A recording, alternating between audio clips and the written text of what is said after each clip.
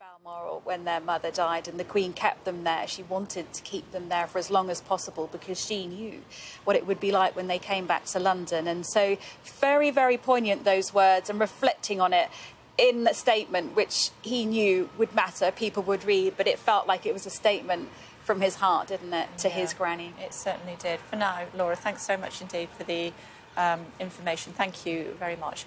Light now here in central London. Her Majesty not yet here. She is still in Scotland at Holyrood House. There will be a series of services throughout the course of the next few days before she is finally laid to rest next to her beloved Philip in Windsor a week today. Of course, we will take you through every step of the way here on Sky News.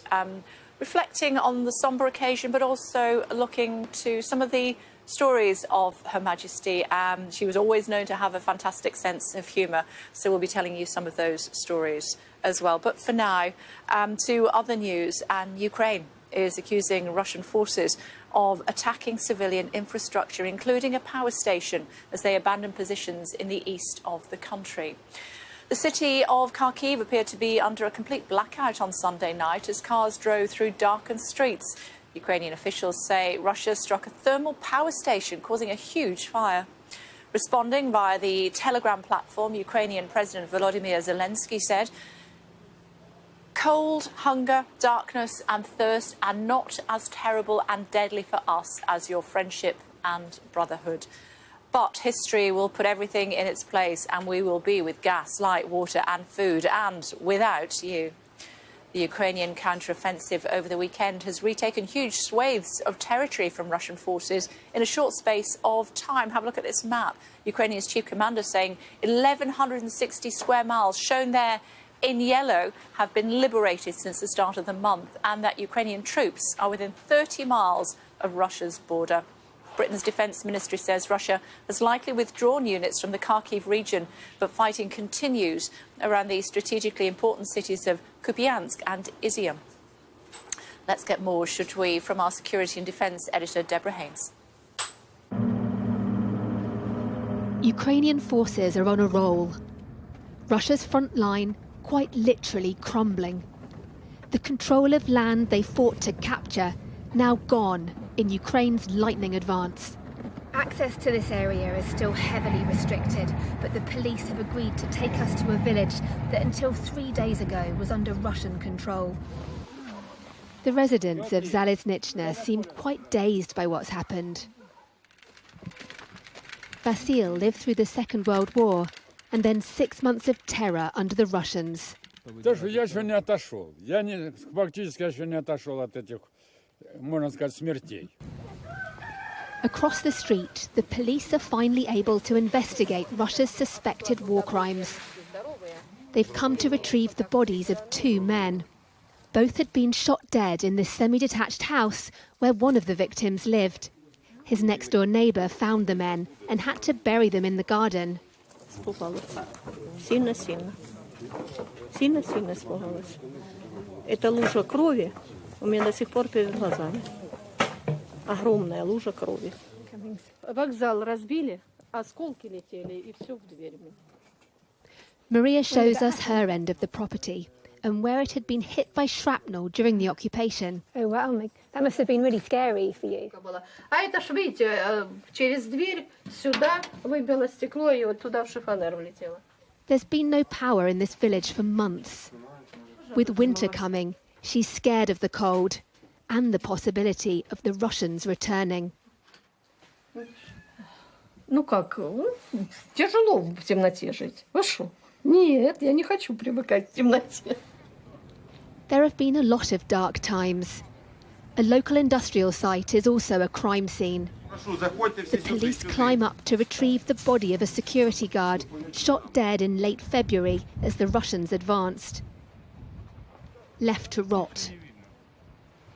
Now free, residents describe Russia's chaotic retreat. Просто русские как, утром были здесь, а потом в обед резко начали орать, как бешеные, начали текать, в тупую, тупать, да, в танки, в БМП, и начали тупо уезжать.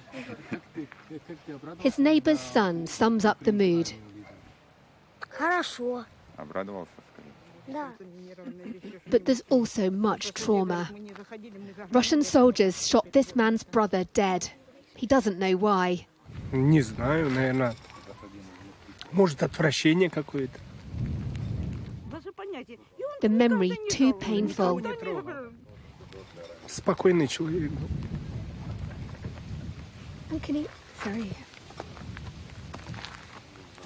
His brother laid to rest here, awaiting justice.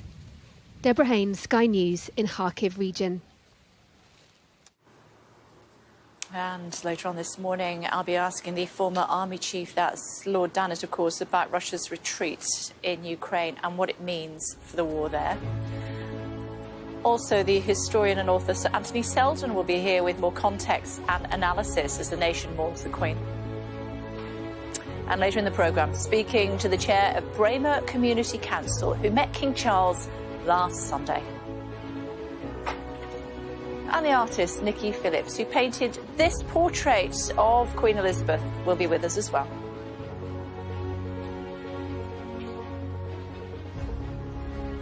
Before that, though, looking up some of today's other headlines for you, and we can tell you about the US President Joe Biden. He's formally accepted an invitation to attend next Monday's state funeral for Queen Elizabeth. The White House says he'll be joined by the First Lady, Jill Biden. Across the Commonwealth, people have been mourning the Queen and reflecting on her legacy, but her death has also reignited conflicted emotions in some of Britain's former colonies. Our correspondent Martha Kellner has the latest from Kingston, Jamaica.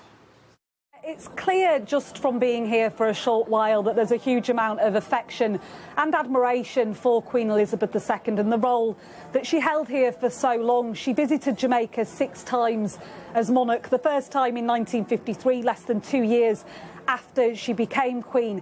Her final visit was in 2002 and it marked the start of her Golden Jubilee celebrations. She was accompanied on that visit, as she was so often in her travels around the world, by her husband, the Duke of Edinburgh. And I think the Prime Minister of Jamaica, Andrew Holness, perhaps encompassed the feelings many people have here about the Queen when he said her grace, elegance and humility will be remembered throughout the ages. But the Queen's death, perhaps unsurprisingly, has accelerated debates that have been around for a long while now about the colonialist past and about the future role of the monarchy in certain Commonwealth countries. We've seen displays of the complexities of that relationship in recent years, notably when the Duke and Duchess of Cambridge, you may remember, paid a visit to Jamaica and the Bahamas earlier this year. And that trip was marked by calls for reparation payments, for an apology for slavery. And Prince William acknowledged that. He said in the wake of that trip that he wasn't sure how long the monarchy's days in the Caribbean would last. He acknowledged that they may very well be numbered, and there's been a hint of that just in the last couple of days. The Prime Minister of Antigua and Barbuda saying that he intends to hold a referendum on that country becoming a republic in the next 3 years, and there's signs that Jamaica and other nations may well follow suit. Well, Queen Elizabeth was, through much of her reign, one of the most photographed and certainly most famous women on earth. It wasn't just the public who wanted to see her. World leaders, including 14 US presidents, were also among those who valued their time with her. Our international affairs editor Dominic Waghorn reports on the Queen's global influence. Her Majesty went ashore, accompanied by the governor of Fiji. She reinvented monarchy and took it to the world, from young Queen to global megastar. She was incredibly popular. I mean, she was like this multimedia star. Her lifetime of travels would circle the planet 40 times over. As the world changed beyond recognition, Queen Elizabeth remained constant, confidant and confessor to presidents and prime ministers. What's quite extraordinary is the love and affection they had for her. And champion of a Commonwealth of nations and its 2.5 billion people. The ability to come to your level and tell you that you are doing a good work meant almost everything to me. As Queen of Canada for nearly 6 decades, my pride in this country remains undimmed. We've become used to seeing the Queen on the world stage, but it was a role she envisaged even before being crowned. I declare before you all that my whole life, whether it be long or short, shall be devoted to your service and to the service of our great imperial family to which we all belong. It was a promise she would honour from the very beginning, barely 6 months after her coronation, embarking on a tour of the Commonwealth. The royal couple drew enormous crowds. Welcome was the word formed by some of the 17,000 children on Melbourne Cricket Ground. There was no doubt they meant it. It was clear that this was going to be a very different kind of monarch. The Queen, when she came to the throne, she was very young, but she had very clear ideas of how she wanted to shape her role, and definitively travel and international collaboration and building an international community, and particularly the Commonwealth, was so important to her. The Queen and Prince Philip toured the Commonwealth for 6 months, taking in its vast size and diversity. By the end, the young Queen was already becoming a global icon. It was Lower Broadway that supplied the ticker-tape snowstorm. The status cemented a few years later, when she took New York by storm. Americans came out in their thousands. Inside the Great Assembly Hall, 2,500 delegates and their wives rose to greet the Queen. When the Queen went on her visits in the early days, no one had any idea she'd be so popular. They had no idea there'd be thousands of people. The advisors were really quite surprised by the level of popularity, the level of fascination, the level of the fact that everyone seemed to be out there on the streets who wanted to see a glimpse of the Queen. And she was incredibly popular. I mean, she was like this multimedia star. She was like the ultimate celebrity, bigger than a Hollywood celebrity. On the maintenance of understanding between us, the future of the free world depends. She was already mastering the arts of soft power. Her personal chemistry with leader after leader would prove one of her most effective assets. Saw her with leaders like President Yeltsin, and sort of, again, the level of conversation and confidence, ability to observe your discretions and secrets was very high, and I think, got on well because he respected the Queen of having some enduring qualities that are not related to politics or the stage at which you're at politically. Very few could claim to be on an equal footing with the Queen. Nelson Mandela was one. I mean, she could speak very frankly with him because he was a prince in his own tribe, so in that sense he had an easy way with the Queen. He's the only head of state I've ever heard call the Queen Elizabeth. At home, the Queen hosted world leaders, some of them less savoury than others, but treated them all with the same decorum and royal welcome. Her role was far from just ceremonial. She had a diplomatic importance with a global reach and depth politicians could only dream of. We in Britain have often underestimated the immense impact that the Queen had on the whole of the world. With America, she'd met 14 US presidents. Nobody in the world, not even in America, has met 14 presidents. And then taken a place like Ireland. She was pivotal in bringing about that rapprochement between Britain and Ireland in 2011. So a hugely understated but very significant influence globally. The monarchy continues. The monarchy will always continue. That's what it's designed to do. But will anybody coming in now have that same clout, that same footprint on world history? Obviously not. The Queen and Duke of Edinburgh. Driving the Queen's ambition above all was a passion for the Commonwealth, to see something good rise out of the end of empire. Its Secretary-General says the Queen played a unique role for all of its leaders. You could tell her anything, and she'd never talk about it, and she had the wisdom and the generosity to listen and then to give really sage, quiet advice. And so I think if you had the privilege, as a number of us have, of seeing her interact with them, what's quite extraordinary is the love and affection they had for her. I commend the Queen's Young Leaders of 2018. But the Queen's love for people extended far beyond leaders and politicians. She had a passion for the youth of the Commonwealth. like Derek Omari, who set up a charity for disabled children in Ghana, aged 19, singled out by Her Majesty for the Queen's Youth Leader Awards. It was a day that nobody ever thought about. I, knowing where I grew up, never ever thought of in my life that I'll even leave Ghana to the UK and then come all the way to the Buckingham Palace and be honoured. And one of the things that really left, that has gotten stuck with me was the chance to meet her in person, have a conversation with her, her humanness and her ability to come to your level and tell you that you are doing a good work. Keep doing it. Keep going on. And we are proud of you. Meant almost everything to me.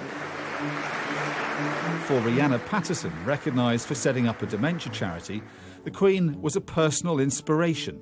She was a young person taking on this leadership role, and she had to kind of find herself in it quite quickly. You know, there was a lot of formalities, a lot of rules, a lot to take in, and it was something that was quite sudden.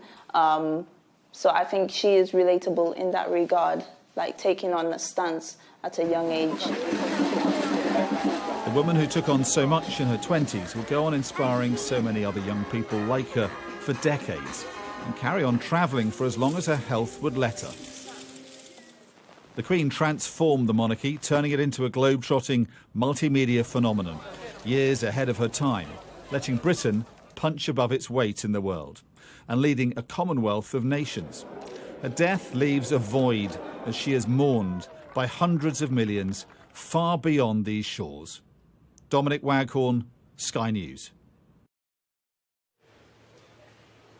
Images from central London this morning from Admiralty Arch along the Mall to Buckingham Palace, where the Queen will come for the final time tomorrow evening, greeted at the gates just behind the Victoria Memorial there, and then taken to the Bow Room here at Buckingham Palace, where she will rest surrounded by some of her most loyal subjects and servants before making the journey back up the Mall and to Westminster Hall. 4 days lying in state, 4 full days tomorrow.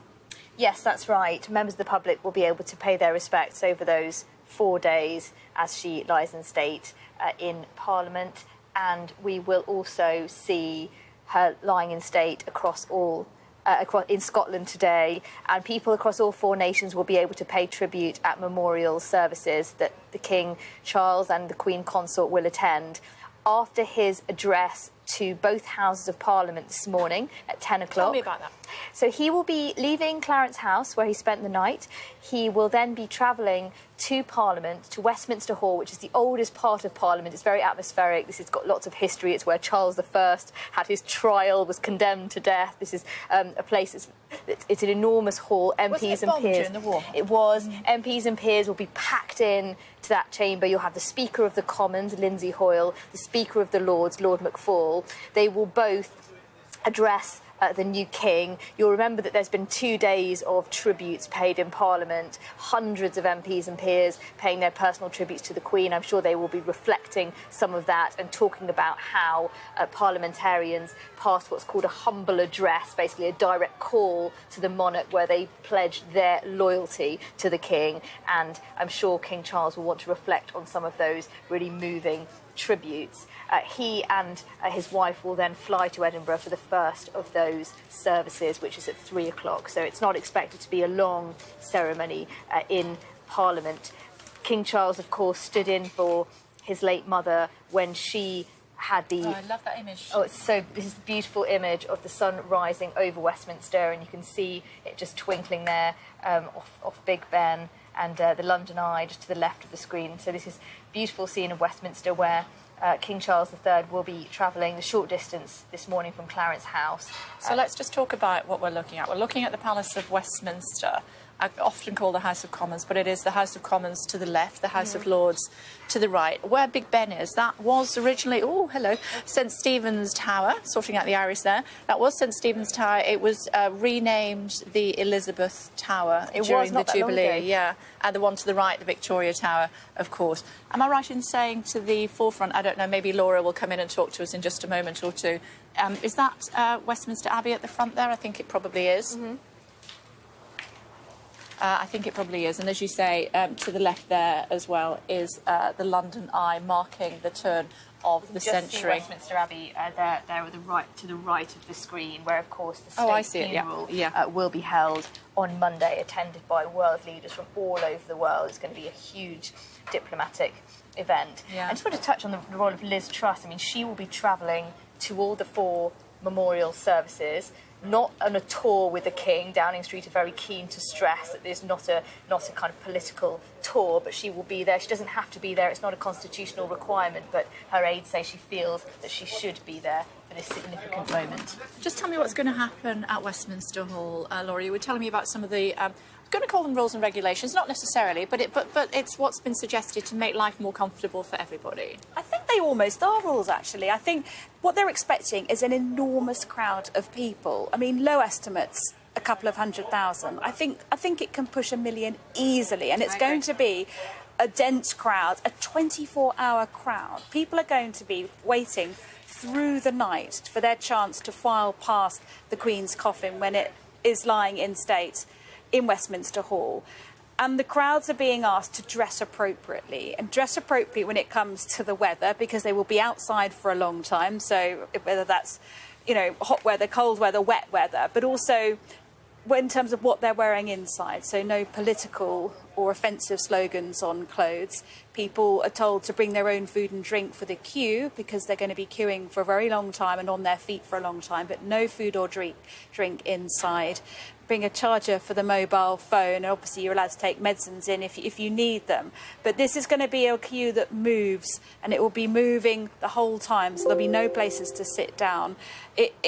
People with small children are sort of being told to think very carefully who you take to that queue, because so many people will want the chance to pay their respects. Yeah, no flowers as well is also what we are being told, and no flowers either at the front of Buckingham Palace. But those that do come along to pay their respects to the Queen are pointed by signage to nearby Green Park. Ivor is there for us, and those floral tributes there for the Queen gathering day by day. And as you can see, it's a pretty unbelievable sight. There must be tens, if not hundreds of thousands of bunches of flowers that have been left here. And even though it's early, people are already coming again this morning to leave their tributes, to pay their respects, and just to soak up the atmosphere. It's a very kind of pensive atmosphere. It's quite quiet, and people are just taking it all in, pay their respects, and be part of this historic moment. And the smell is also quite amazing here. It's almost quite overpowering, the floral scent that's filling the air by virtue of all these flowers that have been left here. As I say, people are already starting to come here to pay their respects this morning on their way to work, and also on their way to do the school run. And we can speak to one family who have come from Clapham in South London to leave their flowers this morning. That is the Kings. Hi guys, thanks for speaking to us.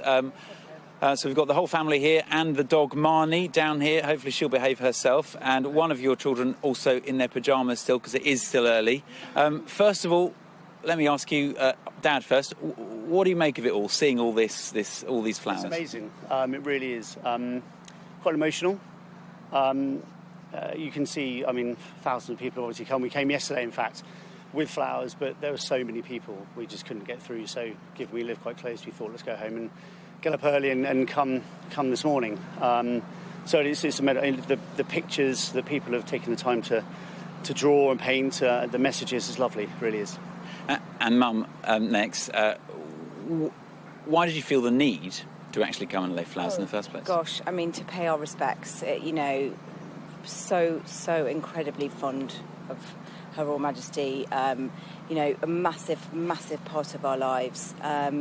We had to. It was, you know, the right thing to do, and something we really wanted to from the moment we heard the news. So. Okay, and on to the children. Tell me your names. Grace. Grace. Eddie. Eddie and Max. What did the Queen mean to you, Grace, first of all? Well, she was obviously a very important role model, and we respect her a lot, and she did a lot of very good things for the country. So. And Eddie? She's just amazing, and the way she for 70 years is amazing. Yeah, she's an amazing role model. Are you talking about her at school? Yes, we are. It's taking our time away from like maths, which is quite good actually. I'm sure. To pay our respects, yeah. All right. Thank you very much. So, as you can see, a lot of people from all over London and all over the country coming here to pay their respects and be part of this historic moment. OK, over. Thank you. Ladies, still with me. And I was just reflecting with you both about the fact that this will be a state funeral and the first one we've had since Winston Churchill. That's right. State funerals are normally for a monarch only, but they are in rare circumstances extended to others.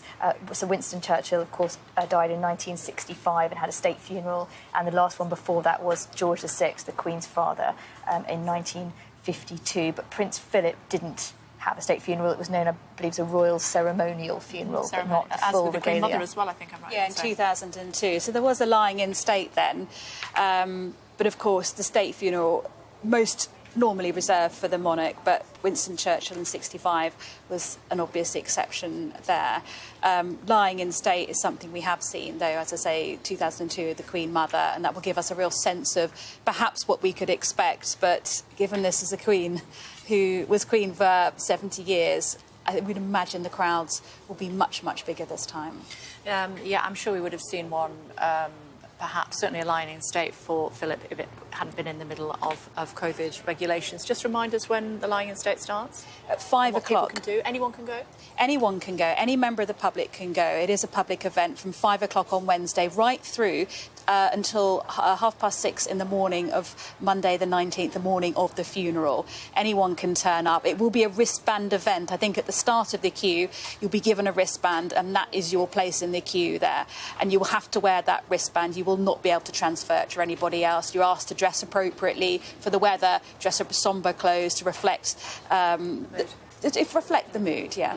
Yeah, OK. And Her Majesty returning to the palace behind us tomorrow evening, having had a service in Scotland earlier on today. That's right, St Giles Cathedral.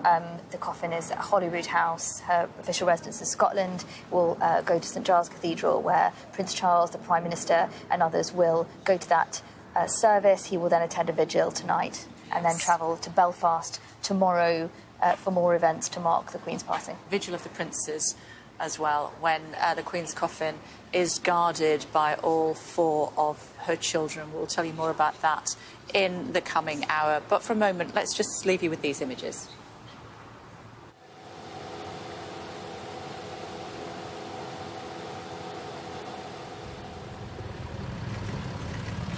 Just found it really emotional. Just like, it's almost like saying goodbye to a family member. It's just really, really upsetting. God save the King!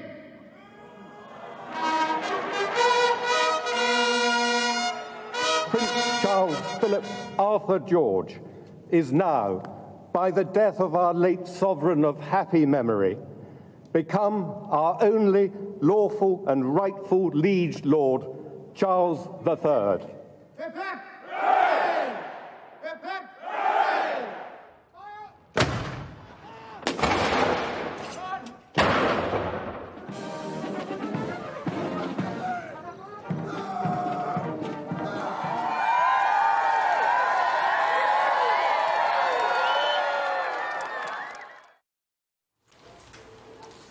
Good morning from Buckingham Palace. It is 7 o'clock on Monday, the 12th of September. Her final journey, the Queen's children will walk alongside their mother's coffin as it's taken along the Royal Mile in Edinburgh to St Giles's Cathedral. No photos and a warning of long queues advice to members of the public who want to see the Queen while she lies in state. The King's speech, MPs and Lords will come together at Westminster Hall this morning to hear from the new monarch in a special ceremony.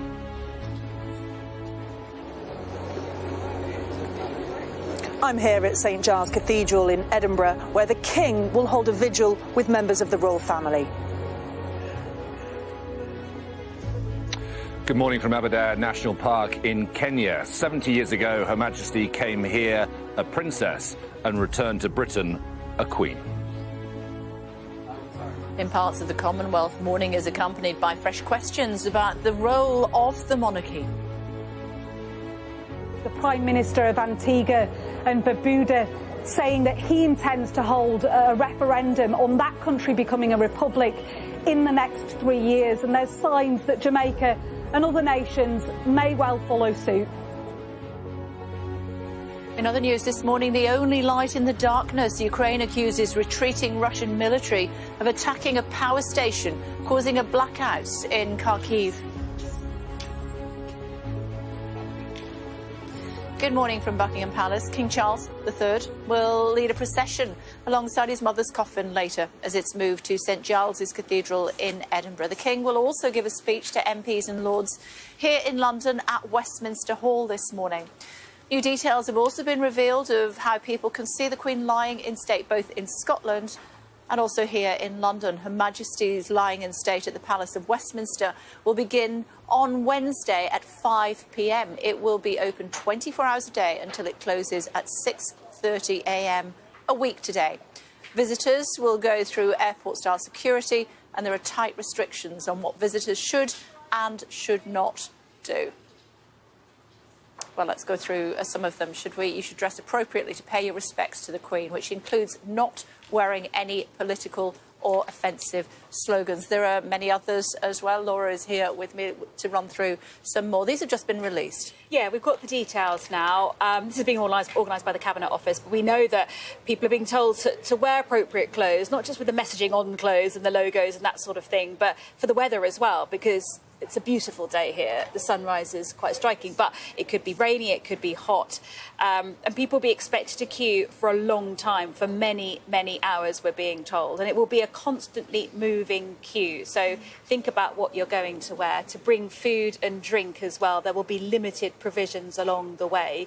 The exact route of the queue will be announced tomorrow, but we're expecting it to be obviously running up to Westminster Hall. Where it goes will be interesting. It'll be marshalled all along the way, and I think once you enter that queue, you will be in a queue. There won't be sort of any access.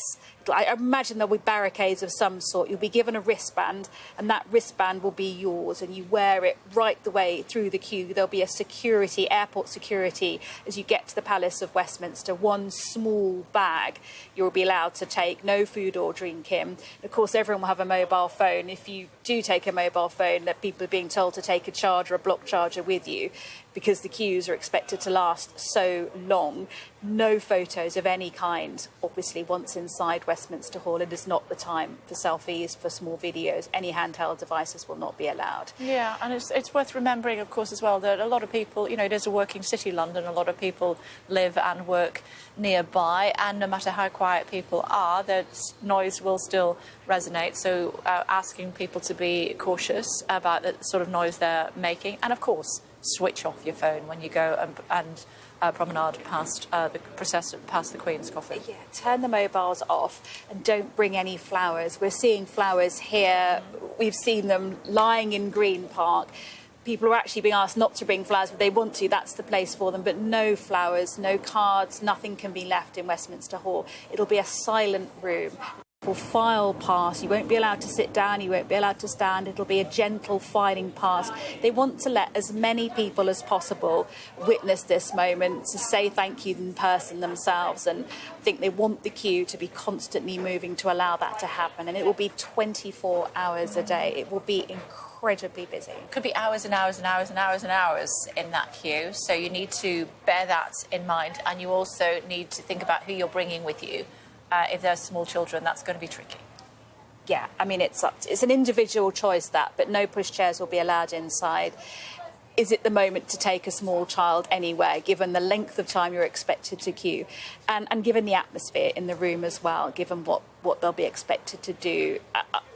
It'll be a personal choice, clearly, and there's no actual rule on that, but it possibly isn't the best time to be bringing a small child, given that they will be queuing for hours. Will there be any storage facilities? So if, for example, as we've seen on the Mall previously, people might bring sleeping bags or folding chairs or whatever when they're waiting a long period of time? Yeah, well, it's an interesting question, because you'll see sleeping bags here, I'm sure. You won't be allowed to camp in that queue. It'll be a moving queue. There is a limited storage. So if you know the Palace of Westminster, there will be storage space there, but not much. So I think the small bag, 40 centimetres by 30 centimetres, is the exact dimension. Anything bigger than that, and you will have to put it into the storage.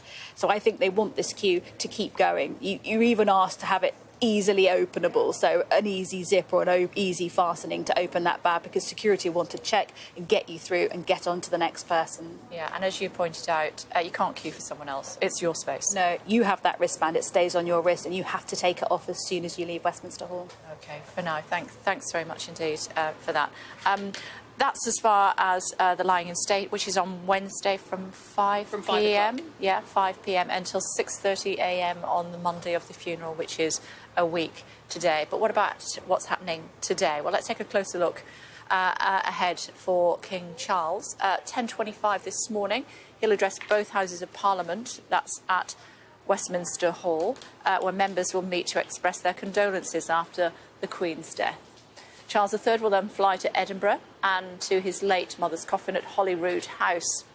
Then the King, the Queen, consort, of course, and Queen Elizabeth's 3 other children will walk alongside the coffin in a procession to St Giles's Cathedral.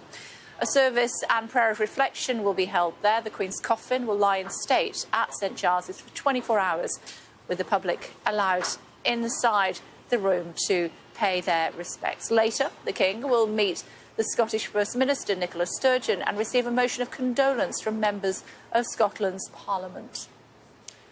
Well, crowds lined the streets as the coffin travelled through Scotland yesterday to Holyrood Palace. While at Buckingham Palace, King Charles III was met by more supporters and mourners. Here's Paul Kelso.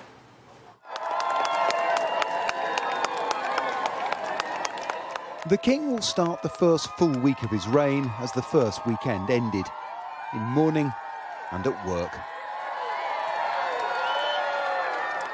In Parliament and in public, securing the political and popular consent that his mother could take for granted.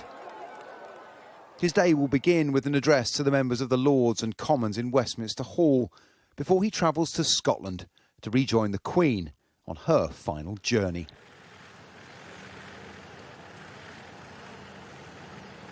It began in near silence, birdsong the accompaniment as the hearse left Balmoral on the slow road south. People lining the route to see the coffin even in rural Aberdeenshire, along with a guard of honour of tractors and horses. In nearby Ballater, they counted the Queen a neighbour. It was quite overwhelming, to be honest. I'm very, very proud to be here. Very proud at the huge crowds that have turned out to be so respectful to the Queen and the royal family. I think it's the end of an era. You know, it seems a very sombre moment. It was important to just come along today and just show some respect and I thank you, really. Across the 4 nations, there were proclamations and pageantry. God save the King!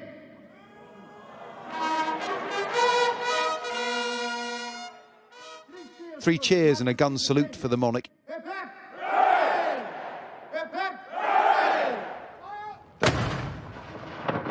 And in Cardiff and Belfast. The King will visit them all in the coming days, but his first stop is Edinburgh, where the coffin arrived yesterday afternoon. Today, King Charles will lead a procession to St Giles Cathedral, where the Queen's body will lie in state for 24 hours, the start of a week of public display here and in London, after a final night among family in the privacy of the Palace of Holyrood House. Paul Kelso, Sky News. I'm pleased to say the historian and author Sir Anthony Selden is here with me now. Good morning. Thank you for joining us on the programme, Sir Anthony. Where were you when you heard the news about the Queen's death? I was in a studio and I suddenly it just shocked. I mean, like everybody, you knew it was coming, but when you heard the news, how could you feel anything other than just shock and Shocked, sadness? not surprised is how I put it. Yeah, I mean, absolutely. I mean, you completely knew that was happening, but it's personal. It's personal, it's national. You've known her all my life. She's always been there. So, yeah, and then you start thinking about what next and what it all means, and the historians brain starts kicking in from the personal, and what's going to happen to King Charles still seems hard to say the words. And then what's going to happen to the monarchy? And will the monarchy survive? Because monarchies everywhere are in decline. I mean, it's a dying brand globally. 100 when she came to the throne, and only 25 outside the Commonwealth when she died. Do you think that to what extent do you think Charles is very aware of that? Oh, I think he's very aware of it, and I think he feels that responsibility very much to renew it, to ensure that those many forces globally, I mean, in a way, how can you justify a monarchy, heredity, when democracy and everyone having a vote and everyone being equal, how can you possibly justify that? And yet she showed that it can be relevant. She showed that a really functioning monarchy can support democracy, where the rest of the world, monarchies have either gone absolute and tyrannical, or they've just been irrelevant. She's shown that it can be a welfare monarchy supporting good causes, bolstering a sense of national identity and the Commonwealth, and a sense of common history, and there at times of crisis. He's got to find his own spin on that. Oh, I think he's very, very aware. I think he's been thinking about it for many years. We know that the Queen, from becoming Queen to being crowned, was, 14 months or thereabouts. Yeah. We don't know how long it will be yet. We don't know when the coronation will be. But given the situation in the country, it will have to be, if it's any time soon, will have to be much downplayed, I'm guessing. Well, yeah, I mean, there's never a good time for her to die. It's just very sad that it happened at a moment of economic crisis and fuel concern and inflation and global instability. And war in Europe, yeah. And war in Europe, indeed. I mean, she came to public consciousness as a symbol with her parents during World War II, sure. And she dies with the prospect of World War III being, a possibility. So, never a good time, and yet it will be the greatest occasion of national leaders meeting in the 21st century. I mean, there's no way that you can avoid that. So, quite how you do a slim-fit coronation, I don't know. I think it will wait. It takes, for all the planning that's gone on for years and years, getting all the leaders together, thinking it all through. So, I mean, I would expect it would be next summer, and I don't think it will be slimmed down. And to all the critics, you would justify that by saying, in part by saying, the massive boost to tourism. I mean, no other leader anywhere in the world has so many viewers coming in next Monday at the funeral, and again for the coronation. And indeed, during this week, people are glued. In a sense, she was the world's monarch, and this is the world's monarchy. It struck me when I was away when the news happened, obviously devouring Sky News on my laptop when I was away, and it struck me that the new Prince of Wales, his level of responsibility was suddenly very heavy on his shoulders. The weight of responsibility, when he realised, obviously he's been prepared his whole life for what is about to happen to his father and then subsequently to him in the fullness of time, but it struck me that he was overwhelmed. I think he was, and I think you could see that in his face, and I'm sure it would have brought back incredibly sad memories, not least behind us outside the palace, of the death of his mother almost exactly 25 years ago when he was 15. So death of anybody tends to remind us of tragedies and deaths that we've all known in our lives, of children, siblings, parents, grandparents, and you could clearly feel that. And yet he's had a really good 30s. He has prepared himself. Mental health, environment, the homeless, he's right up there with causes that surely only the most mealy-mouthed people could say, no, that's not a good cause, that's not something for a future monarch and the new Prince of Wales to identify with. I mean, he's authentic. He clearly believes it. He's a very heart-driven person. Yeah, looking at his father here, saying thank you to the crowds for turning out. Also, I was struck by the Princess Royal, Princess Anne, now 70, I think, and she was only Prince Charles and Princess Anne were with the Queen when she died, I believe. Very close to her brother, the King.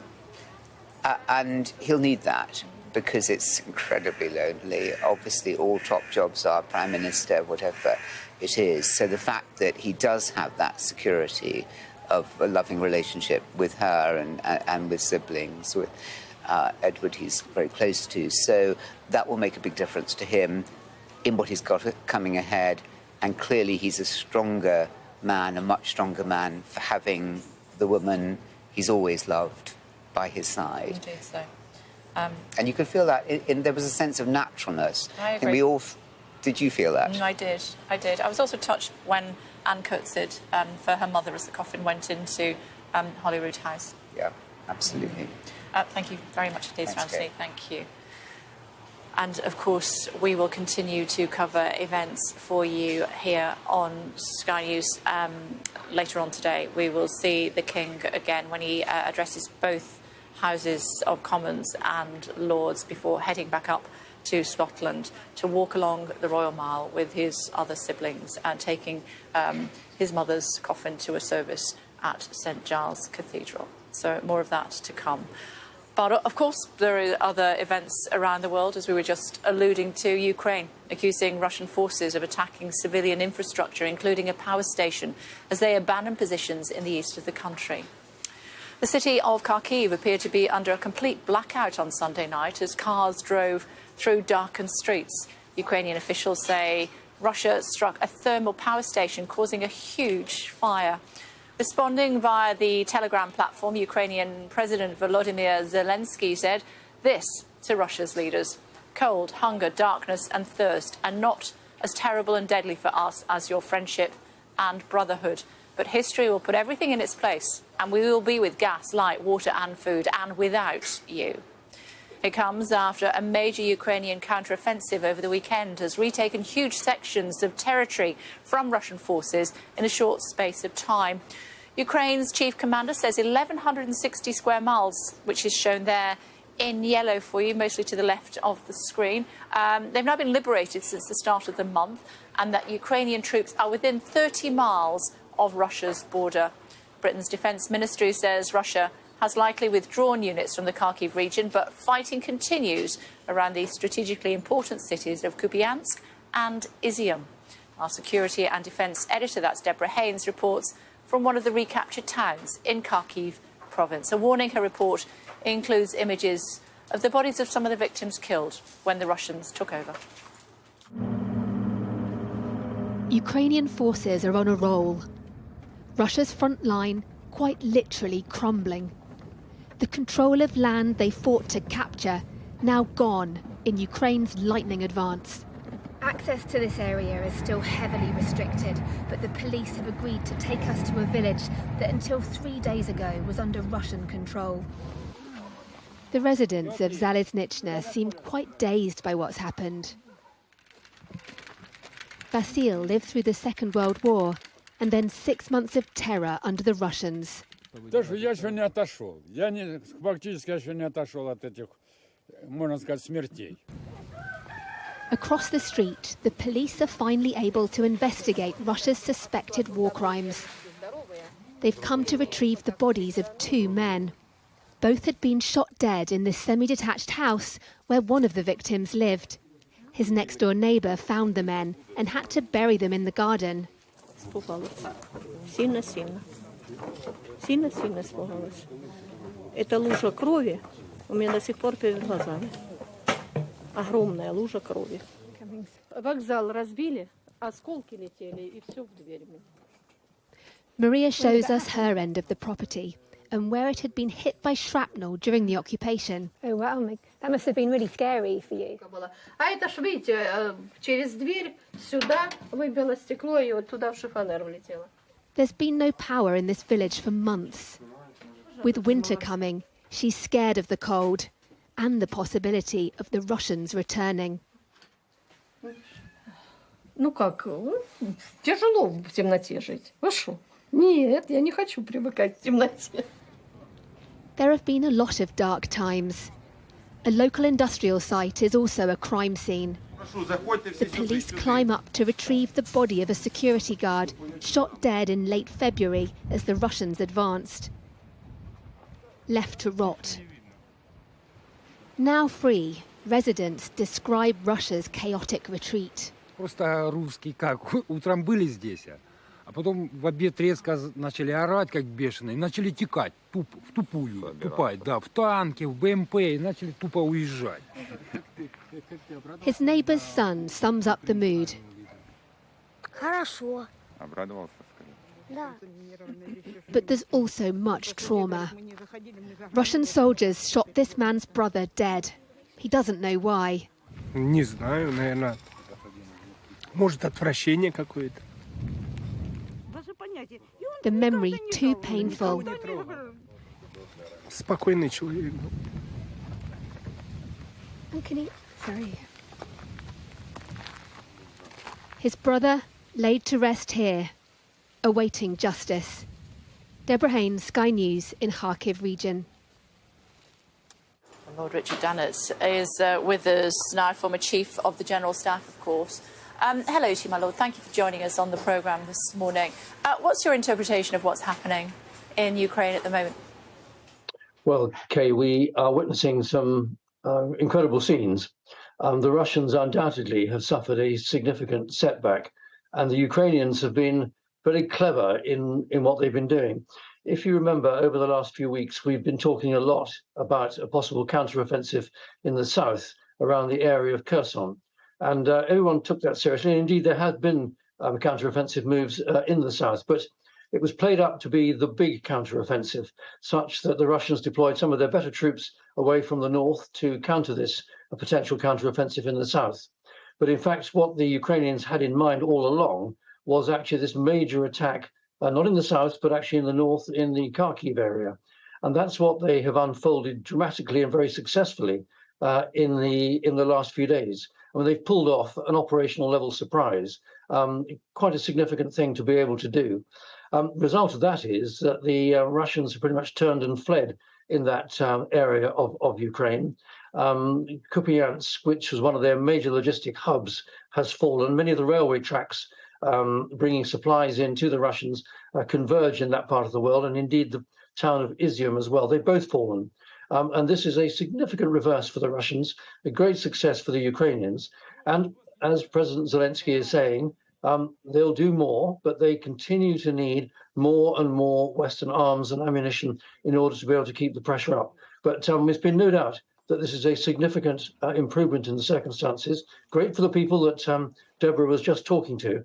But if you just look at the map, although the Ukrainians have made significant advances, there's a lot of their country still in Russian occupation. So there's a long way to go. Yeah, and as far as the blackouts are concerned that we've been hearing about, that can cause no end of problems, not only for civilians, but also for the military. Well, of course, you're right. But what we're seeing is the Russians reacting in their typically heavy-handed way. They know that they've had a significant reverse on the battlefield, so they're lashing out in other ways to try and restore their position. And the attack on the power station, which has reduced that part of the Kharkiv area to darkness, is a typical example of them blindly lashing out with everything they possibly can to try and reassert themselves. But I think experience shows, looking right back through history, that if you're trying to win a war by cowing the opposition's public, it just doesn't work. And the resistance and the attitude that you're seeing from the Ukrainian people is, yes, no, we don't like the darkness, we don't like the lack of water, but we will win through. They will not break our spirit. And I think that is the other critical issue. Morale in Ukraine, morale amongst the Ukrainian forces is sky high, when amongst the Russian forces, it is terribly low. And turning and running and fleeing, and base hospitals being overrun, being evacuated. I mean, these are signs of, well, I was going to say an army in panic, certainly an army in disarray. And Putin and his senior generals have got a real problem to know how to stabilize the area in the north. They'll do it because their numbers are such that they will. But there's no getting away from the fact they've suffered a major reverse at the present moment. But Putin is, I suppose, potentially at his most dangerous when he is cornered, and thus the same for his army. You're right, and I think you're probably suggesting the question of will he up the ante possibly even in a nuclear way. Well, I would fervently hope that he will not do that. I think he has other options. He's always called this a special military operation and has tried to use in-place forces. He has got the option, if he thinks politically he could get away with it, by declaring war with the change to regulations and change to law in Russia that would bring, whereby he could bring in conscription, he could start to mobilize other parts of the Russian military to try and stabilize the front. But there's great political risks in him doing that. So far, he's managed to contain what the Russian people know about this appalling operation that he began. But if he goes down the track of calling it a war, fully mobilizing his country, bringing in conscription, then the political stakes for him become increasingly high, and maybe he won't do that. President Zelensky has said the next 3 months are critical as we head into the winter time. Would you agree with him? Yes, I think actually every day is critical, every week is critical at the present moment. The period of manoeuvre can continue during what's an increasingly wet period on the ground. And then as we get closer to the end of the year, the temperatures will drop, the ground will freeze, and that'll make conditions very difficult. But it does actually mean that degree of movement can start again. But I think those circumstances are such that I would expect to see continuing movement now, and then probably the war going into a fairly period of stasis over the worst of the winter. And then we'll see what happens again next spring. Because the Russians have been trying to amass a larger force. They've been putting together something called the Third Army Corps, which is a force that they're trying to recruit and train, and we're hoping to put back into the field next spring. Because of the pressure on them, they've had to put some of those units already into the field, probably only partially trained. So the thing is spiraling out of Putin's control. As I say, I think we'll see more movement in the next few weeks, probably slowing down during the heart of the winter, and then maybe the denouement next spring. Before I let you go, my lord, a thought on the passing of the Queen. What impact does it have on the military when there is a new sovereign? Well, it has impact on all of us in the country, but I think it has a particular impact on members of the armed forces. Much has been made of the fact that when we join the Army, Navy, Air Force, or whatever, we swear an oath of allegiance. And I did that on the 28th of August, 1969, a long time ago now. And that oath of allegiance was to Queen Elizabeth II. But actually, the phrase also, her heirs and successors were part of that oath. So seamlessly, when the Queen breathed her last Thursday, our allegiance as soldiers of the Queen, we immediately became soldiers of the King. And that's a very special link that the military have. We carry out operations at risk of life and limb, not in the name of the government or the Prime Minister or the Secretary of State for Defence. We do it in the name of the sovereign and the people of this country. That's a very special link, a very special bond. Actually, I think it makes the British Armed Forces themselves pretty special as a result. Indeed so, my lord. Thank you so much for taking the time to join us on the programme this morning. Thank you. Thanks, Kay. Well, later on today, the Queen's coffin will be taken from the Palace of Holyrood House along the Royal Mile in Edinburgh to St Giles's Cathedral. Adele is standing outside St Giles's for us this morning. Hello to you, Adele. What's the plan?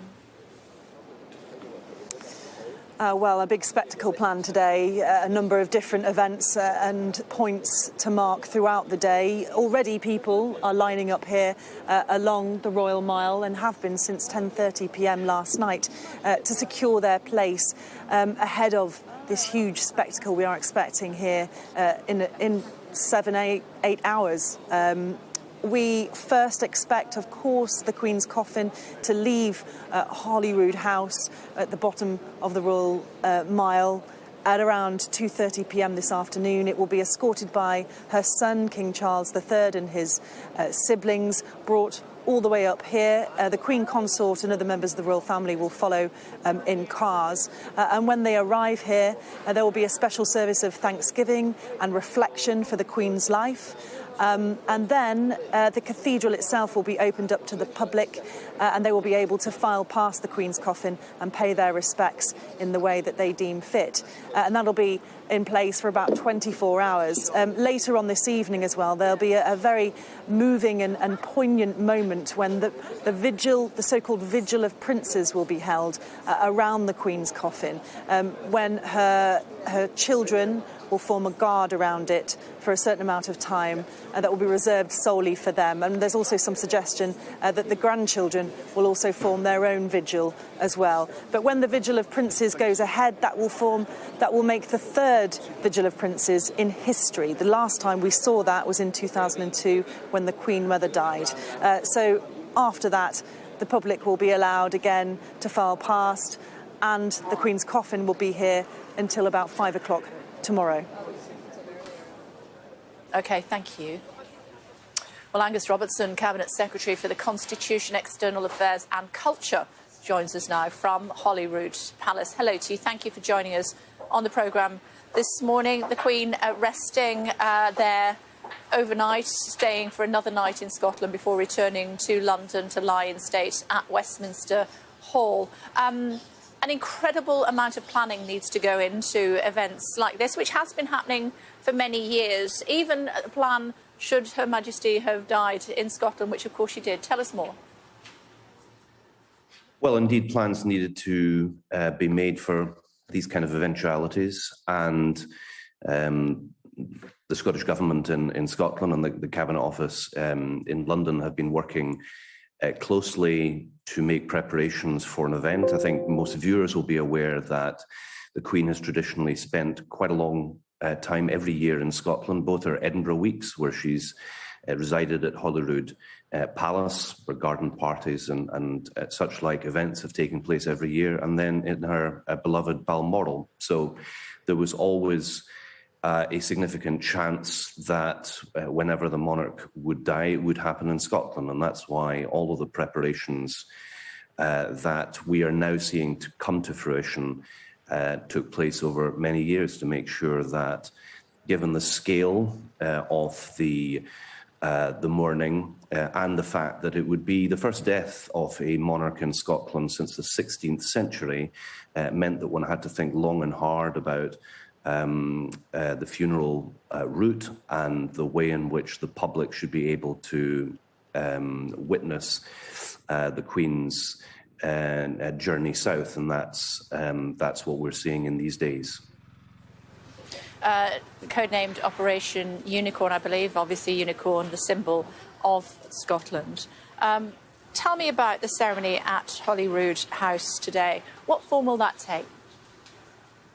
Well, what's happening today is that the Queen's coffin will process from Holyrood Palace, the official residence of the monarch in Scotland. That's, for people who don't know it, at the bottom of the Royal Mile. It will process up the Royal Mile, the main street of medieval Edinburgh. Halfway up, we have St Giles Cathedral, the High Kirk of Edinburgh, which is where her coffin will be taken to for a national commemorative service. And I expect there to be thousands of people on the Royal Mile, as there were yesterday when her coffin arrived from Balmoral. And then King Charles III will attend a special commemorative sitting of the Scottish Parliament that First Minister Nicola Sturgeon and Presiding Officer Alison Johnson, as well as the King, will address. And following that, as we've previously heard, there will be vigils that will also take place with the coffin itself. It's interesting, Holyrood House, Palace of Holyrood, different places, of course, aren't they? They are, but I think they reflect the history of the royal family. Holyrood House is an exceptionally important part of Scotland's history, going back over the centuries. And I think the fact that the Queen's coffin is returning and going past many places with which she was associated on the route south from Balmoral, going through the county of Angus, where, of course, her mother was from, grew up in Glamis Castle in Angus, and then coming down to the national capital, where she spent much time. And the stories in Edinburgh are legion of Her Majesty the Queen taking herself for a walk up Arthur's Seat and surprising tourists and locals alike. And her association with Edinburgh has been exceptionally strong, as it has been with all of the other places that were close to her heart. You are Cabinet Secretary for the Constitution, of course. What effects does the change of monarchy have in the running of government?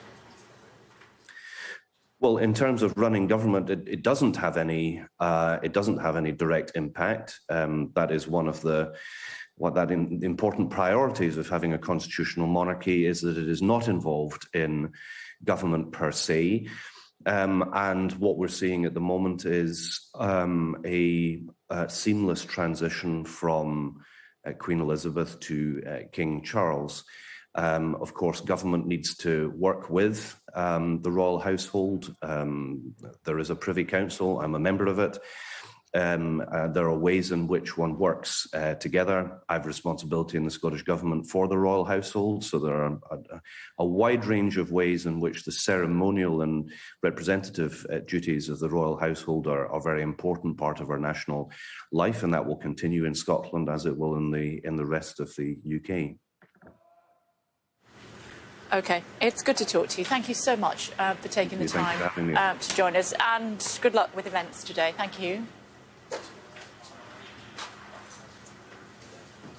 Images from yesterday at Holyrood, the Queen lying there peacefully until a service at St Giles later on today. Well, joining us now is the chair of Braemar Community Council, who has met the Queen several times and met King Charles II just last Sunday in Braemar. Hello to you. Thanks for joining us on the programme. Tell us about meeting the King last week. Well, last Sunday we had a special concert at St Margaret's, an old church in Braemar, to celebrate the 30th anniversary of Classic FM. And the King, Prince Charles then, came along and joined us. He met a few of us as he entered the building. He sat and enjoyed a concert presented by the Royal Scottish National Orchestra, who came to Braemar. So it was a wonderful event. We had a packed audience, as you can imagine, mostly invited guests who came along. And it was just a great celebration of his time in Braemar and of Classic FM itself. But how quickly things change, how different it is today from what it was last weekend. What kind of relationships did the Queen, who I think you also had met, you had a personal connection with her, what sort of relationship did she have with the towns and villages surrounding Balmoral? Well, I wouldn't claim to have a personal relationship with her, but I had certainly met her on a few occasions. But she was part of Braemar's annual life cycle. She would arrive here at the beginning of August for her summer holiday.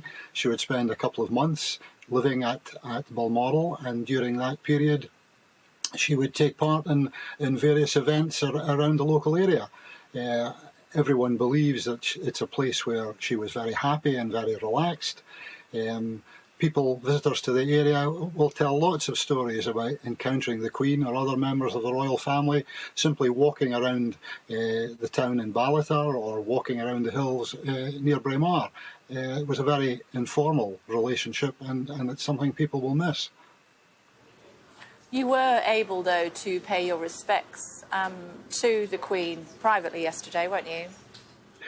Yes, a number of us were very privileged to get an invitation to go down to Balmoral and pay our respects to the Queen. So we were told to arrive sometime between 3 and 5:30 on Saturday afternoon, which we did. And to my surprise, we were led into the castle. We walked through the corridors and through this door that opened up into the ballroom. and there in the ballroom was the coffin draped in the standard, surrounded by a vigil of 2 soldiers and 2 members of the local estate, and we were the only people there.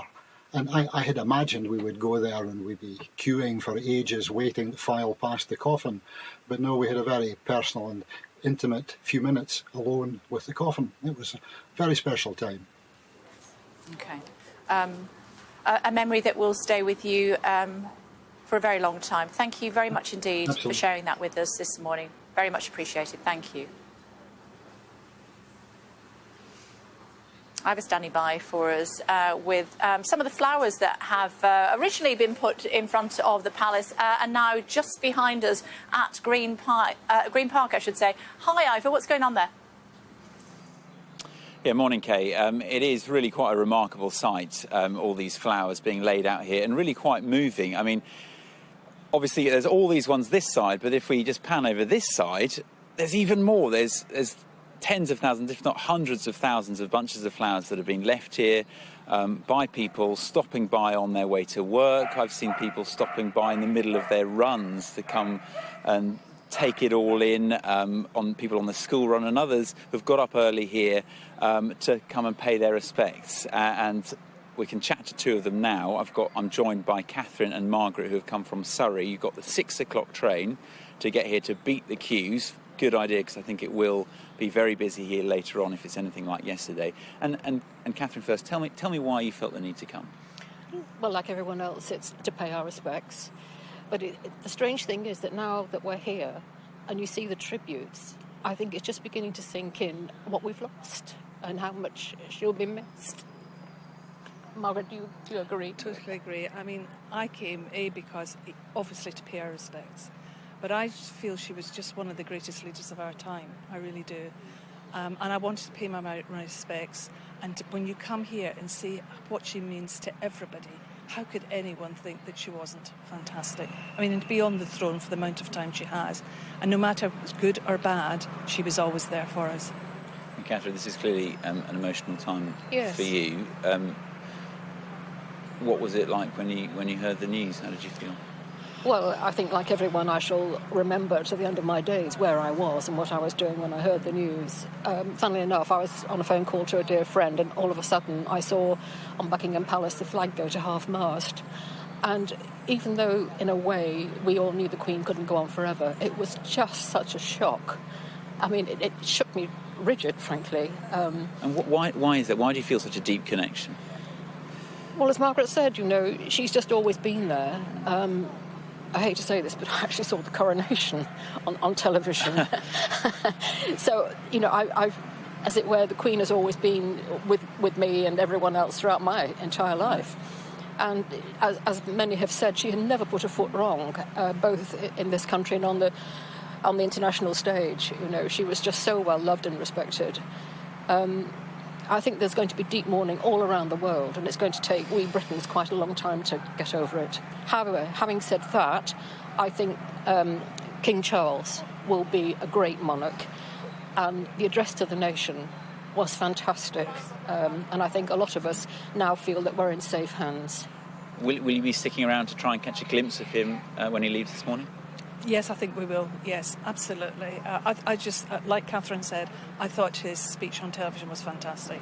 And the man who's mourning his mother, to have to do the things that he's doing now and carry on with duty, fantastic. Really fantastic. All right, thank you very much. Now, it's not just flowers that have been left here. People are leaving balloons, there are flags, there are even sandwiches, and in a nod to the kind of marmalade sandwiches that the Queen pulled out of her bag in that sketch she did with Paddington Bear. But the people are being asked by the parks to only bring unwrapped flowers in an effort to make it more sustainable, and I think there will be a lot more coming later today. Okay, thanks so much indeed, Ivor. Thank you. We've come back down to the palace again. Tamara is here with me as well. More crowds picking up a bit now, yes, compared to an hour ago.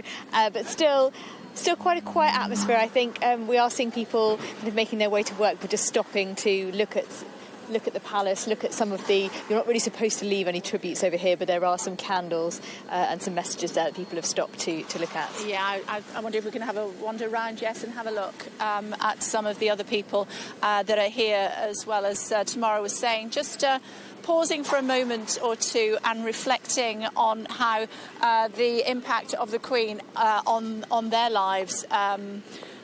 As I was saying, if you were with us earlier, she really has been a constant throughout my life and so many other people here in the United Kingdom. That one of the floral tributes there that Tamara was talking about, people are being asked to, if they want to leave flowers, to leave them in Green Park. Susan Lusada, Her Majesty Lord Lieutenant of Bedfordshire, is also with us this morning. Hello. Good morning. Good morning. How do you feel being down here this morning? Well, it's just an incredible experience to see the people down here, see all the tributes beginning to build, and just to be close to Buckingham Palace this morning. Yeah. Talk to me about your role and what the Queen meant to you. The role of Lord Lieutenant, so it's a really ancient role. It dates back to Henry VIII, where we were responsible for the law and order in the county and also the raising the local army. But nowadays we are the personal representative of His Majesty. We are there to uphold the dignity of the Crown. But probably nowadays, and actually you will see the Lord Lieutenants as many of the clips that you've seen on television recently, just by the side of the Queen is either somebody wearing the badge of office, as I am doing, or somebody in a uniform, and they're there to support the Queen. But more generally, the role of a Lord Lieutenant is to shine a light on everything that's good in the county, the people, the businesses, the voluntary sector, to support the uniformed services. And you're new in the role, aren't you? Oh, gosh, yes. I was actually made Lord Lieutenant of Bedfordshire on Wednesday at midnight, and of course less than 40 hours later, sadly, the Queen died. So... Had you ever had an opportunity to meet her? I've never met her, and that was so sad, but I'm hoping that I will meet the King in future years. But interestingly, like the monarchy, it is just seamless.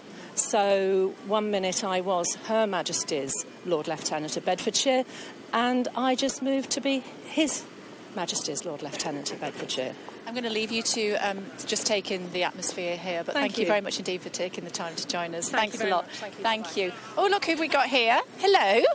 This is Jen and James. James and Mark. Mark. Hello.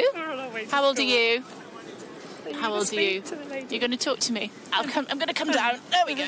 Oh, I don't know if I'll be able to get back up again, but we'll give it a go. Hello. Did you bring a note? We did. What did you Can I have a draw? look? Let's have a look. Show me. Can I have just a little open look? it up because you drew a picture of the Queen. Drew a picture of the Queen inside. Let me have a look. How do I open it? There. Oh, look at that. I haven't got my glasses on, so Tamara will read it for me. Thank you for putting the great into Great Britain. You will be sadly missed. Love, Jennifer, Mark and James. And there's a picture that James drew as well. Oh, that is so lovely. Why did you decide to come today, guys? I'll just pop those in note. You don't want to lose that note, do you? There we are. Just a really sad time, I think, and want to pay our respects. She's been a great leader, and just important, I think, the monarchy is... part of our heritage and our culture, so I think it is important to come. What do you think, Mark? I think you could not come in a way. We're so close to live so close to here, so to not come would have been a shame. To sort of see also the tributes everyone else has made to her as well. When you walk around the flower garden, and just to see what she meant to so many people, including us who lived here. During COVID, we used our exercise to ride down here every weekend with James and just sort of come and see Buckingham Palace. And no one was in, but it's just a place to come. In that time, it's a focal point at the moment, yeah. isn't it? I suppose back in June when we were all gathered here in much happier times. It was a completely different time. When we watched all of it at home with him, it was too busy, so we stayed at home, watched it on TV. We saw the fly past. One of the planes came straight over our house afterwards, and it was a real celebration. And then a few months later, 3 months, it's not long at all. But we just had to feel like come and say thank you. And how difficult do you think it's going to be for Charles to take over that mantle from his mother? I think he has got a tough road ahead, but I think people are warming to him more than perhaps originally, and I think he will do a good job. I think we're all looking forward to seeing what he'll do and changes he'll make. And William's certainly stepped up to the plate, hasn't he? I think the family do around everybody. They all come together, and they have. And William has stepped up for a little while. I think you've noticed a lot of change in him over the last few years, and the way he's sort of coming much more into public life. So I think he'll be a great support for Charles. And it's good to see that you've got that line coming through with the 3 children as well. So hopefully a strong monarchy to come. Well, they were born. Yeah, they're very similar. Started school this week together. Yeah. You're a gorgeous little boy, aren't you? Very quiet, though. I bet you're not this quiet at home, are you? Not quite. I'll let you get on. Thank you so much. Thanks a lot. Nice Thank you. Thanks very much indeed. I've got a family over here as well. Hello. Hi. Your name? Melissa. Melissa? Antonio. Zoe. Zoe? Beautiful name. Why did you feel that you wanted to come along today? Well, it wasn't supposed to be like this. We were going to Rome and, well, this happened and we changed our flights in order to get here. Took us a while to do that, but... Where were you coming from? Mexico. Oh, okay. So what we did is that we stayed like 12 hours at the airport in order to get the next flight. And here we are. Wow. Why was it so important to come? Well, especially to show her, and she can, learn about respect and, all that is around the Queen and the monarchy. What do you remember of the Queen, Zoe?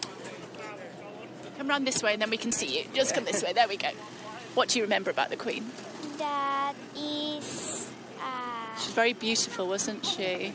And she had a beautiful crown. Yes. And everybody loved her. Yes. Yeah. And I bet you know quite a lot about Kate as well, don't you? And Meghan. The princesses. Very beautiful as well. We saw lots of pictures of them. And this is our beautiful palace. Yes. It's absolutely stunning, isn't it? Buckingham Palace. She was impressed. Yes, yeah. First time for her. Yeah. And the Queen will be coming back here tomorrow. Tomorrow? She'll be resting here tomorrow, and then up into Westminster Hall, which is just over there where the Palace of Westminster is, and you can file past if you would like to. Oh, okay. But it might take a long time, maybe not with a little one, but we are expecting up to 1 million people to do that.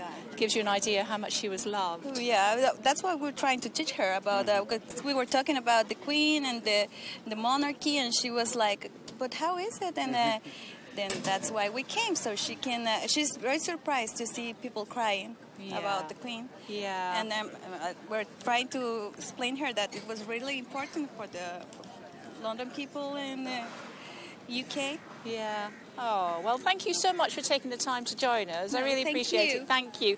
I remember Diana dying back in 1997, and I took my little boy to Kensington Palace, and he was still in his buggy at the time, and we were queuing. And he said, "Why are we here, Mummy?" And I said, "We're here to tell the princess that we will look after her boys." And he said, "What's happened to the princess?" I said, "Sadly, she's died, son." He said, "Well, why doesn't the prince kiss her and wake her up again?" Oh my God, like a fairy tale. Yeah. I know, it's a big thing for lots of little children. You know, the Queen features in so many sort of children's books, and yeah, it is a big thing for families, and you really get that sense talking to people down here. Yeah, we do. Let's bring in Reginda and Tina. Hi. Hi. How are you feeling? A bit subdued, really, isn't Yeah. it? It's a very sad time. It is a sad time. I was reflecting on it with Tamara earlier, and I was away when I first heard the news. Very shocked, but not surprised, obviously. Yes. And now I've sort of started to think about the Queen and memories of her that I will take with me. I mean, I'm guessing she's been a constant your whole life Definitely. I'm from Kenya. My background's from Kenya. Oh, okay. And I was looking at all the photographs, the old photos when she went to Kenya and all that, I mean, I was quite young then, but, it brings back lots of memories. So, 70 years of reign, she's done a lot. A lot. And what about you, Tina? I actually came to the Diamond Jubilee as well. Oh, did you? And I was in the stage over there, and it was lovely seeing them there. Oh, no, that was the previous one. I went, and I've seen her when she's opened Parliament before. It's very sad, very, very sad. I came on Friday and there was more flowers then. It's quite sad. I know they have to move the flowers, but it would be lovely to see more out and about. It's going to be a change. Definitely. A definite change. How are we feeling about Charles? Very good. I mean, he's always been in the limelight anyway, so to see him at the throne, I think that's really, really good. He's been there for years and years, and he's going to follow his mum's footsteps. So, yeah, really happy to see him. And he's really got happy. passion. He's got a passion for the country, for the wildlife, everything around him. Yeah. And will you go to the lying in state? Will you try and go at Westminster Hall? Well, we were talking about that. I don't know how busy it's going to be because I think crowds are going to... I'll tell you, it's going to be something like 1 million people potentially. Really? Yeah. 24 hours a day. I'm going to we actually work for TfL, so I'm actually going to be working at the station. It'll be busy, won't it? It will, yeah. Well, we'll be thinking about you. Thank you. Thanks very much. I'll let you carry on, ladies. Thank you very much. Thank you very much indeed. Thanks a lot. We have seen tens of thousands of people here already, haven't we? Absolutely, it's really picked up in the last hour, but it's interesting, people who are obviously just on their way to work, but they see some of those floral tributes and stop and just take a moment to take a look at them before going on their way. And there's a sense that this is, a piece of history and something that people want to experience, even if they haven't come down here specifically for that reason. Yeah, indeed. And as I was saying, the Queen will be coming, brought to the Bow Room here, where she will rest overnight. Just tell me what the King and the Queen Consort will be doing today. Let me just hand that to you for a second. So King Charles... We can have a little look around to see... will be going to the Houses of Parliament today. There will be an address by both houses, so the Speaker of the Lords and the Speaker of the Commons will both be greeting King Charles.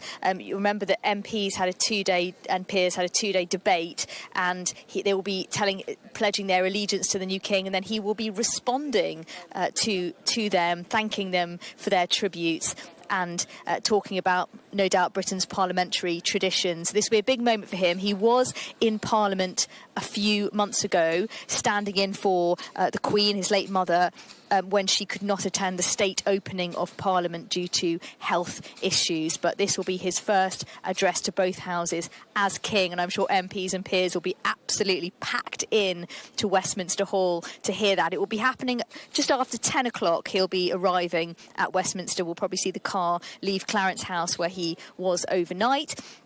And then it won't take too long, this ceremony, because, of course, King Charles and the Queen Consort Camilla will have to fly to Scotland, to Edinburgh, to attend the memorial service for the Queen. That will be happening around 3 o'clock there, but significant moment in Westminster Hall, the oldest bit of Parliament, where MPs and peers will pack in to hear him. Yeah, indeed so. Just taking a moment, really, to have a look around and to look at the palace, to see people mingling around. And it's sinking in, I suppose, now that originally it was shock that Her Majesty died very quickly. We saw those scenes, didn't we, in the House of Commons when we saw, I think it was Nadeem Zahawi, who rushed to the side of the Prime Minister to tell him that the Queen was gravely ill. Yes, although we now understand that she actually may have known that before she even went to Parliament. It was reported over the weekend that she found out the Queen was gravely ill about 9:30, and it would appear that what Nadeem Zahawi was telling her and then went over to tell Labour's Angela Rayner is that the palace were going to issue a statement imminently, so the public would then be aware, and that would kick off a process of it being covered in the media, people being aware of her illness. So it sounds like she had some knowledge of it already before going to Parliament to do her energy statement. You had no hint of it in Liz Truss's demeanour that she knew something very, very big was about to happen. So she knew, then found out that it was going to be announced publicly, and then of course we know the Prime Minister was informed of the Queen's death at 4:30 in the afternoon, which was some time before it made its way to the public. So yes, despite all the preparations, and you can see the plan being dusted off, although the cabinet have only been in place for a couple of days, they are all following a plan which has been in place, which has been rehearsed. The civil servants are telling them what to do. So when I've spoken to a couple of ministers last night, actually, Kay, and said, how is it going? And they said, it's on rails, everyone knows what they're doing. Okay. Very good morning to you from Buckingham Palace. It is 8 o'clock on Monday, the 12th of September. Her final journey, King Charles prepares to lead a poignant procession alongside his mother's coffin as new details are released about how people can see the Queen lying in state. The King's speech, MPs and Lords will come together in Westminster Hall to hear from the new monarch in a special ceremony. I'm here at St Giles Cathedral in Edinburgh, where the King will hold a vigil with other members of the royal family. Good morning from Aberdeen National Park in Kenya, where 70 years ago Her Majesty came here as a princess and returned home a queen.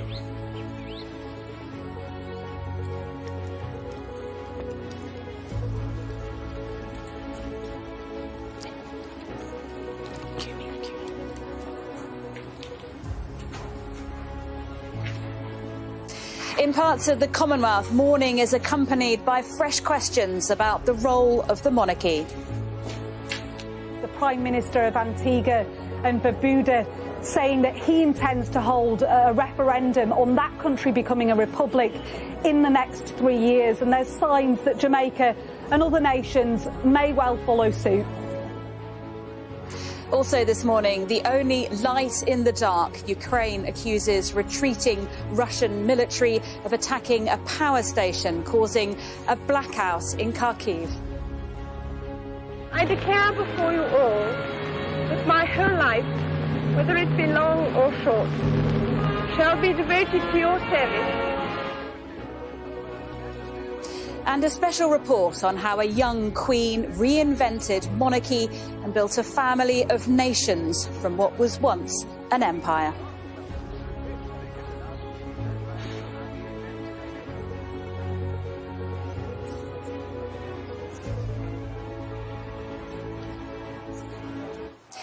Good morning from Buckingham Palace. King Charles III will lead a procession alongside his mother's coffin later as it's moved to St Giles Cathedral in Edinburgh. The King will also give a speech to MPs and Lords in Westminster Hall this morning. New details have also been revealed this morning of how people can see the Queen lying in state, both in Scotland and London.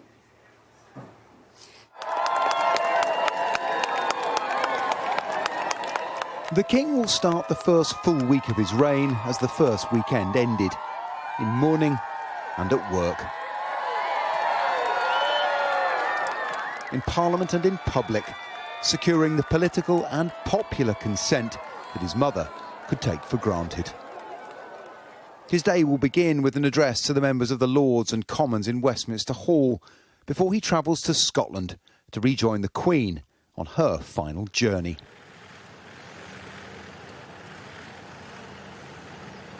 It began in near silence, birdsong the accompaniment as the hearse left Balmoral on the slow road south. People lining the route to see the coffin even in rural Aberdeenshire, along with a guard of honour of tractors and horses. In nearby Ballater, they counted the Queen a neighbour. It was quite overwhelming, to be honest. I'm very, very proud to be here. Very proud at the huge crowds that have turned out to be so respectful to the Queen and the royal family. I think it's the end of an era. You know, it seems a very sombre moment. It was important to just come along today and just show some respect and a thank you, really. Across the four nations, there were proclamations and pageantry. God save the King!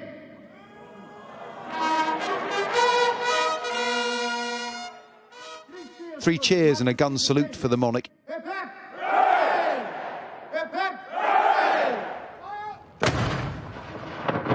And in Cardiff and Belfast. The King will visit them all in the coming days, but his first stop is Edinburgh, where the coffin arrived yesterday afternoon.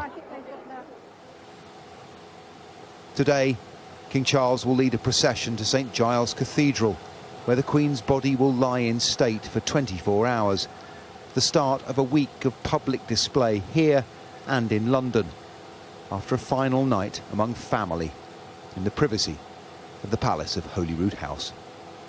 Paul Kelso, Sky News. Tamara, back with us again, 1 or 2 technical issues, as you can imagine, from time to time. But I just Laura, Tamara rather, pointed out some of the flowers. We are being told, Tamara, just come this side so that you're not in the way of the camera. We are being told that they shouldn't, people who come here shouldn't be laying flowers. Indeed, but of course they want to. Of course, there are loads of signs that you can't miss saying, please leave them in Green Park. But people do leave tributes here, and people have left some lovely framed photographs as well, and little messages, including some sweet ones for some children. I can see Ellie, age 7, over there. They've left some lovely little messages about what the Queen meant to them, and the staff here are transferring those over to Green Park, where they are forming an enormous carpet, really, isn't carpet, really, yeah, exactly, of flowers, and some really touching messages from people. Yeah, and as far as the lying in state of the Queen is concerned, again, that will start on Wednesday at 5 p.m. Again, people who would like to pay their respects being told, please, please, please don't bring flowers with you, and all sorts of other restrictions. They're being warned of long queues, to bring appropriate things with them, to be careful if you've got small children with you. It could be a very long wait, but it is... Yes, 4 days in which the public will be able to see the Queen lying in state in Westminster. She will also lie in state tonight in Scotland, because after giving his address to both Houses of Parliament, which is happening about 10 o'clock this morning, Charles and the Queen Consort Camilla will fly to Edinburgh, where they will attend a memorial service for the Queen this afternoon. And of course, you know, Scotland was hugely important to the Queen, and today is all about Scotland. King Charles will also meet Nicola Sturgeon. Of course, although she has been very fulsome in her tribute to the Queen, she wants Scotland to have a referendum as soon as next year. So that's all in the background, what's happening with the Union, and Charles will be visiting all 4 nations this week as King in order to meet politicians there. And also going with the Prime Minister, I think I might have said. Yes, Liz doesn't need Liz to Truss, go, the Prime but she's Minister, chosen to go anyway. Indeed, she's going. We were told by Downing Street on Saturday night she will be going, although it's not a constitutional requirement, to the memorial services in Scotland, Belfast tomorrow and Wales on Friday, because she feels it's a significant moment of mourning. It was written up as her going on tour with the King, although that was not the word actually used by Downing Street.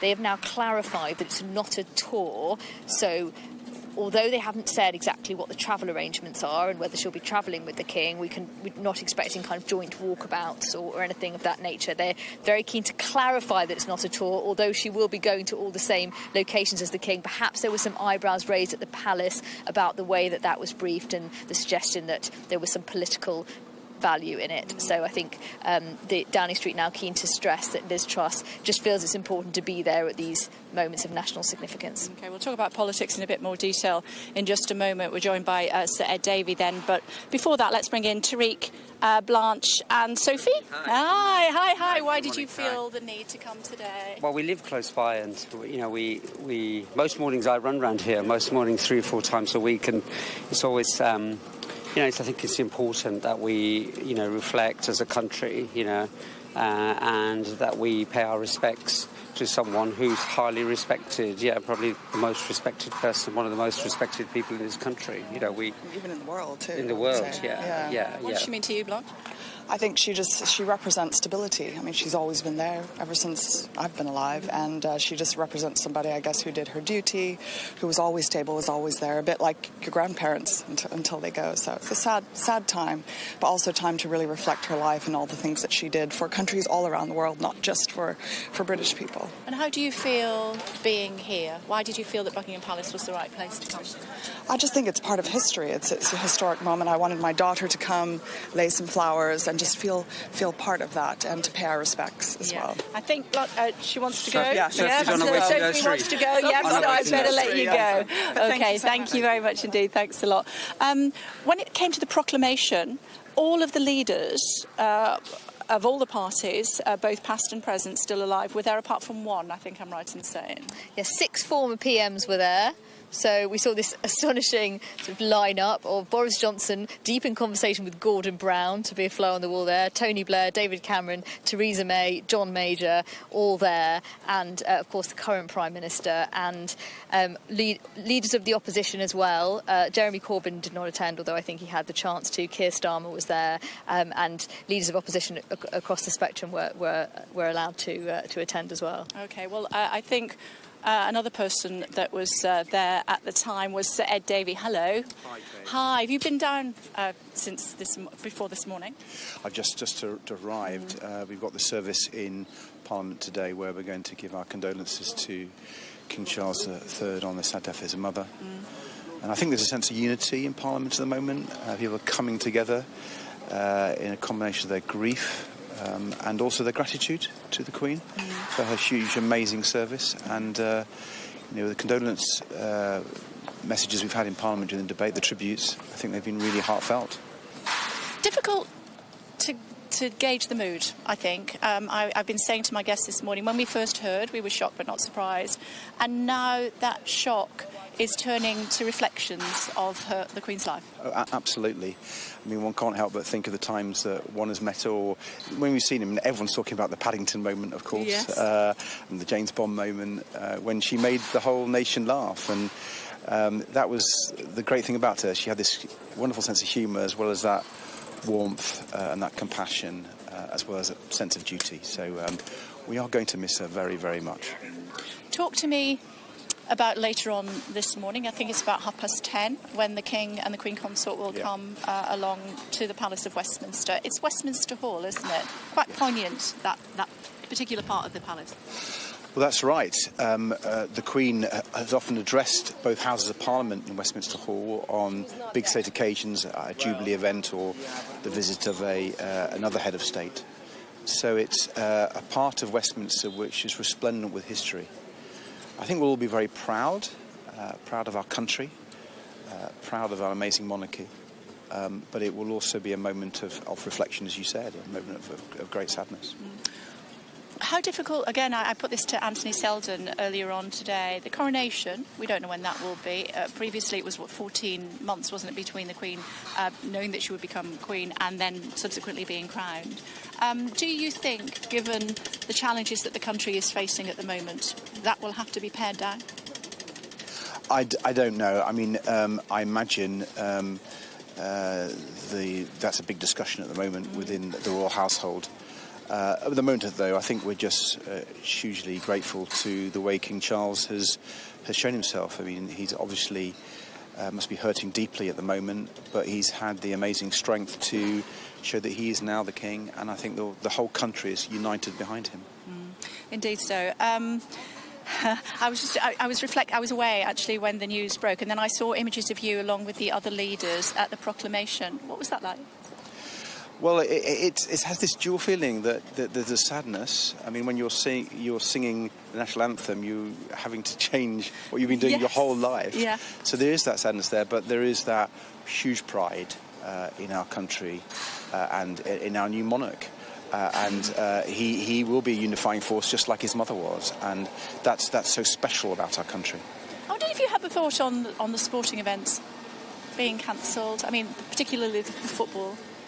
Yeah, I mean, I think it's a tough decision for everyone involved, because it's this mixed feeling, isn't it? There's this desire to celebrate her life by celebrating our country and our sporting achievements, whilst also making sure you're being respectful in the way that is right too. So I don't envy the people who've had to make those really tough decisions. Okay, it's good to talk to you. I'm going to go and chat to some more members of the crowd. Thank you very much indeed for taking the time. Thanks a lot. I've got an Australian family over here that I think can hello, hi, how are you? What's your name? Kitty. Kitty? I'm Toby. Chris. I'm Rachel. Well, we've got another one over here, so I don't want to miss anybody out. Hi. Why did we feel that... Well, you obviously were coming anyway. We were. Okay. Yeah. Why did you feel the need to come down to the palace? It's just a really monumental kind of time to be in London, and we wanted to come down and just get a feeling for what it was like to be here and pay our respects, obviously, to the Queen. And... yeah, we're all very sad. Everyone in Australia, I think, is very sad. It's a sad time, and we were planning, obviously, to be here anyway. We had planned to do a Buckingham Palace tour this morning, but that's all been cancelled, so we just wanted to come. We're hearing actually from your Prime Minister speaking to one of my colleagues, Cordelia Lynch, about whether there would be a referendum on the monarchy or not in Australia. Not for now, we're being told. Not for now. I couldn't see it. Too many people, even people who perhaps were for the Republic, have been affected by this. You know, there's a lot of very, very moved people in Australia, and they're all feeling it, so I don't think he would step on that one for a little while. What about you, kids? What did the Queen mean to you? Well, obviously she was a pretty amazing woman. I never really knew much about her, but, you know, I know she was monarch for a really long time. 70 years. Yeah, longest reigning monarch. Mm-hmm. Yeah, very, very sad. Yeah, we only have one queen left in the whole of the world. Did you know that? Really? Queen of Denmark. Really? What about you? What did you think? I think, yeah, I didn't look much into her, but I did like having a queen, so it's going to be quite a change to have a king after having a queen for so long. Yeah. Although we've got a queen consort. I think my mum told me the other day, like 91% of the world have never seen a time where there wasn't a queen. The queen wasn't on the throne, Yeah, 70 years, even older than me. And what about you, young man? Oh, well, the Queen is obviously very inspiring and a very inspiring figure in monarchy. And from all the media that I saw of her, I just thought she would have been a very lovely person. Yeah. And now we're here and, you know, we're in Buckingham Palace, and it's all very sad that she's not here because... You know, London's different without her, I imagine. That's right. That's right. I'm going to get out of the way, and then you can have a few moments to look at the palace. Thank you all for joining us. I really appreciate it. So, Tamara, you were telling me about 10:30 today we're going to see the King again. He's been quite present, hasn't he, in the past few days? Oh, very much so. I mean, mourning his mother, but also having to take part in all these different events and meeting people he hasn't met before, including the Prime Minister, of course, was only in office for a day when this happened. He'll be going to give a speech to both Houses of Parliament in Westminster Hall, the oldest bit of the Palace of Westminster. You'll remember that MPs and peers gave tributes to the Queen in a Saturday session for about 7 hours. Hundreds of them spoke of their personal recollections, and at the end of that, what's called a humble address was passed by them, which is basically a direct call to the monarch, and they pledged the House's loyalty to Charles and their conviction he will strive to uphold the liberty and happiness of the people. And so that is what Lindsay Hoyle will present the King with, and King Charles will respond to that address, no doubt by thanking MPs and peers for their tributes to his mother and speaking a bit about Britain's constitutional traditions. It's not going to be a long address because, of course, he needs to fly to Edinburgh for the first of the memorial services, which will take place in all 4 nations. But King Charles is not a stranger to Westminster. He was there just a few months ago doing the state opening of Parliament, but his first address as King, and it will be packed to the rafters in there. Thanks very much indeed, Tamara. Thank you. Let's just reflect back as we see people mingling here at Buckingham Palace again this morning. So many tens of thousands of people have already gathered to pay their respects to the Queen. Perhaps up to 1 million will be paying their respects at Westminster Hall as she lies in state from 5 o'clock on Wednesday evening to 6:30 on Monday morning a week today, when the funeral takes place at Westminster Abbey. And I suppose we could perhaps pause to remember when the Queen first learnt that her beloved father had died and she became Queen. She was actually away in Kenya with her new husband. She was just 26 years old, and she was taken for a walk by her husband, and the news was broken to her that she had left the UK as a princess and was returning as the Queen. Alistair Bunkle has more. On the 5th of February 1952, Princess Elizabeth attended a service at St Philip's Church in the foothills of Mount Kenya. She didn't know it then, of course, but within hours her life would change completely. Early the following morning, her father, King George, died, and she became the Queen. As we continue to remember our Queen, Queen Elizabeth II. The pulpit was a gift from her and the Duke of Edinburgh, and her coat of arms still hangs in the church today. After her coronation, the Queen sent a section of the carpet that lay in Westminster Abbey that day to this small rural church, which must have had special memories for her. She is part of the congregation. In the records, she is there. She's part of your family? She's part of our family, is part of our family. And being part of our family, she is part of us. And we are also mourning her death, and we are also part of the family that is mourning. She spent her final evening as a princess at Treetops Lodge in the peace and quiet of Aberdare National Park, surrounded by wildlife and sleeping in a treehouse on the edge of a watering hole. The treehouse was burnt down a few years later by the Mau Mau during the uprisings against British rule, but the hotel was rebuilt. And your father cooked for her? My father cooked lunch for her, and she was telling us stories, how she was asking the question. Very jovial. She was making fun. Oh, the nicest very food. The food was very nice. They make jokes. Hey, because we have just get it from the farm right now. That is, oh, nice. I'll come back again. What an honour, though, she came back. What an honour to cook for her. Yeah, sure. It was a privilege anyway. A handwritten note lists the animals they saw during their stay: waterbuck, baboon, elephants, and bull rhinos fighting in the morning. The Princess Elizabeth Suite is now the hotel's jewel in the crown. Memories of her stay are part of the history of this place. I felt we have lost someone that had loved Kenya and Treetop Lodge as well, because this is the home of the royal family. So many people say this is her hotel. If you go outside and ask people, you said that's Queen's Hotel. When Princess Elizabeth heard the news of her father's death, she cut the royal visit short and rushed back to London. But she returned to Treetops Lodge in 1983 to see the animals and the staff and spend time in the place where she enjoyed the final hours before her life changed forever. Alistair Bunkle, Sky News in Kenya. Well, across the Commonwealth, people have been mourning the Queen and reflecting on her legacy. But her death has also reignited conflicted emotions in some of Britain's former colonies. Our correspondent Martha Kellner has the latest from Kingston in Jamaica. It's clear just from being here for a short while that there's a huge amount of affection and admiration for Queen Elizabeth II and the role that she held here for so long. She visited Jamaica 6 times as monarch, the first time in 1953, less than 2 years after she became Queen.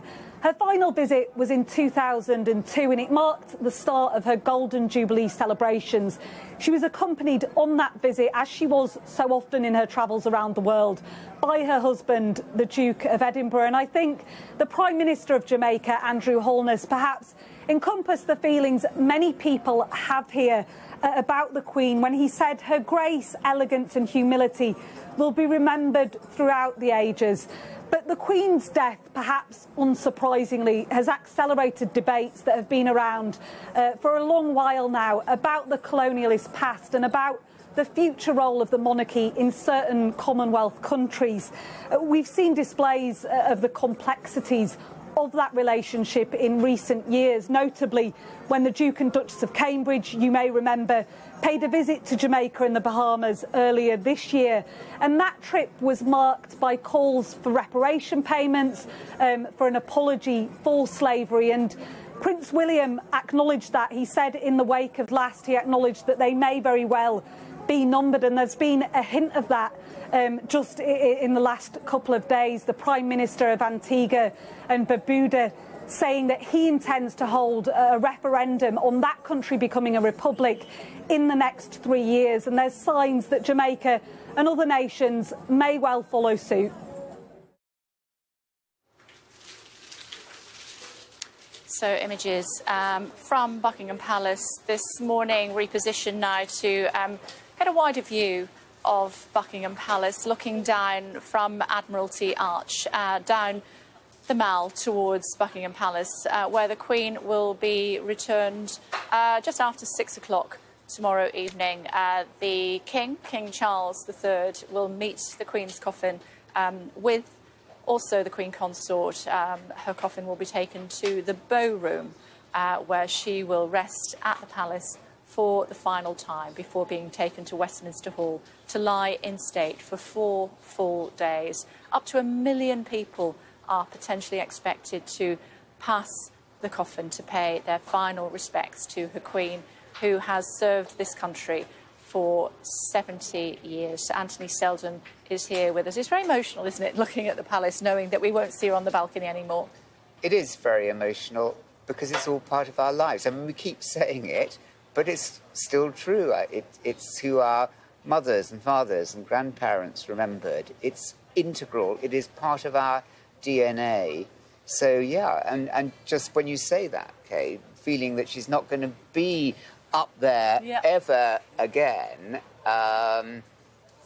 it's important. I find it hard to say quite why it's so important, but it's psychologically part of one's makeup and sense of the natural order of things. I was trying to remember the last time we saw her there, and I think it was probably when she wore that striking emerald green outfit towards the end of the Jubilee celebrations, the Platinum Jubilee celebrations. So we were right about here, actually, and she wasn't meant to come. She had carried out some events, but not others, and we believe that Prince Charles, the then Prince Charles, had made the call to her and said, the Mall is thronged with crowds. Mummy, it would be good if you came.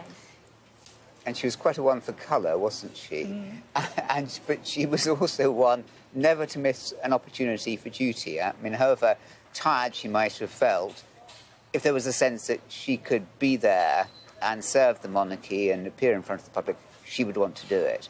And so, if indeed that was, and I think it was, the last appearance on that balcony, well, it was a great appearance. Yeah, it certainly was.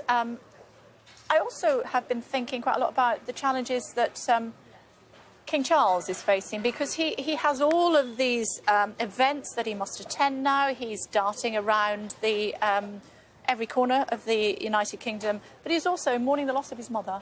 Yeah, and he's processing that. I mean, everyone listening will have lost somebody, and it doesn't just happen. You hear the death and there's an immediate reaction, but it goes on. It's processing deep inside us, and it goes on for days and weeks and months, and he'll have all that going on while knowing that every word he says, every movement is being watched and read and interpreted. He's made a good start. I mean, he must feel good about the way that, we were just looking earlier at walking around and the speech, so that will give him confidence. But he's also, there she is. Yeah. He wouldn't have known. I mean, 3 months ago, who would have known that? I mean, we couldn't possibly imagine that 3 months later we would be mourning the loss of our Queen. That's a pretty stunning appearance with the generations, and they are going to, the King on her right, and William, now the Prince of Wales, and George, they're going to see her royal family. I mean, all her predecessors as monarch, they were worried about the succession. Her succession in that framed photograph is guaranteed into the 22nd century. King George will be 87 by the time. So that worry that her predecessors had, there you are. She's guaranteed it. Someone also pointing out to me this week that probably we will never see another Queen in our lifetime. And then, well, that's sad, isn't it? Yeah. I mean, look, the Queens have done well for this country. I mean, 3 of our greatest monarchs, you ask anybody, ask any child at school, anybody, and the great monarchs, they would trot out Queen Elizabeth I and Queen Victoria, and now Queen Elizabeth II. But we're now going to have King, King, King. And even though there's the change about succession, so the eldest now can succeed, we're going to have, so everyone looking at this will only ever know a king. That brought in by, I think it was David Cameron, one of the Queen's 15 Prime Ministers, changed the rules. A bit ironic, isn't it? Because it was brought in and it seems such a great move. But I mean, long before we had female, we talk about 3, and hear a lot about 3 female Prime Ministers, Liz Truss III, but we've also had 3 of our longest-serving and greatest monarchs have been women. What's that say about women leaders, Kay? I think it tells you everything you need to know. Everything. Sir Anthony, it's great to see you. Thank you very much indeed. Let's just take a closer look, should we, at the day ahead for King Charles III, making the point there, Santi, that he's coming to terms with the loss of his mother, but he has constitutional duties nonetheless. 10:25. He's going to address both Houses of Parliament at Westminster Hall, where members will meet to express their condolences after the Queen's death. Charles III will then fly to Edinburgh and to his late mother's coffin at Holyrood House. Then the King, the Queen, Consort and Queen Elizabeth's 3 other children will walk alongside the coffin in a procession to St Giles's Cathedral. A service and prayer of reflection will be held there. The Queen's coffin will lie in state at St Giles's for 24 hours, with the public allowed in. Later, the King will meet the Scottish First Minister Nicola Sturgeon and receive a motion of condolence from members of Scotland's Parliament. Well, Ivor standing by for us with some of those floral tributes in Green Park. Within the last few minutes, Ivor, we've seen another golf buggy full of flowers being brought from here to you. Yeah, the flowers just keep on coming, don't they? The ground here is rapidly turning into a carpet of flowers. That's how many that have been left in the last 4 days or so, and more, of course, will be coming. They're coming all the time as people stop by on their way to work or stop by during the school run to try and to pay their respects and to leave tributes and to soak it all in. It's really quite a quiet, solemn, pensive atmosphere, and it's a remarkable sight. The flowers just stretch all the way back. They're being grouped around the trunks of the trees here in the park, sometimes assembled in circles and other images, and also being arranged to spell out words like thank you. Now, people coming here to leave flowers are being urged by park authorities and palace authorities to unwrap them, to dispense with the plastic and leave unwrapped flowers, A, because they last longer, and B, because, of course, they're then biodegradable, compostable. It's more sustainable. And so now you've got people who are volunteers, you might be able to see here and hear the rustling of paper, unwrapping the ones that have been left in plastic, and getting rid of all the rubbish. And we can chat to a couple now, Diane and Bob, who have come from East Barnet in North London. You initially came here this morning to pay your respects, didn't you? But now you're helping out, volunteering and getting rid of all this plastic. Tell me why. That's right. We just came and they asked us if we would help out, anybody that can help out to remove the plastic from the flowers. So it was like, yes, we will do that. That's very nice of you. It seems like quite a hard job, though. I mean, this is your second bag, isn't it? Yeah. It's all right, apart from the thorns. Okay. The thorns get your fingers, but no, I think it's a worthwhile job to do. And tell me, why did you come down here this morning in the first place? Just pay our respects to see what's going on. Because we'll be coming back later on for the funeral and the processions of that. But it's just to get a feel of what's going on. And what did the Queen mean to you? Where do you start? It's just like she's always been there. Yeah. You can distill Britain into one person. But she was always there. If anything happened, it was all our lives. That's all we've known. You don't know anything else, and that you just think you don't know how things will be, and it's really silly. Like the King is.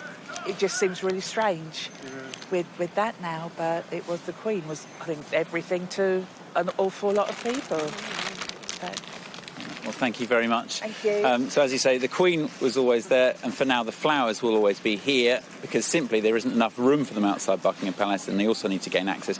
But also, I think it's to mirror what happened with Prince Philip when he died. All the flowers left at Windsor then were unwrapped and left outside on the lawn, outside St George's Chapel, and that's what's happening here in Green Park, so there's a kind of symmetry there too. Thank you. Well, later on today, the Queen's coffin will be taken from the Palace of Holyrood House along the Royal Mile in Edinburgh to St Giles's Cathedral. Adele is standing by for us at St Giles's in Edinburgh now. Hello to you, Adele, and we will see, I believe, each of the Queen's 4 children processing with the coffin along the Royal Mile. Yes, that's right. King Charles III will escort the Queen's coffin along with her siblings. The Queen Consort and other members of the royal family are going to follow behind by car. Then when they get here to St Giles Cathedral, there'll be a reflective service celebrating her life. And then later on there'll be a vigil of the princes, which will be the Queen's children standing guard around the coffin. And then there's some suggestion the grandchildren may also hold their own vigil. Now, as you can see behind me on the Royal Mile, it's pretty busy. All the way down to the bottom, hundreds of people have gathered to secure their spot for what will be undoubtedly a spectacle. Now, one gentleman who's here with me now is Kenneth Lawson, who's been here since 6:30 this morning, haven't you, Kenneth? Just give me a sense of why you came down. You felt you wanted to come down here today. Well, the reason I come down was because in 1951, sorry, not in 1951, in 1971, I swore allegiance to Her Majesty the Queen to join when I joined the armed forces. The Scots Guard, I joined the Scots Guards, which is a part of the Household Division. The Queen was our Colonel-in-Chief, but she was also our granny. As in the Scots Guards and in the Brigade of Guards, we are a family through and through, from start to finish. Whether you're a junior guardsman, senior guardsman, or in the top of a tree, Her Majesty the Queen, and now the King Charles. And that's that personal connection for you then. You all saw her as you say, granny. Does that mean that this is like a member of the family passing away for you? Yes, as a member of the family, as my granny, as also my Colonel-in-Chief, but she's also family at the same time, and this is why I got up at 4 o'clock this morning to come to Edinburgh from 5 to pay my respects to Her Majesty. And you met the Queen a few times, didn't you? Yes, like most members of the Guards, we come across with the Queen in various times.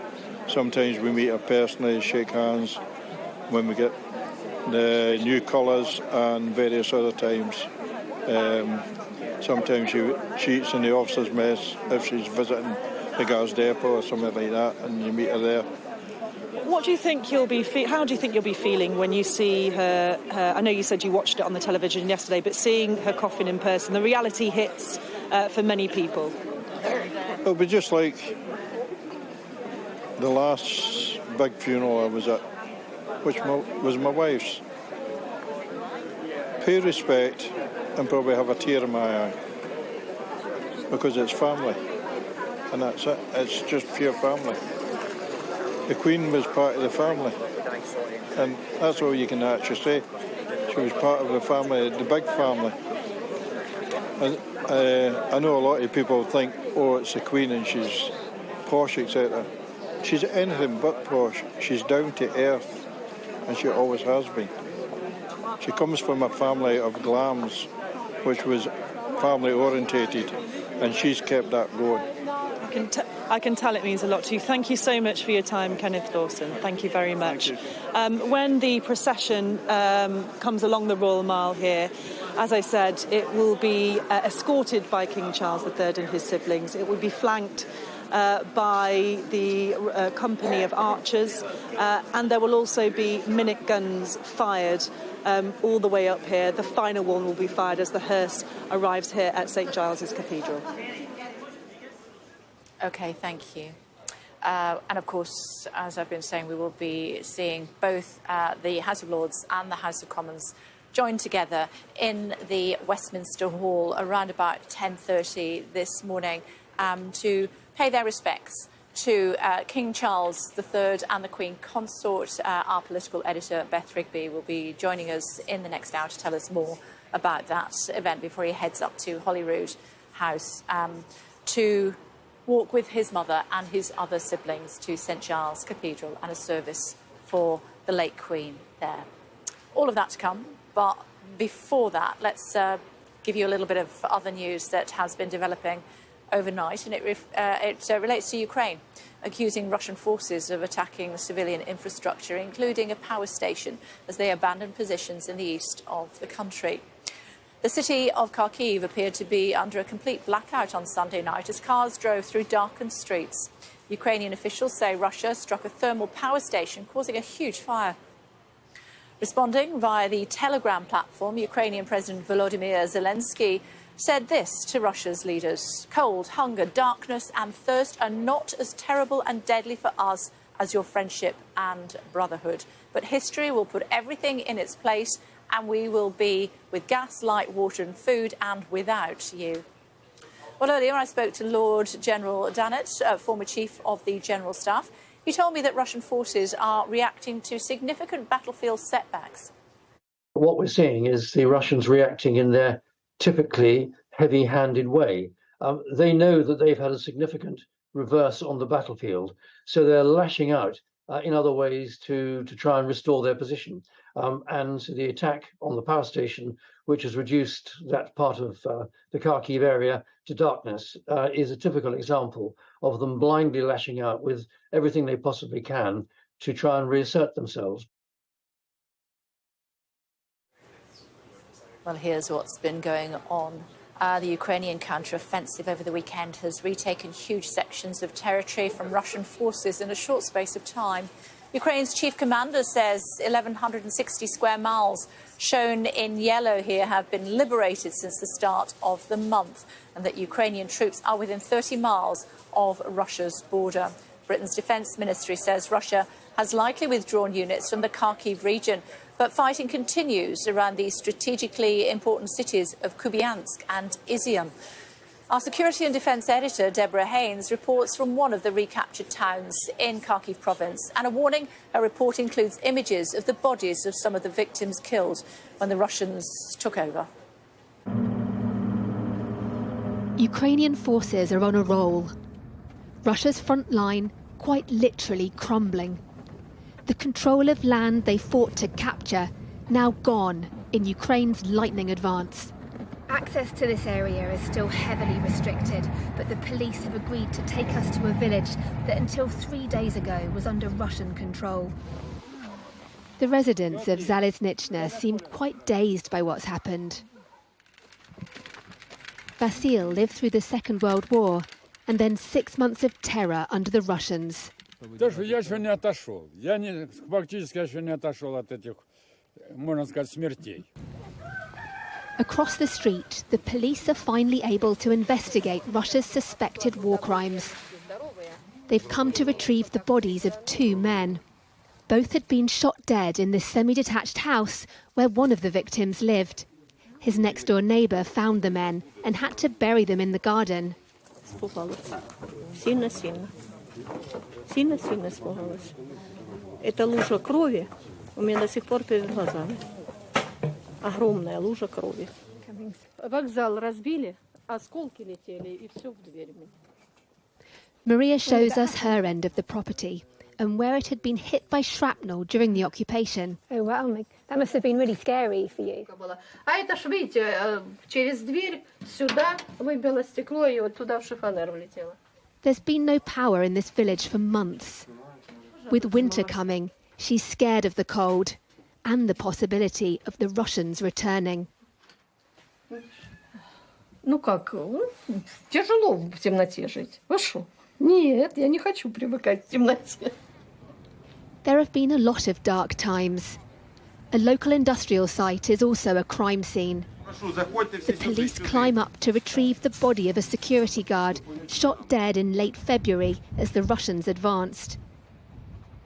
Left to rot. Now free, residents describe Russia's chaotic retreat. Просто русские как утром были здесь, а потом в обед резко начали орать как бешеные, начали текать в тупую, в танки, в БМП, и начали тупо уезжать. His neighbour's son sums up the mood. Хорошо. Обрадовался, Да. But there's also much trauma. Russian soldiers shot this man's brother dead. He doesn't know why. Не знаю, наверное. Может, отвращение какое-то. The memory too painful. Спокойный человек.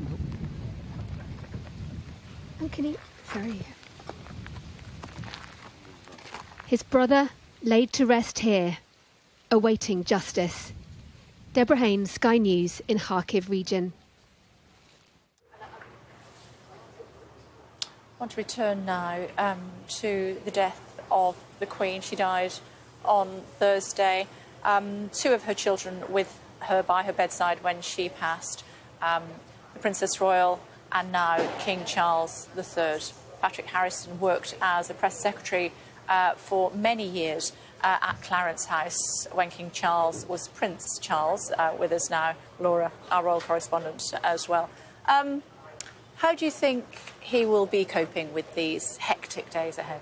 Well, it is a very hectic schedule, isn't it, of 10 days. But I think he's done brilliantly so far, and I had no doubt that he would and will continue to do so. I think in that first address on Friday evening, he got perfectly that balance between personal tribute to his mother and to other members of his family, his wife and both his sons, and also reaffirming that commitment to public duty. He, of course, has been himself in public life for over 50 years. Yeah, indeed. We forget that he's, what, 72? 73, yeah. 73.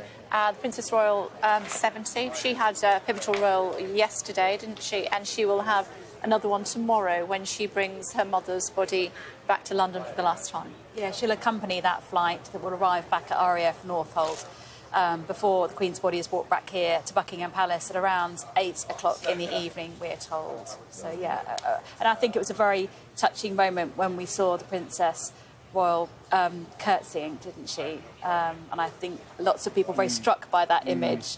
In a final mark of respect to not just the Queen, but to her mum as well.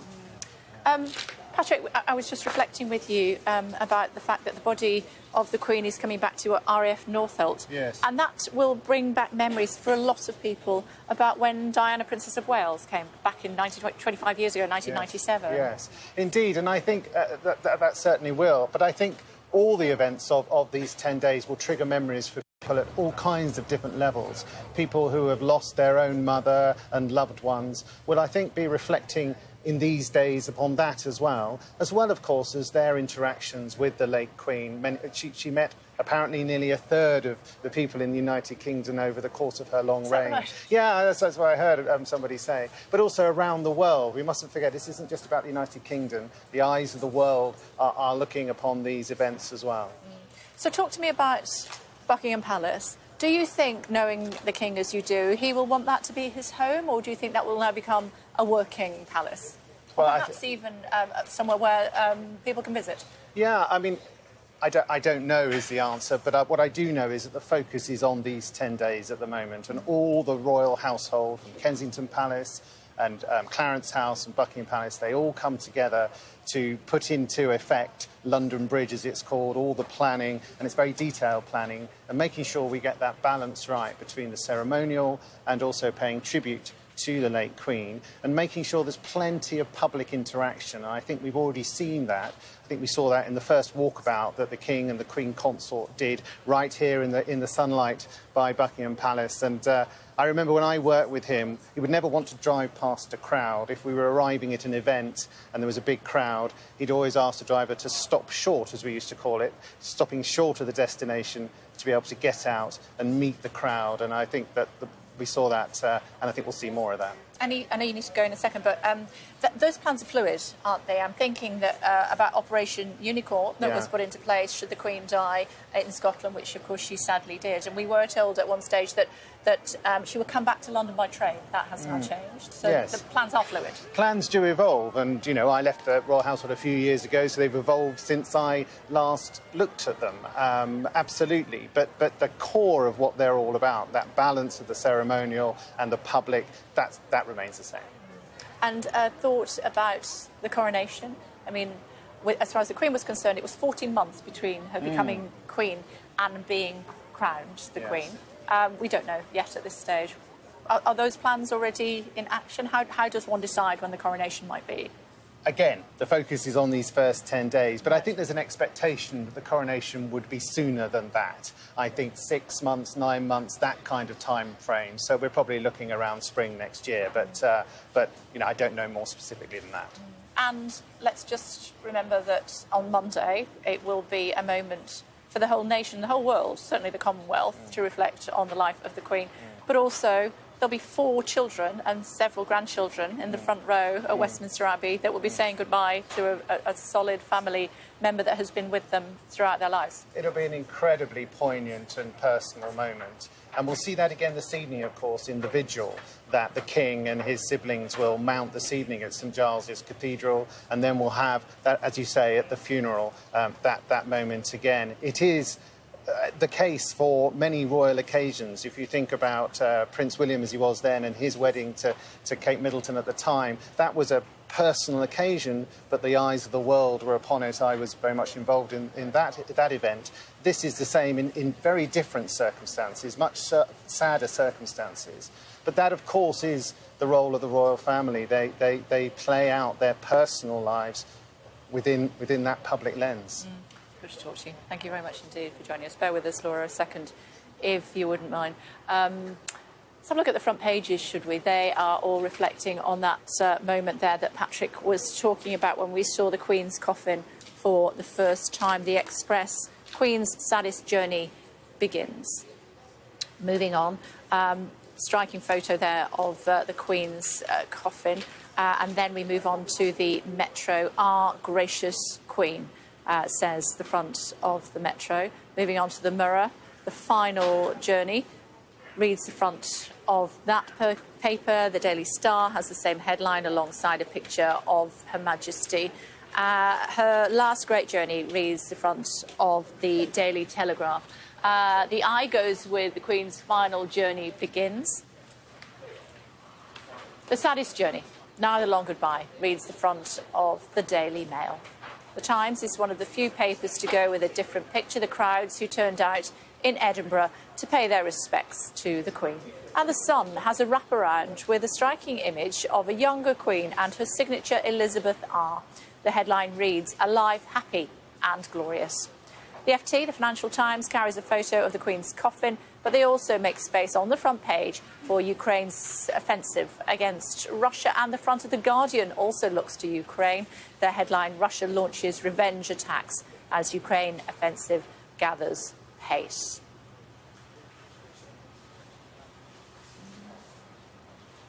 We will, of course, reflect on what is happening in Ukraine. Coming up, Deborah Haynes, our Defence and Security Editor, is there. But for now, let's turn our attention to central London, Buckingham Palace, and the fact that the Queen, Her Majesty, her body will be returned to London tomorrow. Will stay in Buckingham Palace behind me for a few hours, resting there before she lies in state at Westminster Hall. More on that to come. But I wonder how you will remember the Queen. Do you have a favourite portrait of her, perhaps? Well, the artist Nicky Phillips, who painted portraits of the Queen, has spoken of an entertaining monarch who was daunting at first, but ultimately lots of fun. She was commissioned to paint this portrait of Her Majesty in 2018 for her 90th birthday. Well, Nicky is here now. Laura also is still with us. Loved that picture. Loved it, loved it, loved it. Tell me about it. Well, it was painted for the Royal Company of Archers, who are her bodyguard in Scotland. And it was painted for Archers Hall. They didn't have one of her, which was extraordinary. But at that great age, she then was painted in the hall. That's where it's based. So tell me about how you go about painting a monarch. Well, it is very daunting. It really is. And, you know, you're trying to establish sort of, you're trying to gather together everything that everybody thinks about her. You know, you really need to try and unite the country around one picture, which is very difficult, really, because everyone's got their own view.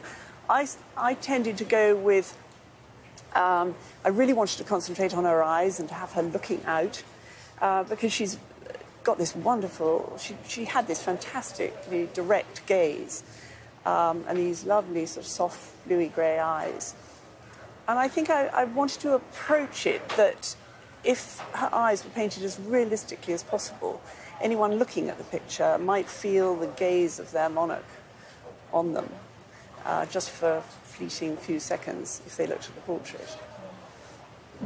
think that's lovely. When we've been hearing the tributes, certainly in Parliament, a lot of the politicians who've met the Queen spoke of that, I say stare, but it is the look, isn't it? There's something very distinctive about the look, very engaging. And this is a woman who has met so many people. I mean, a third of the population here apparently has met the Queen. And she knows she needs in that short moment to be able to connect and for her public to feel connected with. And it's interesting, you talk about her eyes, and obviously that very much one of her ways of doing that. Well, I was just overwhelmed with the fact that I was there in the room with her, and I was lucky enough. I mean, it was an astonishing privilege, really, to do it. And so I wanted them to feel what I was experiencing myself. I was lucky enough to experience. And what about when you actually, not when you were painting her, but when you met her, how did you find her? To begin with, she was quite flustered because she didn't like things not going to plan. And I think her gloves were missing or something. But she warmed up very quickly and then became, as everyone says, you know, she told a lot of very funny stories. She loved sharing the instruments of monarchy with us. There were other people in the room as well. And she was obviously so incredibly knowledgeable about everything, down to the finest detail. And, you know, there's a lot in the insignia of the Garter robes. So it was all fascinating. And I didn't really appreciate the fact that I had to paint the portrait because I really wanted to just listen. And, of course, half my mind was on doing it. So I couldn't concentrate probably as much as I would like. How long did it take to do the portrait? It took, I was with her for an hour for that one, for the Windsor one. Only an hour? Only an hour. It goes so fast. I bet. But I had more for the first one. I had 3 sittings for my first one, which was done here in the palace. So I've had about 4.5. She gave me a little longer for one of them because she realised that you're up against, you have massive time pressure. So, you know, she's very sympathetic as well. She was really lovely to work with and very obliging because as eccentric as some people may think portraiture is in the 21st century, she realised that it was part of the whole business of monarchy. It just is. And she appreciated that and was very obliging about it. What happened to the other portrait? The You other said one. you've done 2. Yes, the first one is hanging in the throne room in the amazing. palace in here. Yeah, that is one where I put her dogs in around her feet because it seemed like a rather wonderful contrast to the sort of formality of monarchy, and it was only for Royal Mail to paint her head. That's all they wanted, but I went mad and I painted this full-length portrait. And I thought, well, you know, why not? Because I'd like to think that the dogs actually played their part in helping her keep so calm and serene throughout her reign. I'm sure it was the cuddle of a dog every now and again. Were they all corgis? They were 2 corgis and the 2 dorgies that lived in the palace. Difference between a Dachshund and a blend of a Dachshund and a corgi, that's isn't right. it? Yeah. Thank you for sharing that with us. Very much appreciated. And you're going to stay with us, aren't you, for the final hour? We've got one more hour of the breakfast show to come for you here on Sky News, and then a little bit after that we're going to be seeing King Charles and his Queen Consort. They'll be heading to Westminster Hall this morning to be greeted by both the Palace of Westminster in total, both the House of Lords and the House of Commons, to receive condolences from MPs and Lords, then heading up to Scotland for a service with the rest of his family before the Queen comes back here to Buckingham Palace. Let's reflect on what happened yesterday when we saw the coffin.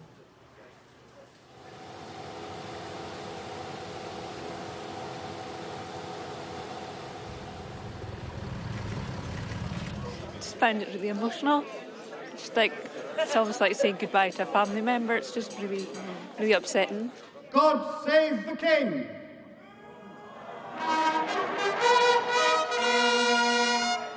Prince Charles Philip Arthur George is now, by the death of our late sovereign of happy memory, become our only lawful and rightful liege lord, Charles III.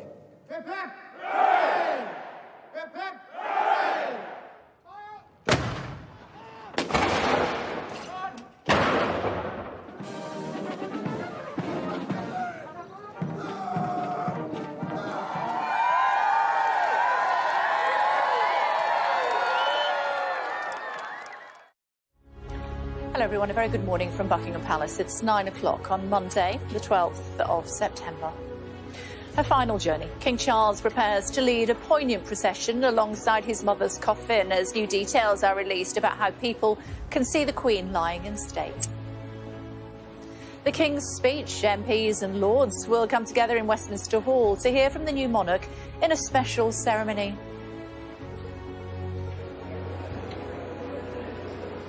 I'm here at St Giles Cathedral in Edinburgh, where the King will hold a vigil with members of the royal family. The new Metropolitan Police Chief describes the Queen's state funeral as a massive challenge, saying thousands of extra officers have been called in to help manage the crowds.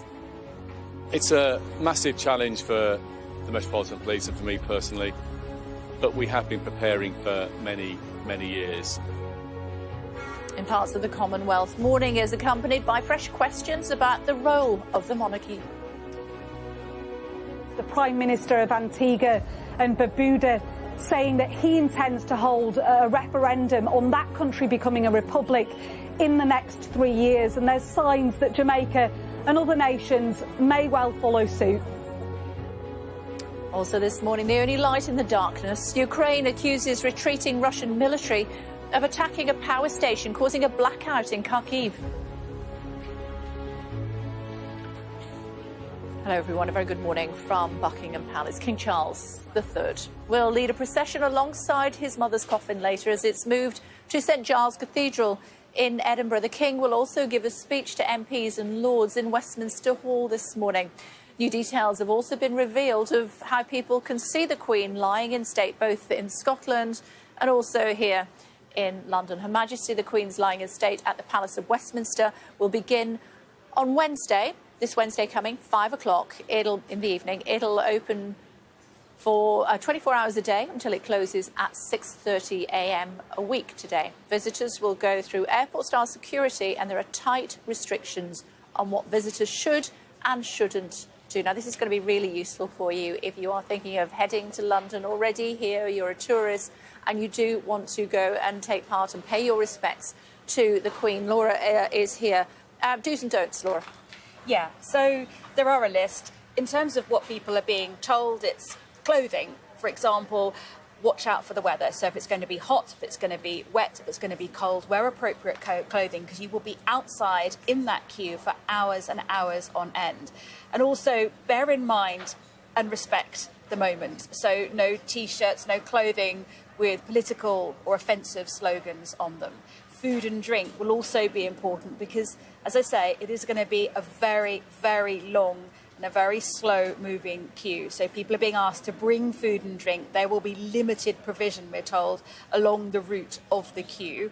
Take the food and drink. You will not be able to take it into Westminster Hall itself. You'll have to empty any water bottles. Everything else will have to be thrown away.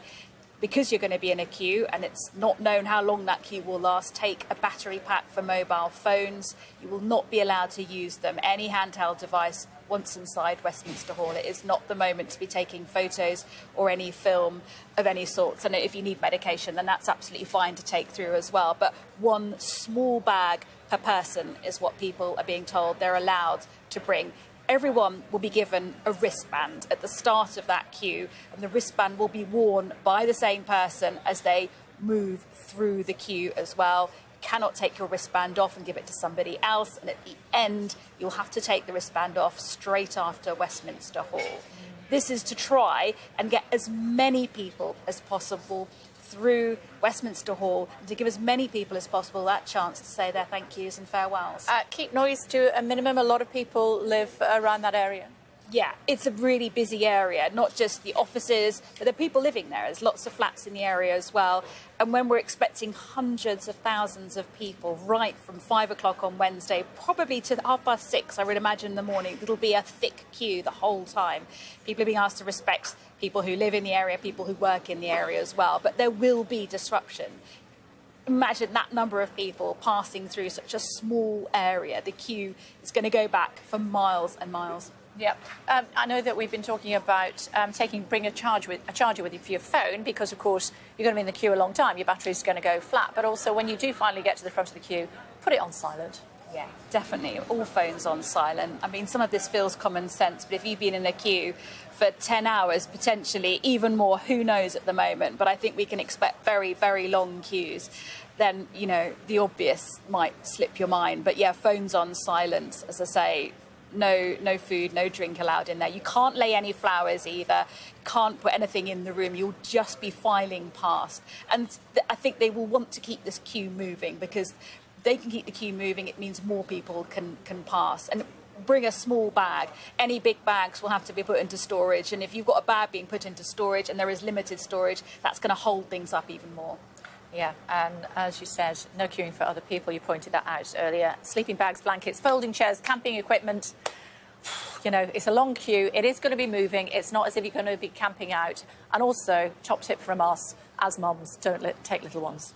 It's not the place for toddlers, babies, children. Will be off school, obviously, on the Monday and over the weekend. But we are talking about queues, not just an hour or two. These are very, very long queues.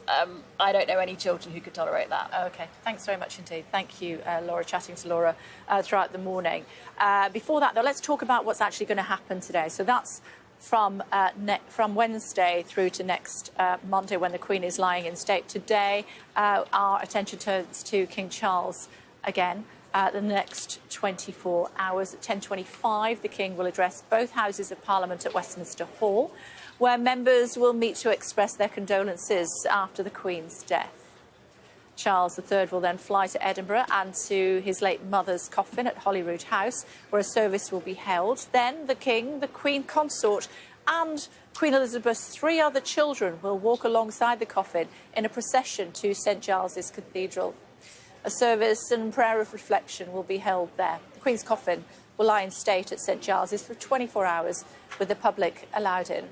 Later, the King will meet the Scottish First Minister, that's Nicola Sturgeon, of course, and receive a motion of condolence from members of Scotland's Parliament. Crowds lined the streets as the Queen's coffin travelled through Scotland to Holyrood Palace yesterday, while at Buckingham Palace, King Charles was met by more supporters and mourners. Paul Kelso has more.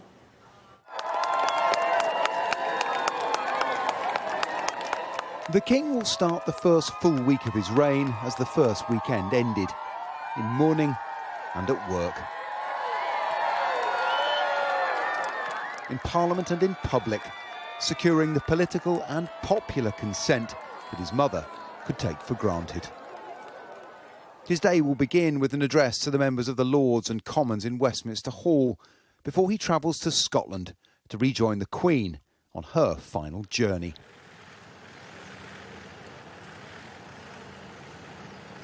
It began in near silence, birdsong the accompaniment as the hearse left Balmoral on the slow road south. People lining the route to see the coffin even in rural Aberdeenshire, along with a guard of honour of tractors and horses. In nearby Ballater, they counted the Queen a neighbour. It was quite overwhelming, to be honest. I'm very, very proud to be here. Very proud at the huge crowds that have turned out to be so respectful to the Queen and the royal family. I think it's the end of an era. You know, it seems a very sombre moment. It was important to just come along today and just show some respect and a thank you, really. Across the 4 nations, there were proclamations and pageantry. God save the King!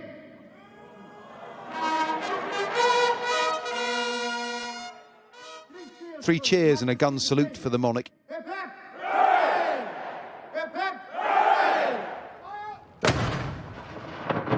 And in Cardiff and Belfast. The King will visit them all in the coming days, but his first stop is Edinburgh, where the coffin arrived yesterday afternoon. Today, King Charles will lead a procession to St Giles Cathedral, where the Queen's body will lie in state for 24 hours, the start of a week of public display here and in London, after a final night among family in the privacy of the Palace of Holyrood House. Paul Kelso, Sky News. Well, after a service at St Giles today, the Queen will be brought back to London tomorrow, resting at the palace before being taken to Westminster Hall, and 4 days of lying in state. A huge problem, huge challenge for the police here in London. And the new boss of the Met, Mark Rowley, has described the Queen's funeral as a significant challenge, a massive challenge. Hundreds of thousands of mourners are expected to travel into London. People are being asked to plan ahead and follow instructions from the police. It's a massive challenge for the Metropolitan Police and for me personally, but we have been preparing for many, many years. There's some very diligent, determined people who put a lot of effort into this, and indeed myself, in my previous roles in the Metropolitan Police 5-6 years ago, I was involved in some of that planning, and I've been involved in a review recently. But most of all, I have a lot of trust and confidence in the fantastic police officers who are going to support this event and help make it safe. And they've been working with colleagues from across government and the Royal Household and others, as you would expect.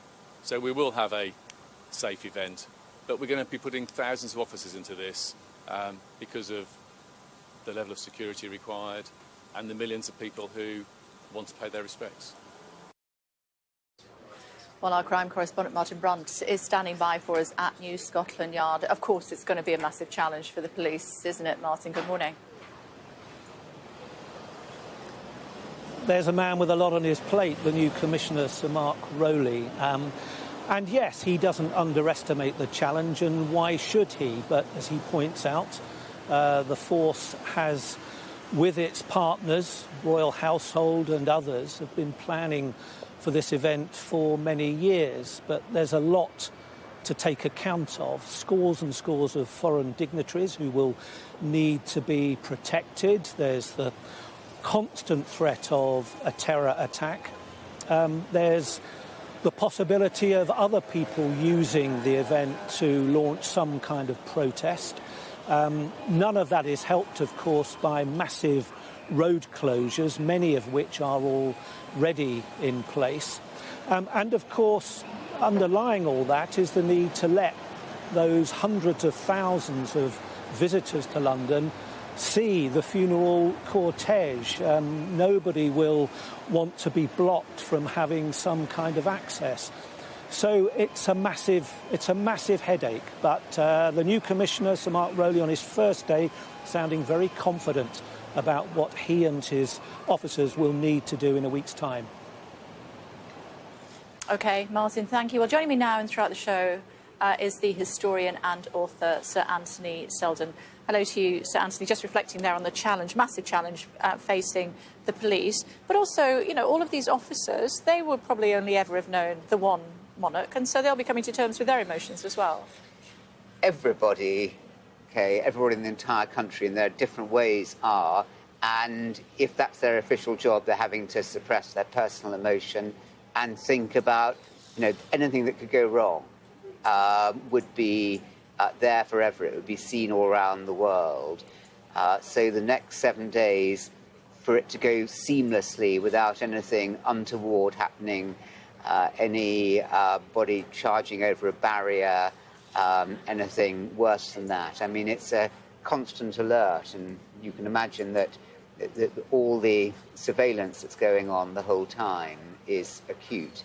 And so these people, I mean, they have lost their sovereign. They are now His Majesty's Armed Forces, the police, everything, even the prisoners. I mean, in now His Majesty's prisons. You know, they'll have a change of owner, if you like. How quickly will stamps and the Royal Mint change? Well, it's been prepared, obviously, for a long time, and the way he looks will change direction. But at the same time, it takes time to get that through, so as quickly as possible. So we're still going to be adhering. Those of us who still use stamps will be putting and still use money. Indeed, I mean, it's a lot easier than it was back when she took over from her father, George VI, because everybody used stamps and everybody used money then. So that aspect, at least, of what about the post transition. boxes? Hey, post boxes. Yeah. I mean, they might go the same way as phone boxes. I mean, when was the last time you went in a phone box? Those visible. It's true. Those It's visible true. signs and he's of certainly London. changed with the times, hasn't he? He has changed with the times. I mean, you know, and that, but also he's anticipated this era. But I think that's what the monarchy does. You know, prime ministers come and go. We've been reminded 15 that she had. Prime ministers, what do they think about, Kay? They think about the next general election. They think about the short term. The monarchy can think about the long-term interests of the country. And that's why I think the environment, the whole green issue, the revival of communities and trades and crafts, these things the monarchy does because it doesn't have to be elected, doesn't have to think of the short-term popularity. There's a sense of eternal continuity there. Well, how do you think he'll be feeling at the moment? Oh my goodness, I think he'll be, you know, I think he'll be feeling inside bereft.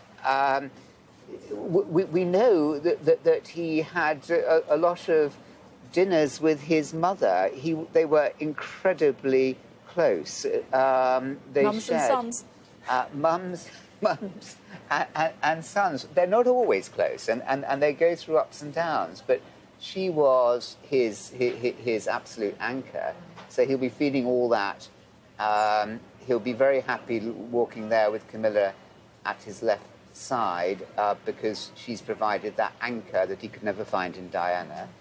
Sir Anthony, we'll just leave it there for now. Thank you for now. Thank you. Of course, we did hear from King Charles when he made the first King's speech, talking about some of the charities that he has represented over the years and how he must have to step back a little from so many of them for now as his work role increases. And the Queen was patron of hundreds of charities as well, of course. And the journalist and broadcaster Dame Esther Ranson joining us now from the New Forest. Hello to you, Dame Esther. Is the Queen, a patron of so many charities. What was your involvement with her?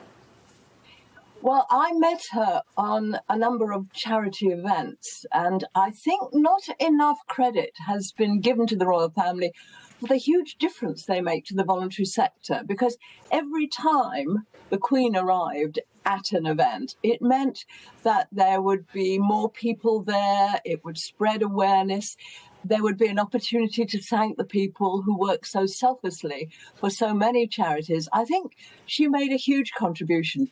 She certainly did to me personally. By chance, I met her at an event which was celebrating the work of volunteers across the board. I didn't know the Queen was going to be there. It was a very hot day. We were all wilting, except the Queen. She arrived looking fresh, beautiful, a blue and white dress, nice big diamond brooch. And she came over to the group where I was and asked me why I was there. And I said, I thought it was probably because the helpline for children, Childline, is delivered by volunteer counsellors. And those volunteers, I suppose, need to be thanked and celebrated for the work they do, as well as many others. And then I didn't stop talking. There's a terrible sort of unravelling of the brain that happens when you're overawed by a member of the royal family. And I explained to her that I was trying to set up, I said, you'll probably think me mad, but we're wondering whether we should create a childline, a helpline for older people. And she looked a little grumpy. You know, sometimes in repose her face was a little grumpy, and I wondered whether I'd said the wrong thing. But actually, she was reflecting on what I said. And she said, yes, I suppose some of the problems faced by older people are very like the problems faced by children. And we talked a little bit about that. And then she said, well, I don't think it's mad. I think it's rather brave. Now, when you are wrestling with a whole lot of challenges and you don't know whether it's going to work or not, and the Queen says that you're not mad, you're being rather brave, it really makes a difference. And I went tearing back to our trustees and I said, guess what the Queen said? And we all felt, well, right, we'll keep going. We'll make this work. The Queen thinks it's not mad. And I wonder whether the little things she said across the board at all the events she went to just gave people heart, made them feel they could keep calm and carry on. And I think that's how she would want us to feel now. After all, you know, she's, by making a public statement saying she wanted the Duchess of Cornwall to be the Queen Consort, she eased the transition. I think the fact that her grandsons were together looking at the tributes, talking to the crowds, is the best gift we could make in her memory. I think she wanted us to keep calm and carry on, and I think we owe it to her memory to do that. You've also worked with the Queen Consort recently, haven't you? Well, that is true too. I think Camilla really has a very sure touch when it comes to helping charities. There are particular causes she's espousing at the moment, particularly domestic violence and the children affected by domestic violence. But in our case, it's a little tiny new charity called Silver Stories. And I wrote to Camilla, the Duchess of Cornwall, as she was then, asking whether she would be our patron. I said, A, it's in Cornwall, your place. B, it's encouraging children to read to isolated older people over the phone. It's a lovely idea. And I knew how keen she was on literacy. And C, it would make a huge difference to our work if she would agree to become a patron. And you know, she did. We were brand new, but she is our patron, Silver Stories. And this summer in Cornwall, she came and joined us, and it was an absolutely lovely event. She talked to the children, she talked to the older people who'd been read to, and everybody felt, just as I felt when I met the Queen, that she was setting us on our path and we must carry on and we must make sure the charity expands, that we spread awareness, and she helped us do that. It's always so lovely to speak to you, Esther. Thank you for taking the time. Pleasure, Kate. Thank you. Thank you. Well, later on today, the Queen's coffin will be taken from the Palace of Holyrood House along the Royal Mile in Edinburgh to St Giles's Cathedral. Neil's up there for us in Edinburgh. He's a home turf, of course. Hi, Neil. Good morning. Morning, Kay. Let me just try and identify exactly where I am, because it might not be immediately obvious, given what you can see over my shoulders. Just to my right, I mean, plenty of people have been to Edinburgh. They'll be able to identify it from what I'm saying. Just to my right, the rather strange architectural features of the Scottish Parliament. Just over my cameraman's shoulder, Arthur's seat. And just behind me, in fact, I'll step out of the way just in case we can try and get a look. The Palace of Holyrood House, Holyrood Palace, as it's more commonly known, where currently the Queen's coffin is in the throne room, flanked, I believe, by members of the Royal Regiment of Scotland, draped in, of course, the Royal Standard of Scotland, that red and yellow design with the lion rampant. It is a little later on today that the Queen will take a journey from the Palace of Holyrood House up the Royal Mile, as you say, to the Cathedral of St Giles. And this is a journey, Kay, that actually has a rather touching parallel with a journey that she took back in 1953, shortly after, of course, she became Queen. The journey itself, the procession, will take place a little bit later this afternoon. After the Queen Consort and the King have arrived here in Edinburgh, they will follow on foot, the King at least, and other senior members of the royal family. The Queen Consort and others will be in cars behind. That short journey up the Royal Mile that I'm sure many of our viewers will have seen. The coffin will then be taken inside St Giles on the Royal Mile by that same bearer party that brought it, in fact, into Holyrood Palace itself. And then there will be a ceremony conducted by the Reverend Callum MacLeod. He's the minister at St Giles itself. The reason for the parallel is this. Once the Queen's coffin is taken inside the cathedral itself, the Crown of Scotland, the oldest, in fact, set of crown jewels that we have here in the British Isles, will be placed upon the coffin. Back in 1953, shortly after, the tail end of June, in fact, I think it was, after the Queen had been crowned in London, she, of course, came to parts of the United Kingdom. She came to Scotland and she walked herself that journey up the Royal Mile, where she received, amongst other things, the Crown of Scotland. Then, of course, a little bit later on today, there will be an opportunity for the public to pay their respects. There will be a constant vigil, 24 hours of it, in fact, and I'm told that at some point the royal family themselves will be standing in vigil themselves.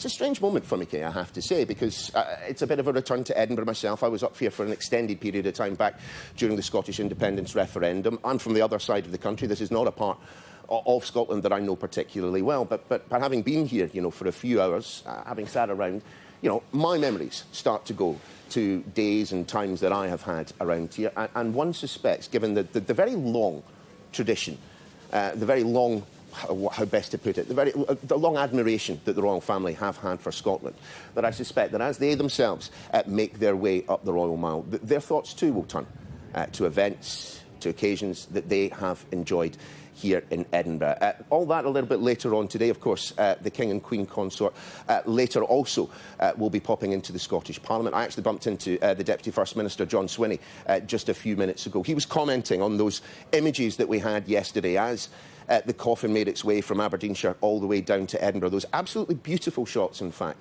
of that procession making its way through, again, some of the more beautiful parts of Scotland. There is a very, very long connection between the royal family and Scotland itself, one of which I suspect that King Charles III himself will be wanting to continue. I was, again, sitting this morning, Kate, kind of having a little think about, you know, our own connections with the royal family. It was many, many years ago that I remember my mum and dad sitting me down and reading to me a book written by then Prince Charles, the Prince of Wales, The Old Man of Loch Nagar. See if you can pick up a copy. I remember it was pretty good.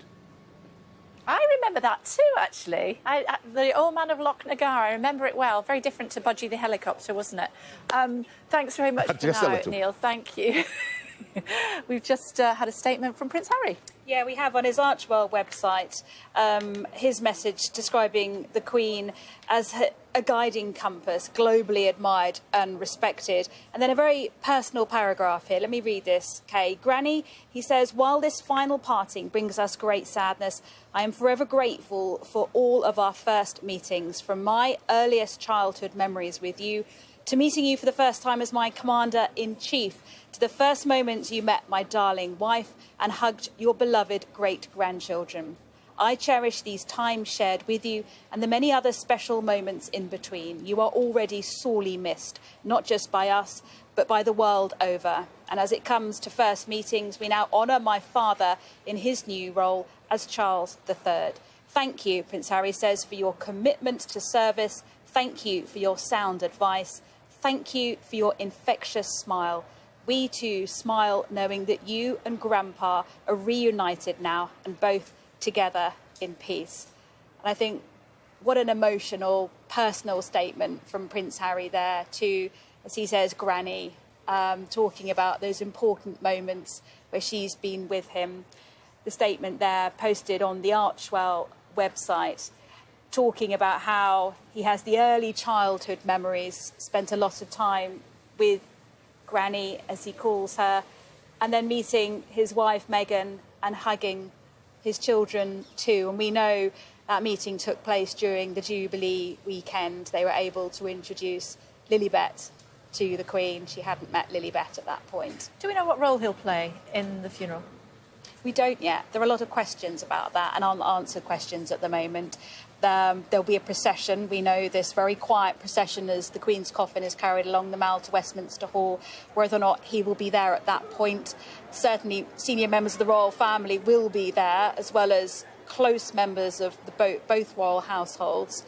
But we don't know exactly which members, and we're not being given all the details in terms of that. Lots of questions, though, and you would imagine he will very much want to be there.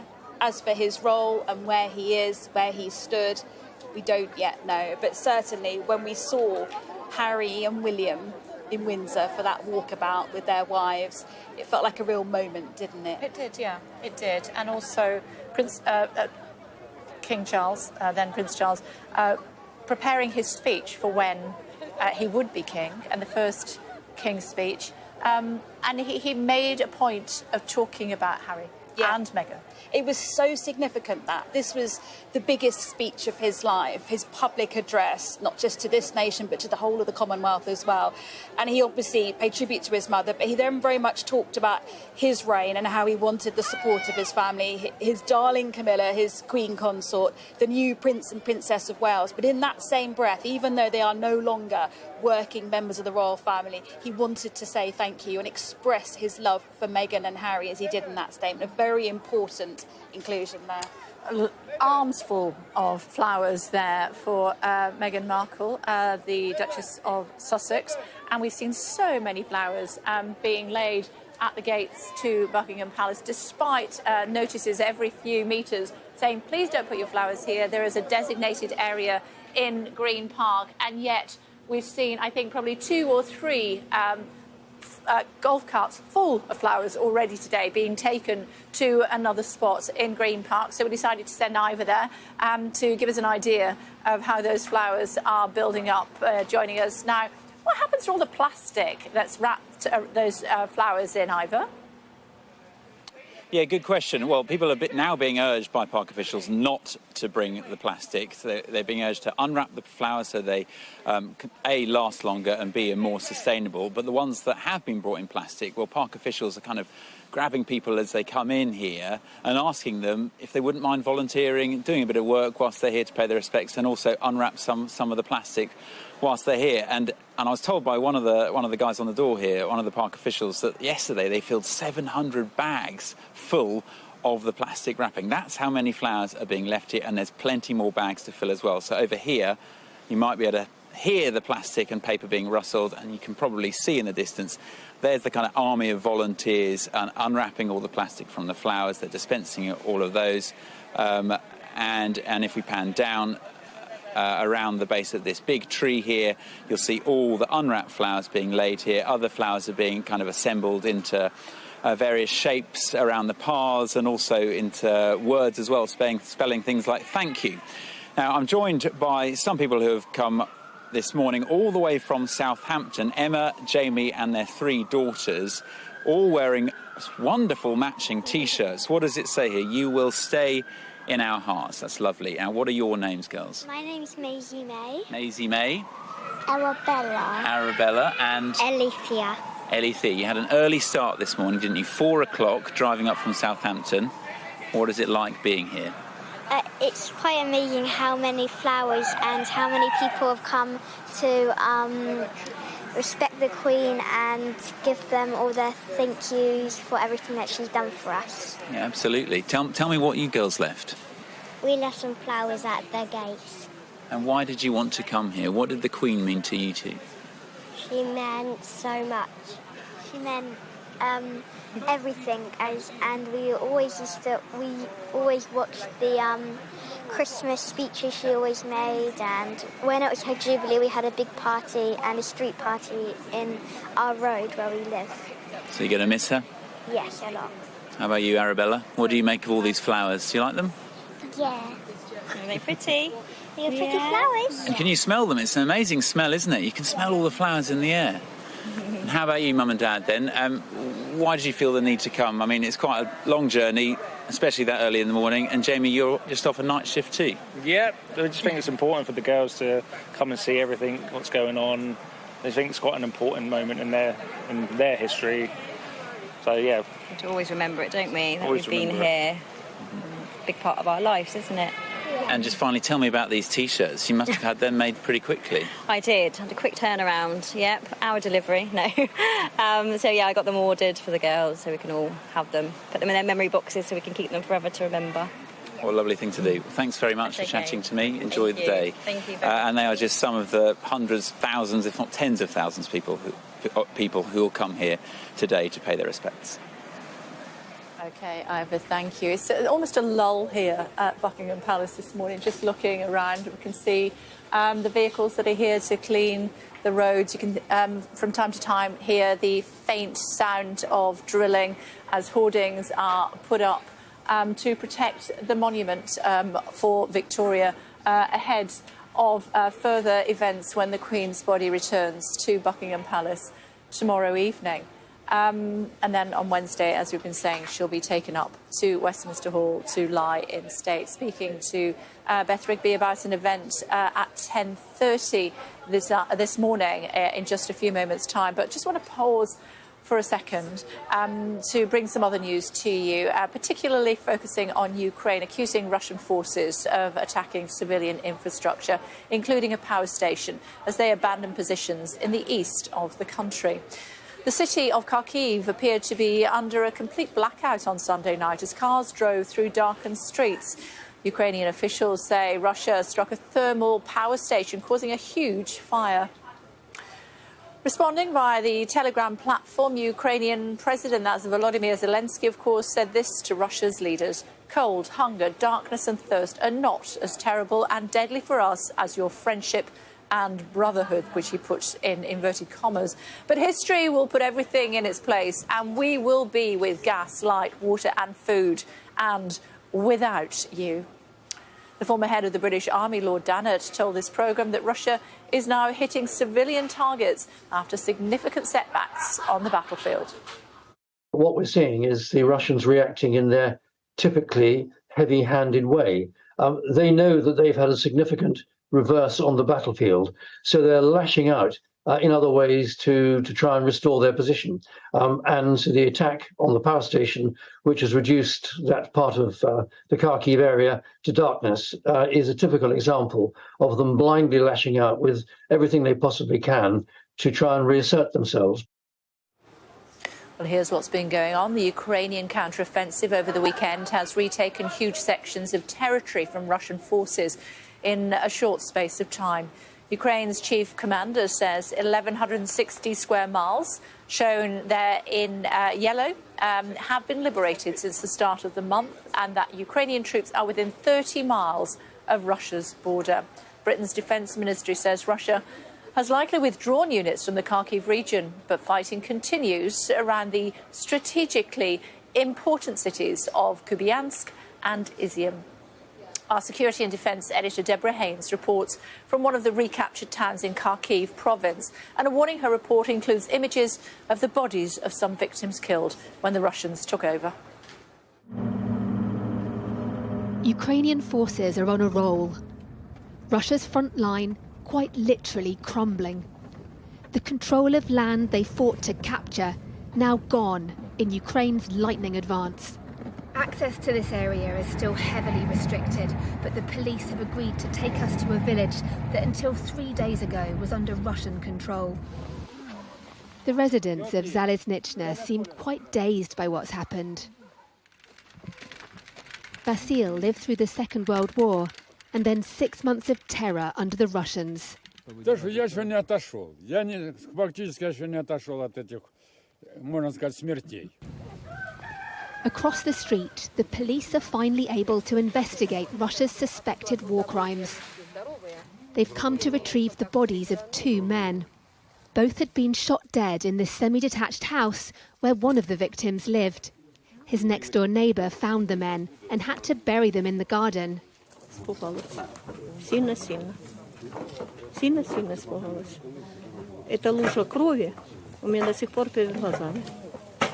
Огромная лужа крови. Вокзал разбили, осколки летели и все в дверь.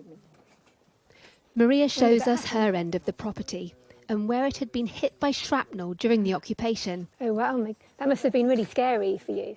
А это ж, видите, через дверь сюда выбило стекло и вот туда в шифонер влетело. There's been no power in this village for months. With winter coming, she's scared of the cold and the possibility of the Russians returning. Ну как, тяжело в темноте жить. Вы что? Нет, я не хочу привыкать к темноте. There have been a lot of dark times. A local industrial site is also a crime scene. The police climb up to retrieve the body of a security guard shot dead in late February as the Russians advanced. Left to rot. Now free, residents describe Russia's chaotic retreat. Просто русские как утром были здесь, а потом в обед резко начали орать как бешеные, начали текать в тупую, тупать, да, в танке, в БМП, и начали тупо уезжать. His neighbour's son sums up the mood. Хорошо. Обрадовался. Да. But there's also much trauma. Russian soldiers shot this man's brother dead. he doesn't know why. Не знаю, наверное, может, отвращение какое-то. The memory too painful. Спокойный человек.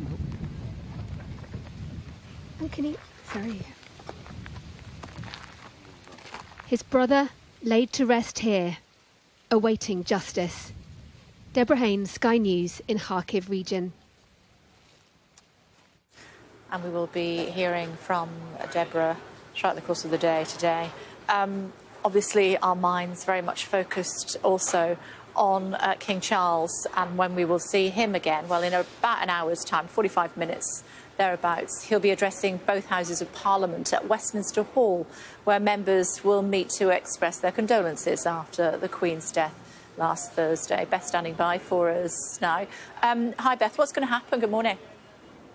Morning, Kay. Well, the King Charles will come to the House in the next hour or so. We expect him to arrive sometime shortly after 10 a.m. He will then receive addresses from both leaders of the House, so both the Speaker of the House and the Speaker of the Lords. They will make short speeches offering condolences to the King on the loss of Her Majesty Queen Elizabeth II. The King will then make an address, a speech to both Houses of Parliament. And to give you some context about the significance of this, the last time this happened was a decade ago, and it was the Queen. And I remember I was in the hall, it was in 2012, it was to celebrate her Diamond Jubilee, and she gave an address to both Houses of Parliament in the Westminster Hall behind me. You can't really see it, it's got lots of scaffolding on it at the moment, but the hall was packed. It's a cavernous 11th century hall, and it was packed with both Houses of Parliament when the Queen gave an address, and Parliament put up in Westminster Hall a special stained glass window to commemorate her Diamond Jubilee. Well, they will gather again today, a decade on, for Prince Charles to hear his address. Their music will be, I think, the band of the Household Cavalry.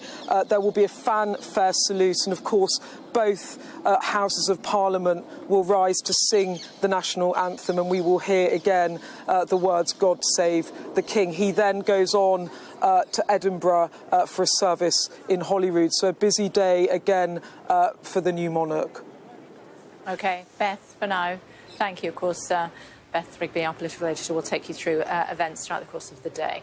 But as heir to the throne, King Charles dedicated much of his time and energy to charity work. His youth charity, the Prince's Trust, has helped more than 1 million unemployed and disadvantaged young people since it launched almost 50 years ago. Dame Martina Milburn is the chief exec of the Prince's Trust and is with us now. Hello, Dame Martina. Hello. Thank you for joining us. What amazing work the charity does. It is extraordinary, and of course the King has been a guiding force behind a lot of that for the last few years, and it's going to be interesting to see how his role will change. What do you expect? I think we'll carry on as normal. The sort of gradual separation has been happening over a while. He will remain as our president. So we're kind of still there helping young people. Is there a role perhaps for his elder son? I think that's something to be sorted out. Obviously, the now Prince of Wales has a number of charities he's involved with himself. So for the moment, we will remain with the King as our president. So tell us a little bit more about the Prince's Trust and what it does. Well, quite simply, we help young people get into work. It might be supporting them while they're at school. It might be helping them when they come out of prison. It might be helping them with self-employment. But basically, we help them get a job and have a future. And helped 1 million people along the way? Over 1 million, and now in 19 countries. That's amazing. How important is a royal patronage? I think a royal patronage is very important because it helps bring some of the stardust. I mean, a lot of celebrities, as you know yourself, are great supporters of the Trust, and I think it's helped with that. So we've been very proud to have a royal heritage and to have the King as our founder, indeed. Do you feel confident that that you will have some sort of royal patron? Yes, I do. I think you do. know and you're not going to tell me. I think that's where we're going with this, isn't it? I think we're called the Prince's Trust, so we will always be associated with the royal family. Yeah. And I think in the way the Duke of Edinburgh's scheme has survived and flourished, the Prince's Trust will do the same. Okay. And a thought for the King as he goes into the next few days. Bittersweet. He's lost his mum, basically, and they were very, very close, I believe. But also, he is the King of not only the United Kingdom, but the Commonwealth. Yes, it's taking a bit to get our heads around it, I think, especially when I sort of worked so closely with him for the last 20 years. Personally, I think he will be a fantastic king, and I think the passion that he's brought to the Prince's Trust and sorting out young people, he will bring that same passion and compassion to his role as our new king. Yeah, I'm sure he will. It's good to talk to you. Thanks Thank for you. taking the time. Thanks a lot. Bear with me 1 second, if you would. Just talking there about the Commonwealth, weren't we? Well, actually, across the Commonwealth, people have been mourning the Queen, as you would expect, and reflecting on her legacy. But her death has also reignited conflicted emotions in some of Britain's former colonies. Our correspondent Martha Kellner has the latest from Kingston in Jamaica. It's clear just from being here for a short while that there's a huge amount of affection and admiration for Queen Elizabeth II and the role that she held here for so long. She visited Jamaica 6 times as monarch, the first time in 1953, less than 2 years after she became Queen. Her final visit was in 2002 and it marked the start of her Golden Jubilee celebrations. She was accompanied on that visit, as she was so often in her travels around the world, by her husband, the Duke of Edinburgh. And I think the Prime Minister of Jamaica, Andrew Holness, perhaps encompassed the feelings many people have here about the Queen when he said her grace, elegance and humility will be remembered throughout the ages. But the Queen's death, perhaps unsurprisingly, has accelerated debates that have been around for a long while now about the colonialist past and about the future role of the monarchy in certain Commonwealth countries. We've seen displays of the complexities of that relationship in recent years, notably when the Duke and Duchess of Cambridge, you may remember, paid a visit to Jamaica and the Bahamas earlier this year. And that trip was marked by calls for reparation payments, for an apology for slavery. And Prince William acknowledged that. He said in the wake of that trip that he wasn't sure how long the monarchy's days in the Caribbean would last. He acknowledged that they may very well be numbered, and there's been a hint of that just in the last couple of days. The Prime Minister of Antigua and Barbuda saying that he intends to hold a referendum on that country becoming a republic in the next 3 years, and there's signs that Jamaica and other nations may well follow suit.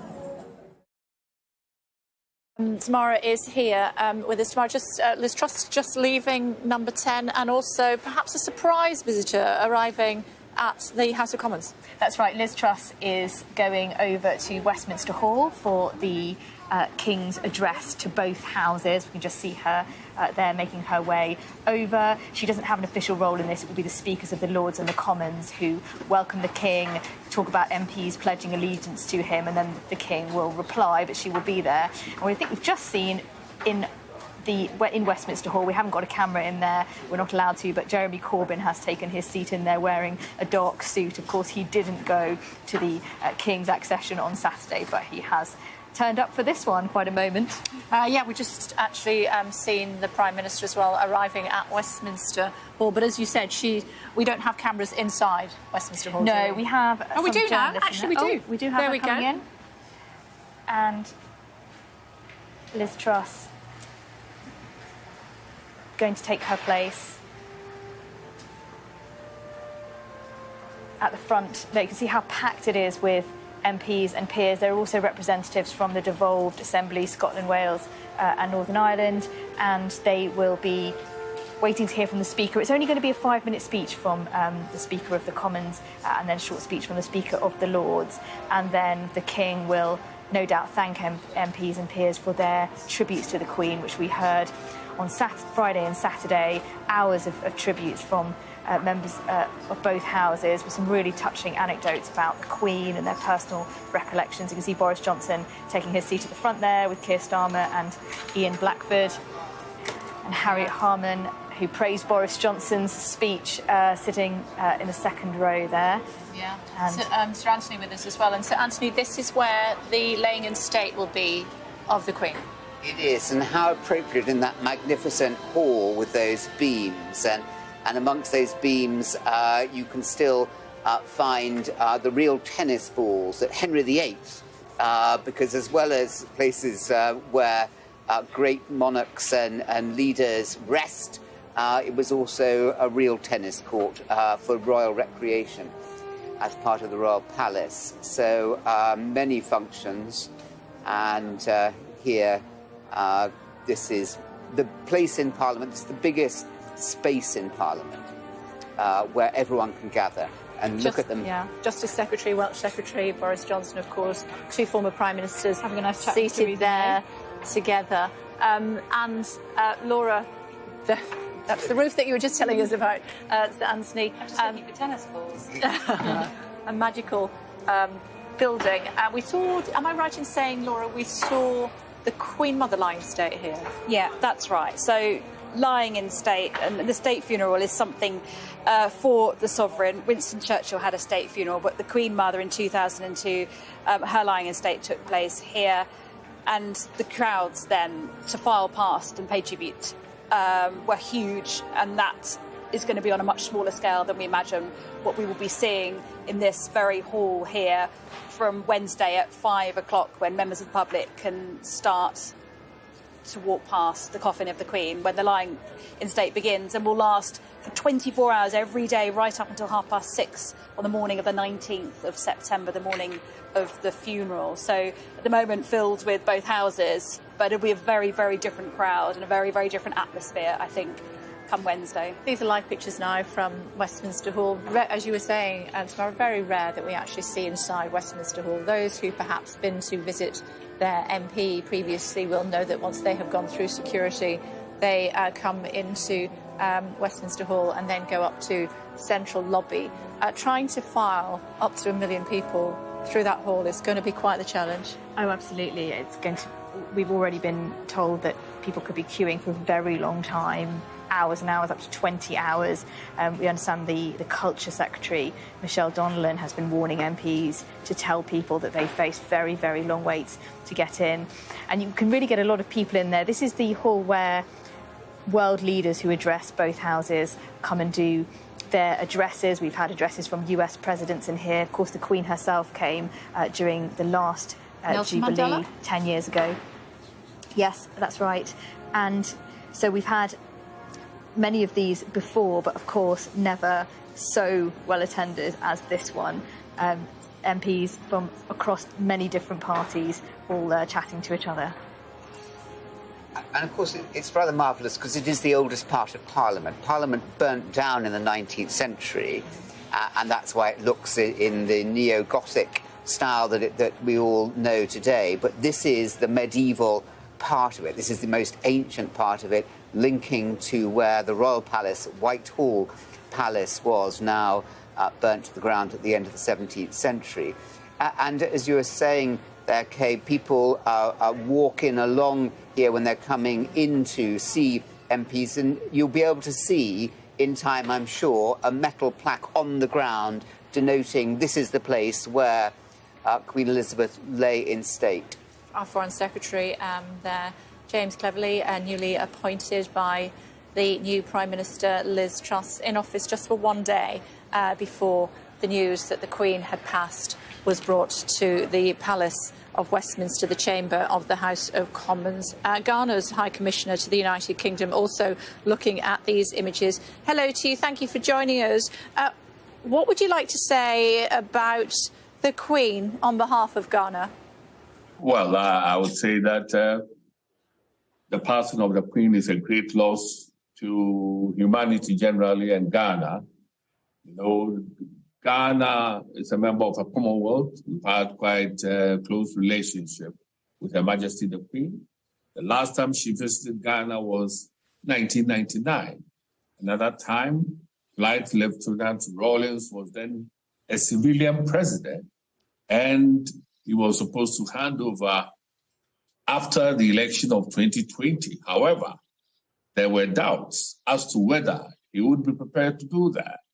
And the Queen visiting Ghana and applauding President Rawlings for his democratic credentials, we believe influenced President Rawlings in deciding to go on with the democratic transition. And so we believe that Her Majesty the Queen, with her soft power, has been a force for good. And look at the Commonwealth. I mean, we are as diverse, probably just as diverse as the United Nations. But because of our common values, we come together and we agree on so many things. So for me, the Queen represented indeed stability in the midst of turbulence and diversity.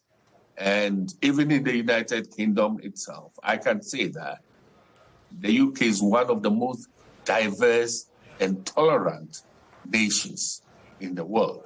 And it is, we trust that His Majesty King Charles III, also having been elected as the successor to Her Majesty at the Commonwealth, will continue the good work of Her Majesty the Queen as head of the Commonwealth.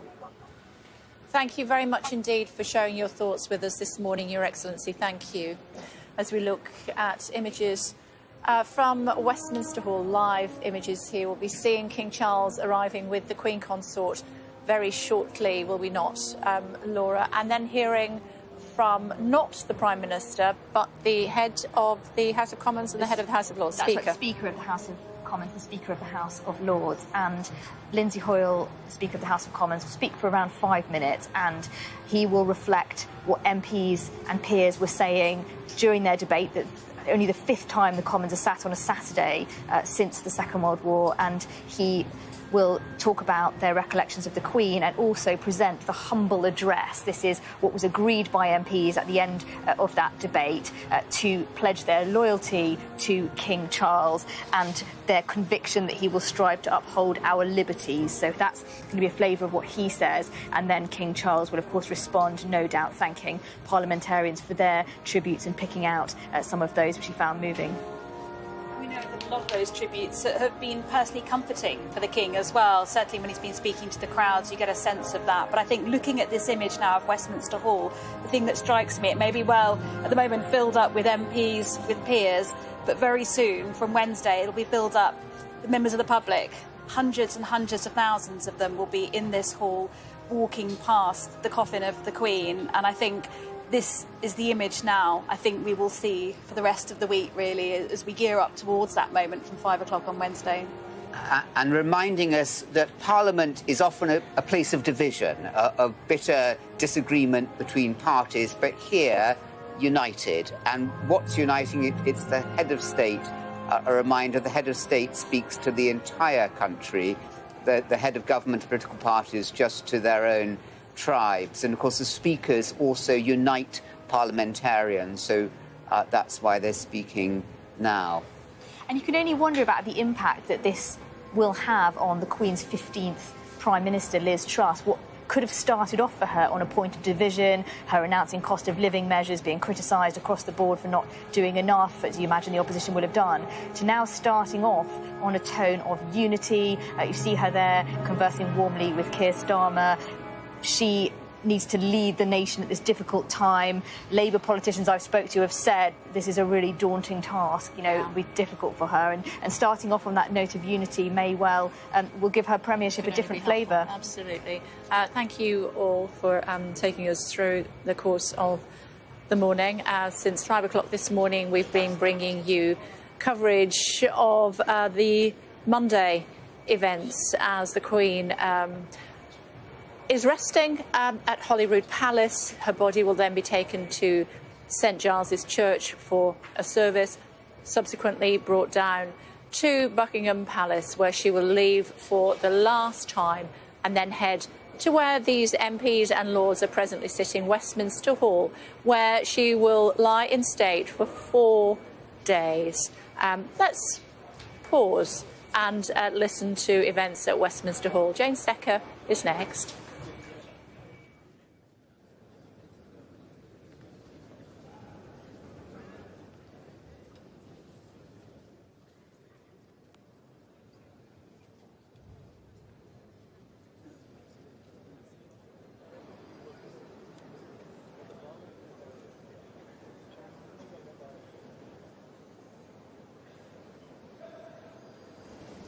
It's 10 o'clock. You're watching Sky News live from Westminster. We are taking these images of the Great Hall at Westminster, where His Majesty King Charles III, accompanied by Her Majesty the Queen Consort, will visit the Palace of Westminster to receive addresses from both Houses of Parliament following the death of Her Majesty Queen Elizabeth II.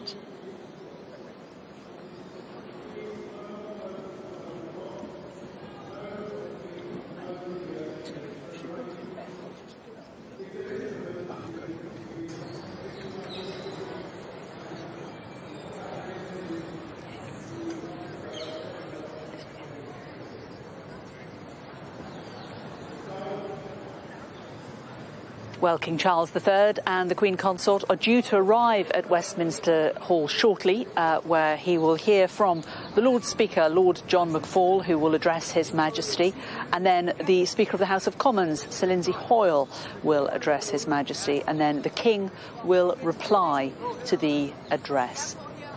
Afterwards, the King and Queen will travel to Edinburgh to lead the royal family in procession as the Queen's coffin is taken to St Giles Cathedral for a service of thanksgiving.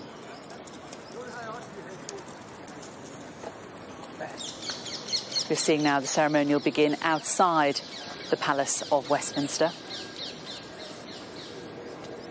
The King is going to have a fanfare salute on his arrival. There'll be music from the band of the Household Cavalry, and we will end this event with the national anthem being sung. Some 900 MPs are inside Westminster Great Hall. We're expecting the arrival of the King in the next half hour.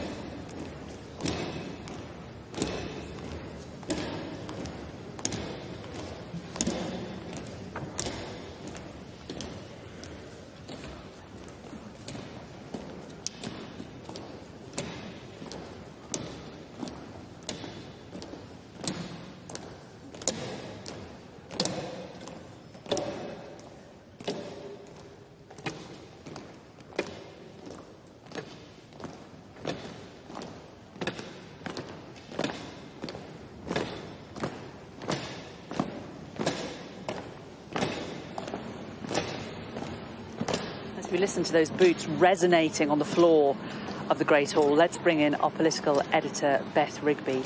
Beth, just talk us through what we're going to expect in the next few minutes. Well, this is a huge ceremonial moment, of course, Jane, in which both Houses of Parliament have gathered in the Great Westminster Hall, an 11th century hall, and behind the guards, on the wall behind which King Charles will speak, on the stained glass window, there is a window in that hall which is dedicated to the Queen Elizabeth II to mark her Diamond Jubilee. That was a decade ago, and that was the last time Parliament's gathered in this way, both houses, to mark that moment when she came to address both houses. It's extremely rare for a monarch to do this. She only did it 5 times in her 70-year reign, to give you a sense of the occasion. And King Charles, I have to get used to that. I think we all do. I know. King Charles will come to the Commons. What will happen is there will be a fanfare of music, the guards welcoming him with the trumpet salute, and I think it's going to be the music of the Household Cavalry. Both speakers of the House of Lords and the House of Commons will make short addresses, receive addresses, a humble address pledging loyalty to the monarch. They will be very short speeches, and then King Charles will come and he will make a speech to both houses of Parliament, no doubt speaking about the Queen and her service, and then maybe talking a bit about his reign and what he would like to do. But it's a very ceremonial affair, as I said, and a real moment in, again, the handover of power. Let's bring in at this point the historian Sir Anthony Selden. And Sir Anthony, we know that the new king has met his new prime minister. He's met some of his ministers. So there's already been that connection between the king and government. But this is going to be the first real connection between the king and Parliament, isn't it? Yes, and that's all important. The monarch used to be all-powerful when this magnificent Westminster Hall was put up.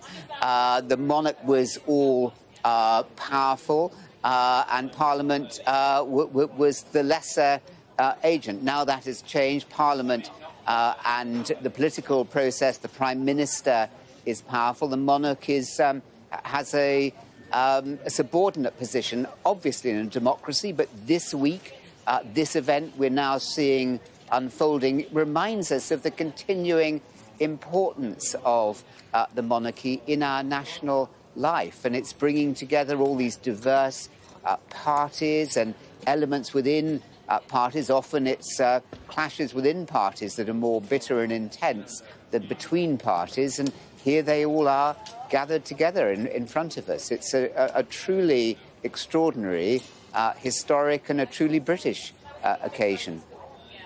And just tell us, if you can, a little bit about the significance of the Great Hall. It was where lots of courts were held in the past, but of course it has become now the place where lying in state happens, and this will be where the Queen will eventually lie in state later in the week. Yes, I mean, in many ways it is the most historic and the greatest building in our country. It dates back 1,000 years.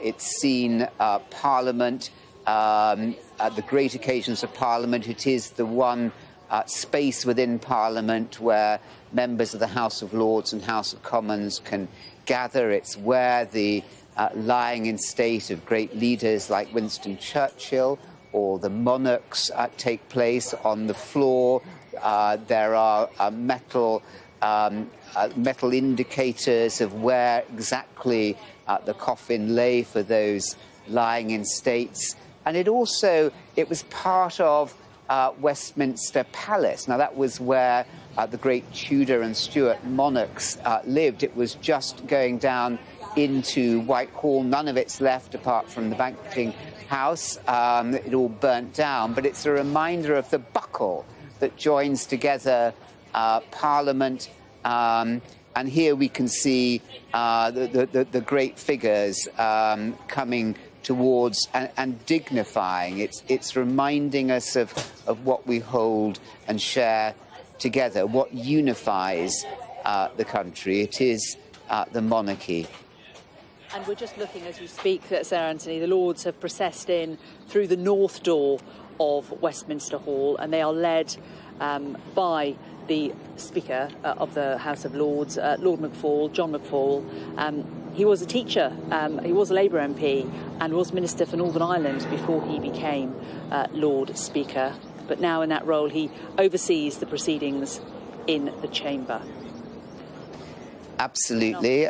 Very nice that he was a teacher. And the Speaker are, again, they're not party political. They are there serving the interests of Parliament as a whole, the House of Lords and the House of Commons. So that's appropriate that they are speaking as the unifying forces. And of course, the sovereignty of Parliament is made up of the House of Commons, the House of Lords and the Crown. That's how our Constitution, unwritten largely though it is, that's how it works. And we're seeing it in the most visual and dramatic form. As looking at that picture there, one wonders, maybe this is patriotic pride, but why not? But it's also true, how many other countries on earth have a tradition, history like this? So much pageantry, so much style. It is the most magnificent building, isn't it? And now we're seeing there the Speaker of the Commons, Sir Lindsay Hoyle. He is now coming in, leading the MPs, led by the principal doorkeeper and the Sergeant-at-Arms there carrying the mace ahead of him. Absolutely. A reminder of who is the dominant person and who presides over the House of Commons. It isn't the Prime Minister, it's not the Leader of the Opposition, it is the Speaker. That's the way the Constitution works. So they are presiding over this really extraordinary occasion. For years to come, we'll see images of this. Haven't seen them for 70 years. We were just talking about how amazing this building is, and there was confusion, wasn't there, about how this building was actually built, because it was built in 1097, but the great theory is that at that time that there was no idea how carpenters could make roofs wider than the timbers available. So it is thought that possibly there were pillars holding up the roof at some point, but no evidence of that has ever been found, has it? No. And what's that saying about building? Some of us who've had homes built find that the problems emerge after 5 or 10 years. Here, it's been going for 1,000 years, and that's a reminder of the great traditions of craftsmanship. They really do endure. The physical building has endured along with the traditions that go on with it, and it is what makes the country so special, that sense of the ongoing history that we're being reminded of here, the architecture, but also the traditions and indeed the titles, these positions of speakers and the monarch. And speaking of the monarch, he's coming here today. He's going to receive these speeches from both of the speakers and make his own response. But then he's travelling on to the Four Nations. Why is he doing this, and why is it important? Well, it's of immense symbolic importance because the monarch presides over, rules over all the kingdoms, and holding the United Kingdom together is a primary responsibility of the monarch. The monarch speaks to all peoples and all countries, and to ensure that Northern Ireland and Wales and, of course, Scotland, with reference to the lying in state today, feel very much not secondary but integral to the country alongside England, is very important. Moments like this will fix and be pinned in people's memories for years to come. So the way that it's done, and the sense that all those nations are looked after and are important to the new monarch, as indeed they were to Queen Elizabeth, this matters. These are weighty moments of awe, days of awe. And as we look at these images, looking over Clarence House, which is where we think the new king will be travelling from, down to the Great Hall in Westminster. Let's rejoin our political editor, Beth Rigby. And Beth, while this is all happening, all of these ceremonial events and the King travelling around the country, what's happening to the business of government? Well, in terms of the business of government, Parliament is now not sitting during the official mourning period, so MPs will not sit until after the Queen's funeral on Monday, the 19th of September. We could just see the King leaving Clarence House now. And the King Charles III leaving Clarence House, he will come here also with the Queen Consort Camilla. But in terms of the business of government, yes, Parliament is not sitting yet.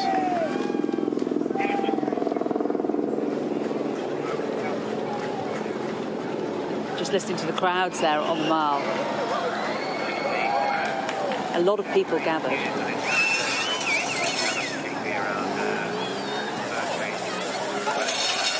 News rows, I imagine, will be absolutely packed out when we come up to the funeral itself, won't they? Yeah, they're talking about 20-hour waits, 250,000 people come into London to see the Queen lie in state. She will be lying in state from Wednesday in Westminster Hall. I was actually down on the Mall yesterday, and Jane, it was absolutely packed. It was a 3-hour wait just to walk past the front of the palace, and of course all those floral triplets, the air scented with blooms. It was really genuinely lovely in Green Park. But the lying in wait, that you will be able to go for 24 hours a day for 4 days. Parliament in Westminster Hall, people will be able to pay their respects to Queen Elizabeth II. It will be an extremely, extremely busy time in London. An estimated 750,000 people would like to make that trip. And Sir Anthony, perhaps we could bring you back in. Just occurs to me, looking at these images of the King passing by, we know that when the Queen lies in state here down in Westminster Hall, but also up at St Giles Cathedral in Edinburgh, family members are going to stand at all four corners of the coffin for a period, aren't they, to in tribute and to mark her passing. Will the King be taking part in that down here in London, do we know? Well, we know that he did when his grandmother, Queen Elizabeth, Queen Mother, lay in state. The four grandchildren were there as guard of honour. So we know that he's obviously going to be paying his respects. So, and that's a very important rite of passage. We're seeing enacted here events that have been planned for many, many years, but are now coming real and unfolding. So it's important for him. He is going to be burying his mother, and that will be at the very front of his mind as he comes forward now and makes this very, very important speech. Indeed, we're just watching the King's car travelling just down past Horse Guards, now travelling down towards Parliament Square, and then from there into the House of Parliament. See the outriders there. Do you want to come back in, Sir Anthony? Well, I was just going to say that it's in no way to diminish the importance of the Prime Minister or Liz Truss, of course not. But we were seeing there that when she walked in a few moments ago and took her seat, she was a special member of that party there in Westminster Hall, but not that special. The key people are those uniting forces of the Speaker of the Commons and the Lords, and now obviously the head of state. The words are important here. The Prime Minister is just head of the government. It is His Majesty's government, and here is the head of state. Very few countries have hereditary heads of state left in the world.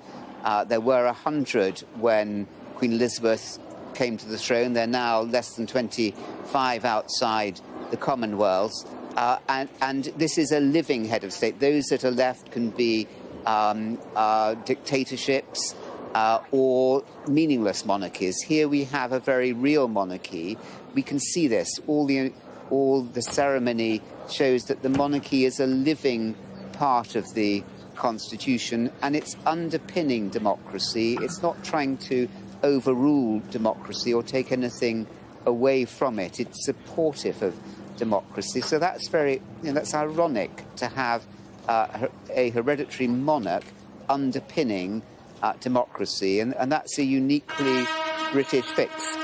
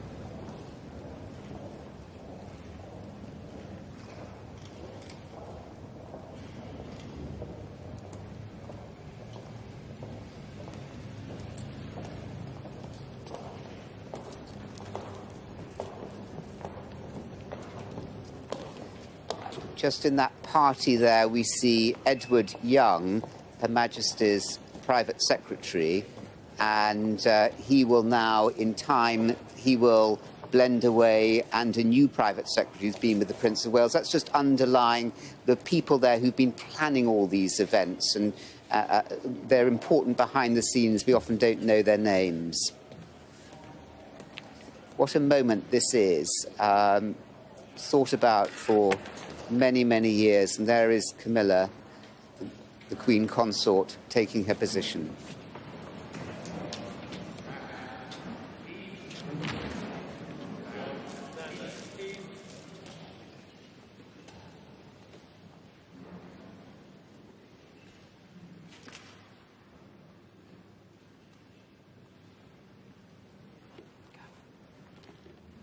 Your Majesty, I welcome you and Her Majesty the Queen Consort to Parliament today on this solemn occasion. Her late Majesty, our treasured Queen, and your beloved and deeply missed mother came here to Westminster Hall many times to receive the congratulations of her loyal subjects in the two Houses of Parliament and to celebrate with them historic landmarks and her long life of dedicated public service. She was both a leader to and a servant of her people. Her humility and integrity commanded the respect and captured the imagination of peoples and nations across the globe. Her late Majesty's joyous, unstinting and reassuring presence across the years made it difficult to contemplate that her long and inspiring reign of deep and unparalleled devotion would ever end. We and the nation closed our eyes to this inevitability, but it has ended. Only a few months after we celebrated Her late Majesty's historic Platinum Jubilee. And as you said so movingly, Your Majesty, in your address to the nation, we all now feel a sense of loss beyond measure. Nevertheless, the qualities that Her late Majesty embodied with such constancy remain to inspire you, Your Majesty, your family, and all your subjects. We remember her commitment, her kindness, her humour, her courage and her fortitude, as well as the deep faith which was the anchor in her life. Your Majesty, this is a historic space.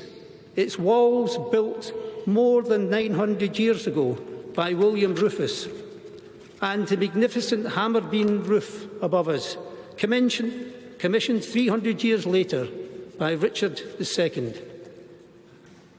Since medieval times, much of our national story has taken place within these very walls, from civic gatherings to coronation banquets to the centuries during which this hall was at the heart of our legal system. But this ancient hall is a living space, and like our great nation, it continues to evolve. In 2012, Her late Majesty came to Westminster Hall to mark her Diamond Jubilee, and we saw the unveiling of the splendid memorial window, commissioned by both members of Parliament's Houses, which now graces the north wall of this historic space. And now, for 10 years, the light from that window has added beauty to the grey stones of this place, bathing them in colour and reminding hundreds, nay, thousands, millions of visitors to the Palace of Westminster of Her late Majesty's dedicated life of service. Like the light that shines through this memorial window, Her late Majesty's magnificent achievements will live on by permanently illuminating and enriching our lives and our national discourse. Your Majesty, even as we mourn the loss of our dear Queen, we and future generations will draw strength from her shining example. Your Majesty, on behalf of all the members of the House of Lords, I pledge my loyalty to you and wish you and Her Majesty, the Queen Consort, well in the life of service to which you have dedicated yourself. We are proud and indeed humbled to welcome you as our King, and we look forward to welcoming you on many more occasions to Parliament and to this hall in the years ahead. Finally, Your Majesty, the House has commissioned me to deliver the following humble address, which their Lordships agreed on the 10th of September. I shall now read the address. Most gracious Sovereign, we, Your Majesty's most dutiful and loyal subjects, the Lords spiritual and temporal in Parliament assembled, beg to leave to convey to Your Majesty the deep sympathy felt by this House in the grief Your Majesty has sustained by the death of our late beloved Queen, Your Majesty's mother of blessed and glorious memory. To extend to all the royal family the deep sympathy of this House in their grief, which is shared by all members. To assure Your Majesty that the example of selfless public service which our late Sovereign displayed over her reign of 70 years, her untiring endeavours for the welfare of her peoples, and her fortitude in adversity will ever be held in reverent, affectionate and grateful remembrance. And to express to Your Majesty our loyalty to Your Majesty's royal person and our firm conviction that under the blessing of divine providence, Your Majesty will, throughout your reign, further the happiness and protect the liberties of all your peoples in all your realms.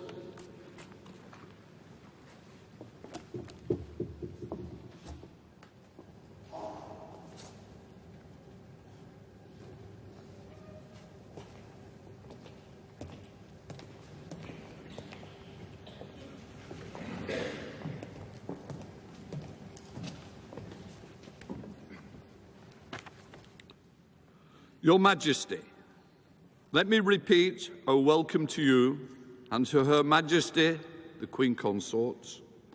On this solemn occasion, members of both Houses of Parliament gather here to express our deep sympathy for the loss we have all sustained in the death of our Sovereign Lady, Queen Elizabeth. We have seen that this is a loss that is felt around the world. It is a loss to the United Kingdom, the overseas territories, the Crown dependencies, and many countries over which she reigned. It is a loss to the entire Commonwealth, which she did so much to nurture. It is a loss to all of us, but we know, most of all, it is a loss to you, Your Majesty, and to the royal family. Newspapers have been filled with photographs of Her late Majesty since the news broke. The most touching have been the glimpses into the family life which we usually kept sheltered from public view. Deep as our grief is, we know yours is deeper. We offer our heartfelt sympathy to you and all the royal family. We know that there is nothing we can say in the praise of our late Queen, your mother, that you will not already know. Over the past days, members of the House have spoken of their encounters with Queen Elizabeth. They have spoken of her sense of duty, her wisdom, her kindness, her humour, how she touched the lives of hundreds of thousands of their constituents in her visits to every part of this country. Their words have been heartfelt. She sat in this historic hall, as you sit now, on many occasions. Some of those occasions were to celebrate milestones in her own reign. The addresses to celebrate her silver, golden and diamond jubilees shared a common thread, that our constitutional monarchy is a symbol of stability in an ever-changing world. As Speaker Boothroyd said, Queen Elizabeth's wisdom and grace demonstrated for all to see the value of a constitutional monarchy in securing the liberties of our Commonwealth. On other occasions, our late Queen was here to mark the historic moments, such as the 50th anniversary of the Second World War, a war in which she herself served in the armed forces. And in 1988, we celebrated the 300th anniversary of the revolutions of 1688 to 1689. It is perhaps very British to celebrate revolutions by presenting an address to Her Majesty. But those revolutions led to our constitutional freedoms, set out the foundation for a stable monarchy which protects liberty. In your first address to the nation, you recognised your life would change as a result of the new responsibilities. You pledge yourself to uphold constitutional principles at the heart of our nation. These are weighty responsibilities, as the early Queen Elizabeth said in her final speech to parliamentarians. To be a king and wear a crown is a thing more glorious to them that see it than it is pleasant that them that bear it. We know you hold the greatest respect, the precious traditions, the freedoms and responsibilities of our unique history and our system of parliamentary governance. We know that you will bear those responsibilities which fall to you with the fortitude, dignity demonstrated by Her late Majesty. When the House met at the Accession Council, my first symbolic act was to make the oath to be faithful and bear true allegiance to Your Majesty, King Charles. And so it is my duty to present our humble address to you, our new King, to express both our sorrow and loss of our Sovereign Lady and our confidence in the future in your reign. Most gracious Sovereign, we, Your Majesty's dutiful, loyal subjects, the Commons of the United Kingdom of Great Britain and Northern Ireland, in Parliament assembled, express deep sympathy, felt by this House for the great sorrow which Your Majesty has sustained by the death of the late Queen, Your Majesty's mother. Extended to all the royal family, the deep sympathy of this House in their grief, which is shared by all its members. Assure your Majesty that Her late Majesty's unstinting dedication over a reign of over 70 years to the service of our great country and its people, and to the service of the countries and the peoples of the rest of the wider Commonwealth, which will always be held affectionate and grateful remembrance. And to express to your Majesty our loyalty to you and our conviction that you will strive to uphold the liberties and to promote the happiness of the people in all your realms, now and in years to come.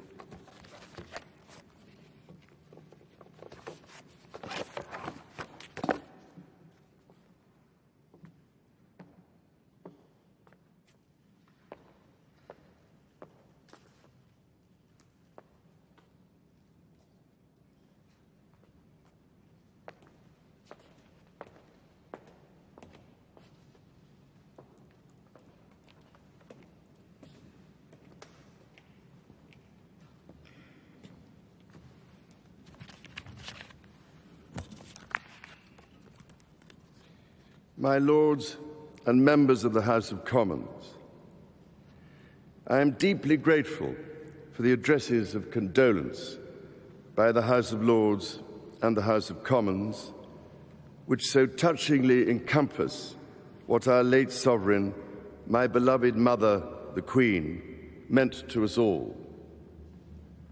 As Shakespeare says of the earlier Queen Elizabeth, she was a pattern to all princes living. As I stand before you today, I cannot help but feel the weight of history which surrounds us and which reminds us of the vital parliamentary traditions to which members of both houses dedicate yourselves with such personal commitment for the betterment of us all. Parliament is the living and breathing instrument of our democracy. That your traditions are ancient, we see in the construction of this great hall, and the reminders of medieval predecessors of the office to which I have been called, and the tangible connections to my darling late mother we see all around us, from the fountain in New Palace Yard, which commemorates the late Queen's Silver Jubilee, to the sundial in Old Palace Yard for the Golden Jubilee, the magnificent stained glass window before me for the Diamond Jubilee, and so poignantly and yet to be formally unveiled, your most generous gift to Her late Majesty to mark the unprecedented Platinum Jubilee, which we celebrated only 3 months ago, with such joyful hearts. The great bell of Big Ben, one of the most powerful symbols of our nation throughout the world, and housed within the Elizabeth Tower, also named for my mother's Diamond Jubilee, will mark the passage of the late Queen's progress from Buckingham Palace to this Parliament on Wednesday. My Lords and members of the House of Commons, we gather today in remembrance of the remarkable span of the Queen's dedicated service to her nations and peoples. While very young, Her late Majesty pledged herself to serve her country and her people, and to maintain the precious principles of constitutional government which lie at the heart of our nation. This vow she kept with unsurpassed devotion. She set an example of selfless duty, which, with God's help and your counsels, I am resolved faithfully to follow.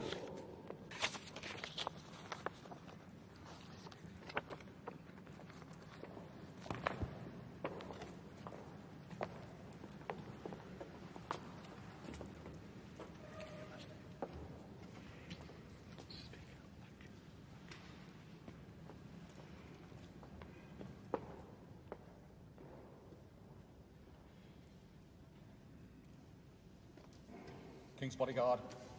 King's bodyguard. Shut up.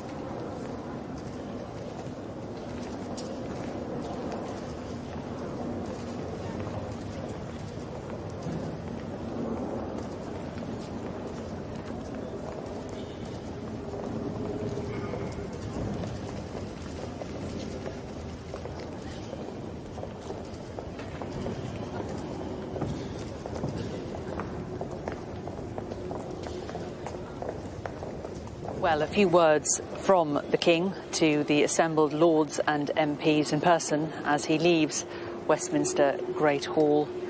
He will now travel on to Edinburgh by air to be with his mother's coffin in Edinburgh. We've just heard an address from both Houses of Parliament to the King. Lord McFall, speaking for the Lords, talked about the Queen's qualities, her commitment, kindness, humour, fortitude and deep faith that was an anchor in her life, and how they are proud and humbled to welcome Charles as their new king. Sir Lindsay Hoyle, speaking for MPs, talked about how the constitutional monarchy is a symbol of stability in an ever-changing world.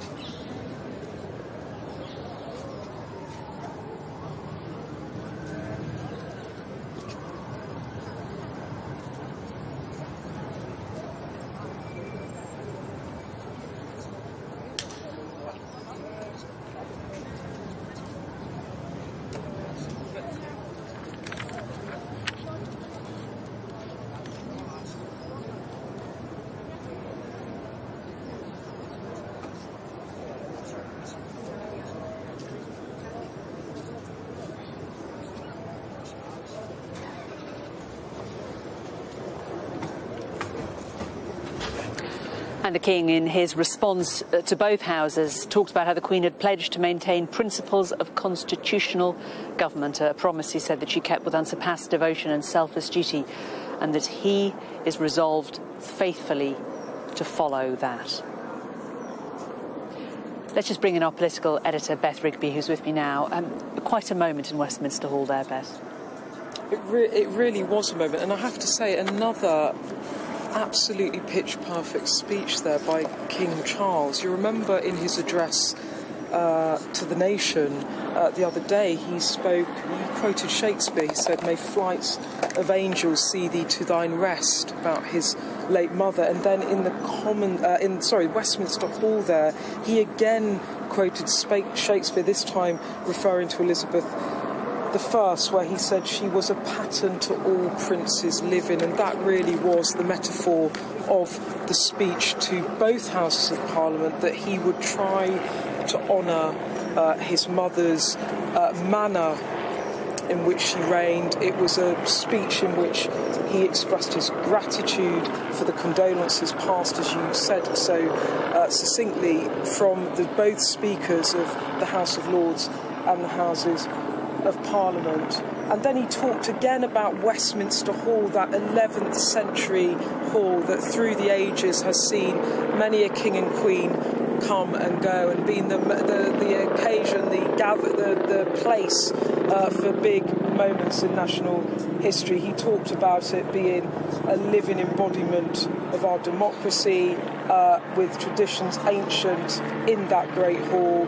And he talked about, as you said, upholding the constitutional traditions by which the relationship between Parliament and the monarch rests. And then he ended it again by thanking parliamentarians for their respects to his late mother, and referencing the symbols around the Houses of Parliament that have marked her long reign, from the fountain in New Palace Yard, which is where the cars drove in to represent her silver jubilee, to the sundial, which represents golden jubilee, and then of course the diamond jubilee window, which you saw there, and which Lord McFall, the Speaker of the House of Lords, spoke about the light and the colour that brought into that very grey Westminster Hall. So again, another constitutional moment in there, with King Charles III accompanied by the Queen Consort,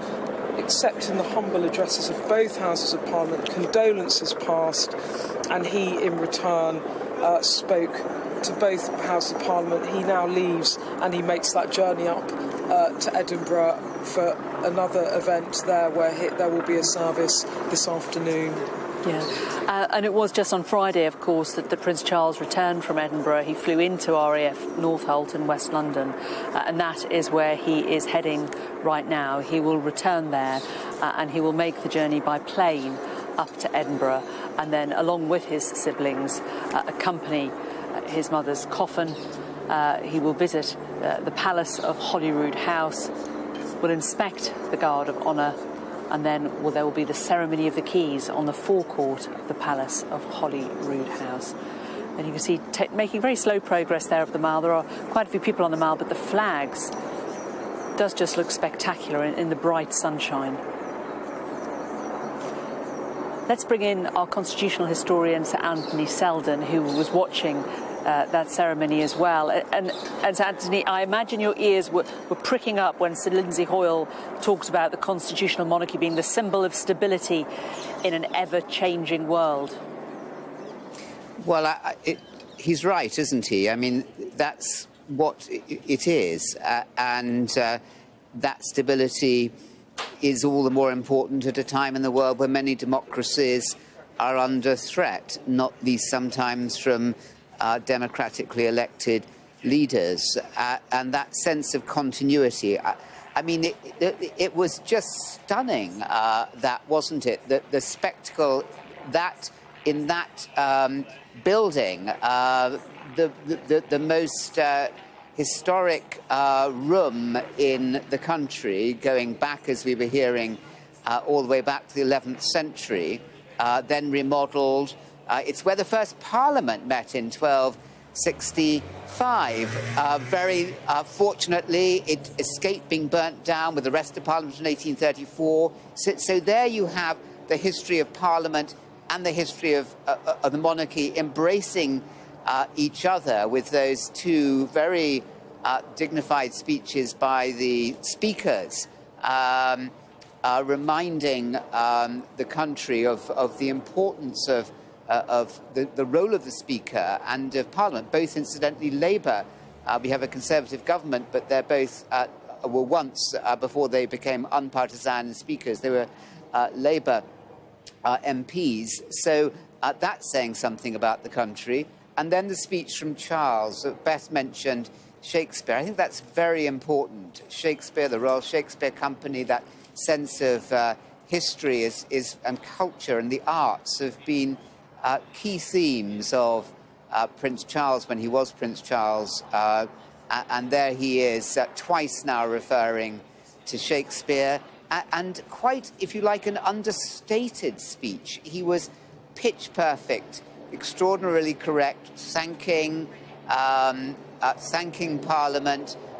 honouring his mother, the Queen, and reminding everyone about his job, not to lead the country in a direction that he wants, but to underpin and support those with the democratic responsibility for taking Britain forward throughout the 21st century. So very finely judged, I think. And so he's made 3 significant speeches now, hasn't he, since the death of his mother, the speech to the nation, the speech to the Accession Council, and now this speech to Parliament. Is that it as far as you are concerned in terms of those speeches that need to be delivered, or will there be more to come before the funeral?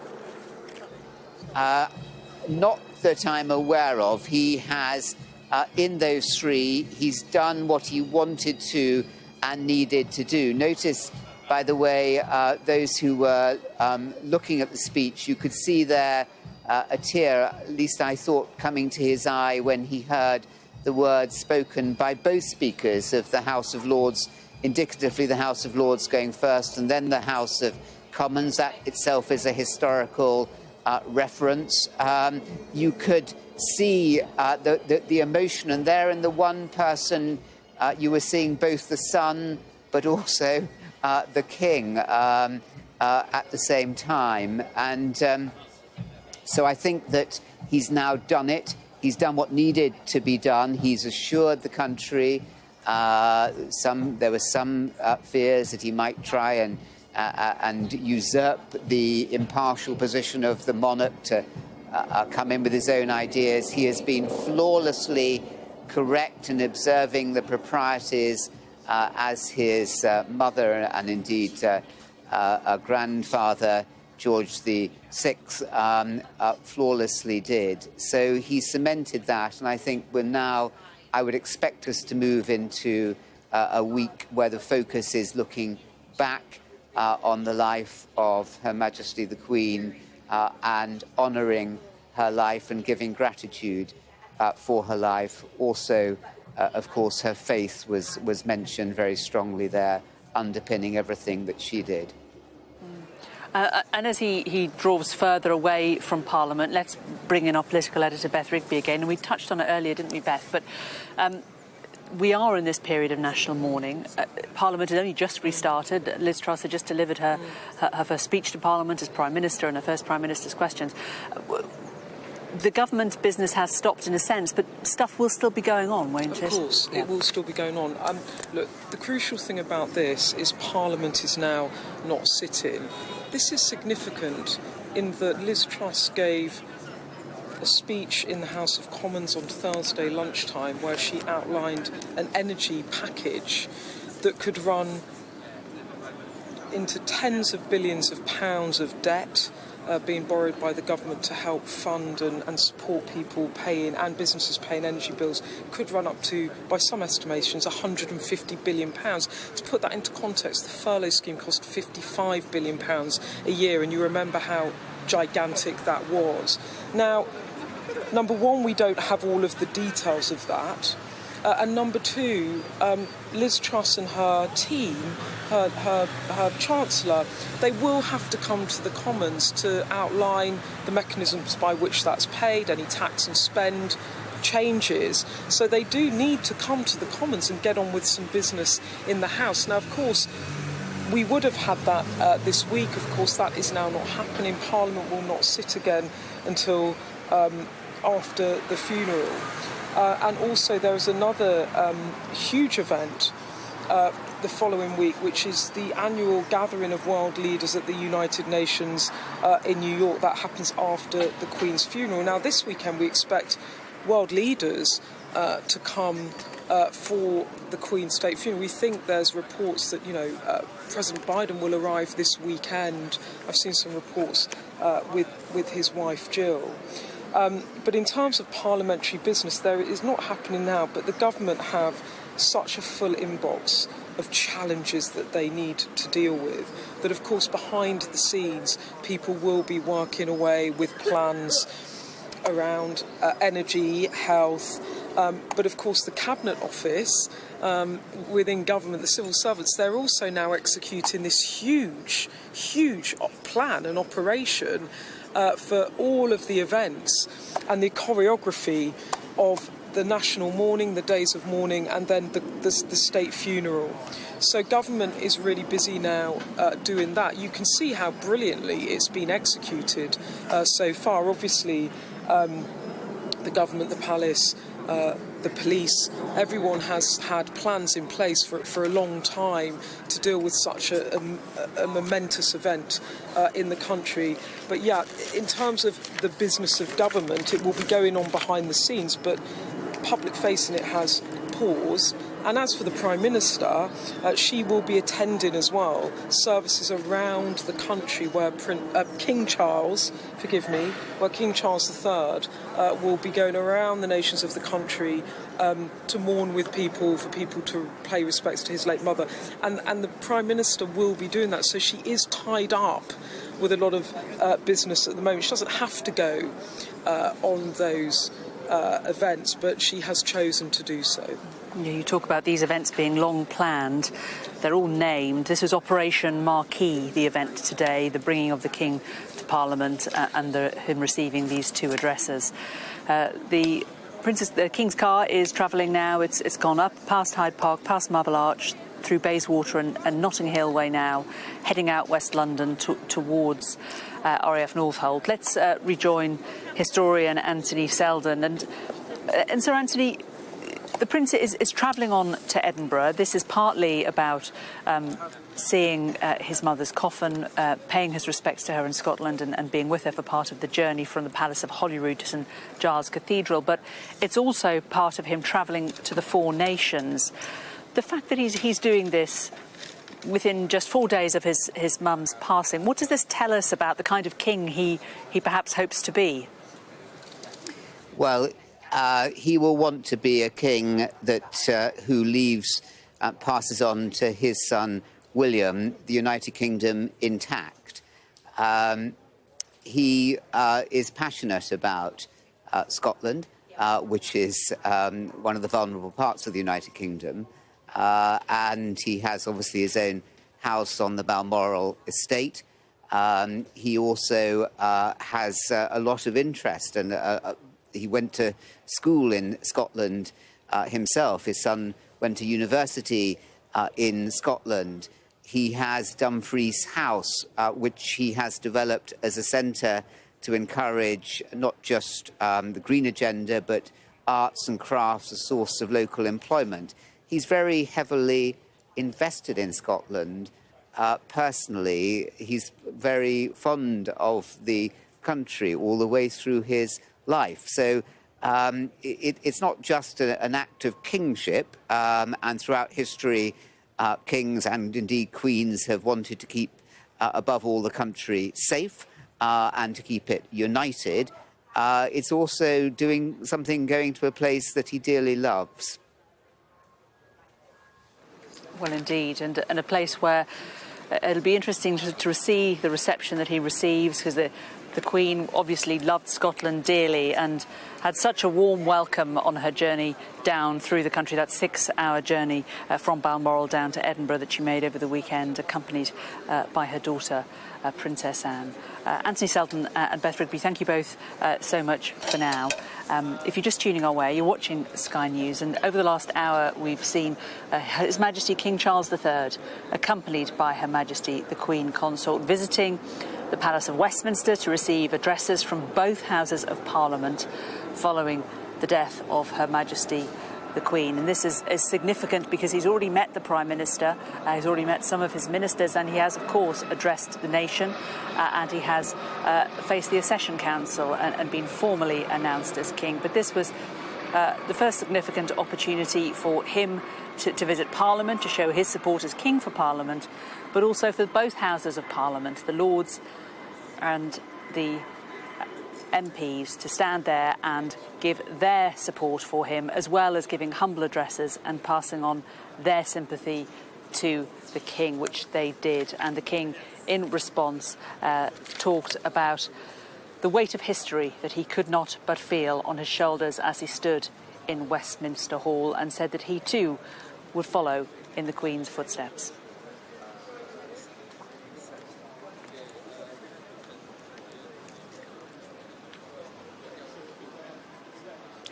Hello, good morning from Westminster, where in the last few minutes the King has addressed both Houses of Parliament at Westminster Hall.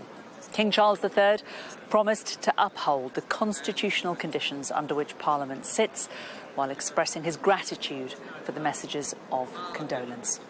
Well, as our cameras follow his car, he and the Queen Consort are now on the way to RAF Northolt, from where they will fly on to Edinburgh. Let's take another look at what has happened in the last hour. Well, the King and his Queen Consort left Clarence House this morning to make that short journey to the Palace of Westminster. There were cheers as the motorcade arrived and drove into the gates.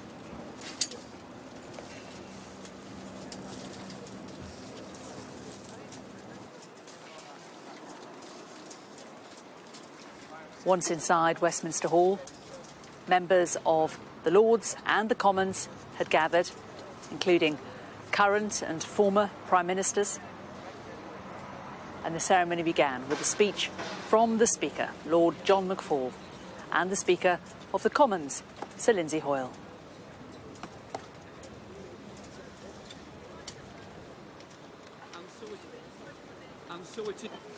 And so it is my duty to present our humble address to you, our new King, to express both our sorrow and loss of our Sovereign Lady and our confidence in the future in your reign. While very young, Her late Majesty pledged herself to serve her country and her people, and to maintain the precious principles of constitutional government which lie at the heart of our nation. This vow she kept with unsurpassed devotion. She set an example of selfless duty, which, with God's help and your counsels, I am resolved faithfully to follow.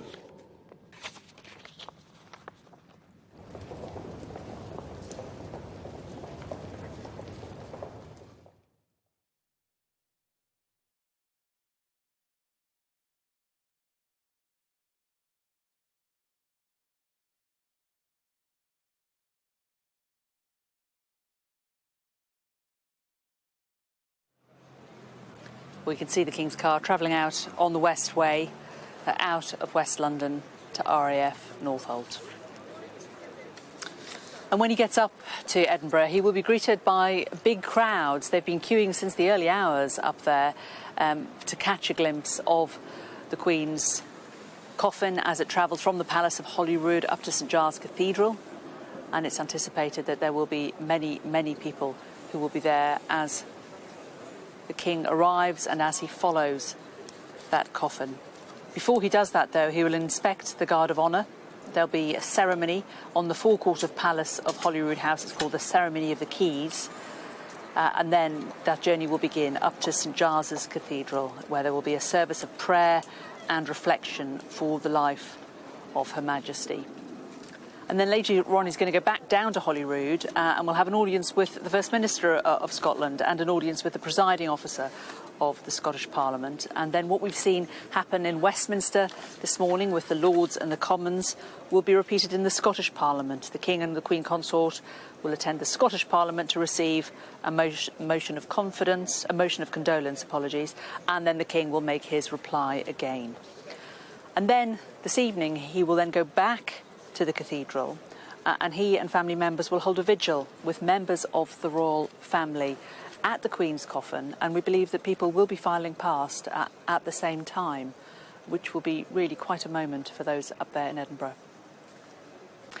Let's bring in our political editor, Beth Rigby, who is with me now. And Beth, we knew this was going to be a significant moment. It's important, isn't it, in a constitutional monarchy that the King is seen to have the support of the Lords and the Commons, and that he is seen to have their support as well. It works both ways. Yeah, it is really a purely ceremonial moment, as you said, in which both Houses of Parliament pledge their allegiance to the Crown, and in return, King Charles there expresses his allegiance, if you like, to both Houses of Parliament, and really reiterates that he will respect the constitutional conventions by which the Crown and Parliament interact. Again, as he said in there, as I stand before you today, I cannot help but feel the weight of history that surrounds us and which reminds us all of the vital parliamentary traditions to which members of the both houses dedicate yourselves with such personal commitment for the betterment of us all. So a reaffirmation by King Charles III for the Houses of Parliament and the work they did. And as Anthony Selden was saying, there had been some speculation perhaps that King Charles, as we know, has had quite strong views, public views, as Prince Charles, around the issues of environment and climate change. And he's made it clear, I think, in both that address to Parliament today and in that address to the nation, that is now past, and he will be assiduously neutral, as his late mother was, as King Charles III. And so politically, if you like, that's the thing I took out of that address to Parliament there. But both sides performing this ceremonial event.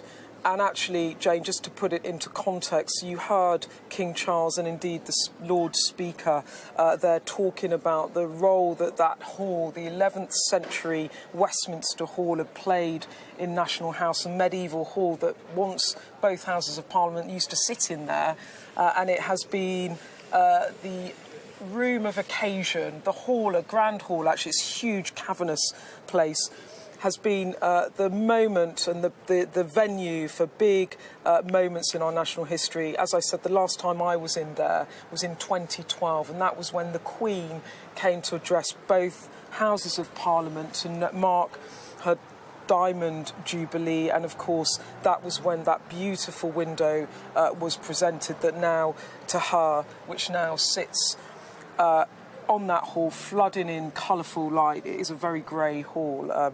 The Lord Speaker was correct about that, with this beautiful colour. So there, King Charles noting that that part of the days of ceremony now over, and as you said, he's now going on. And I have to say, for a man that's also mourning his mother, there's no time to even breathe for him, really, is there, in terms of the ceremonial duties that he has to carry out now he is king. And it must be tough, you imagine. It must have been tough for him to greet crowds when he came down to Buckingham Palace. But as Sir Anthony Selden was saying, he saw a tear in the eye of the King there, as he has both of these significant men in our Parliament passing on their deep, deep condolences for his personal loss. And it is often the hardest thing, isn't it, when you're grieving somebody, to have people being particularly kind to you. The King's car travelling out on the A40 to RAF Northolt.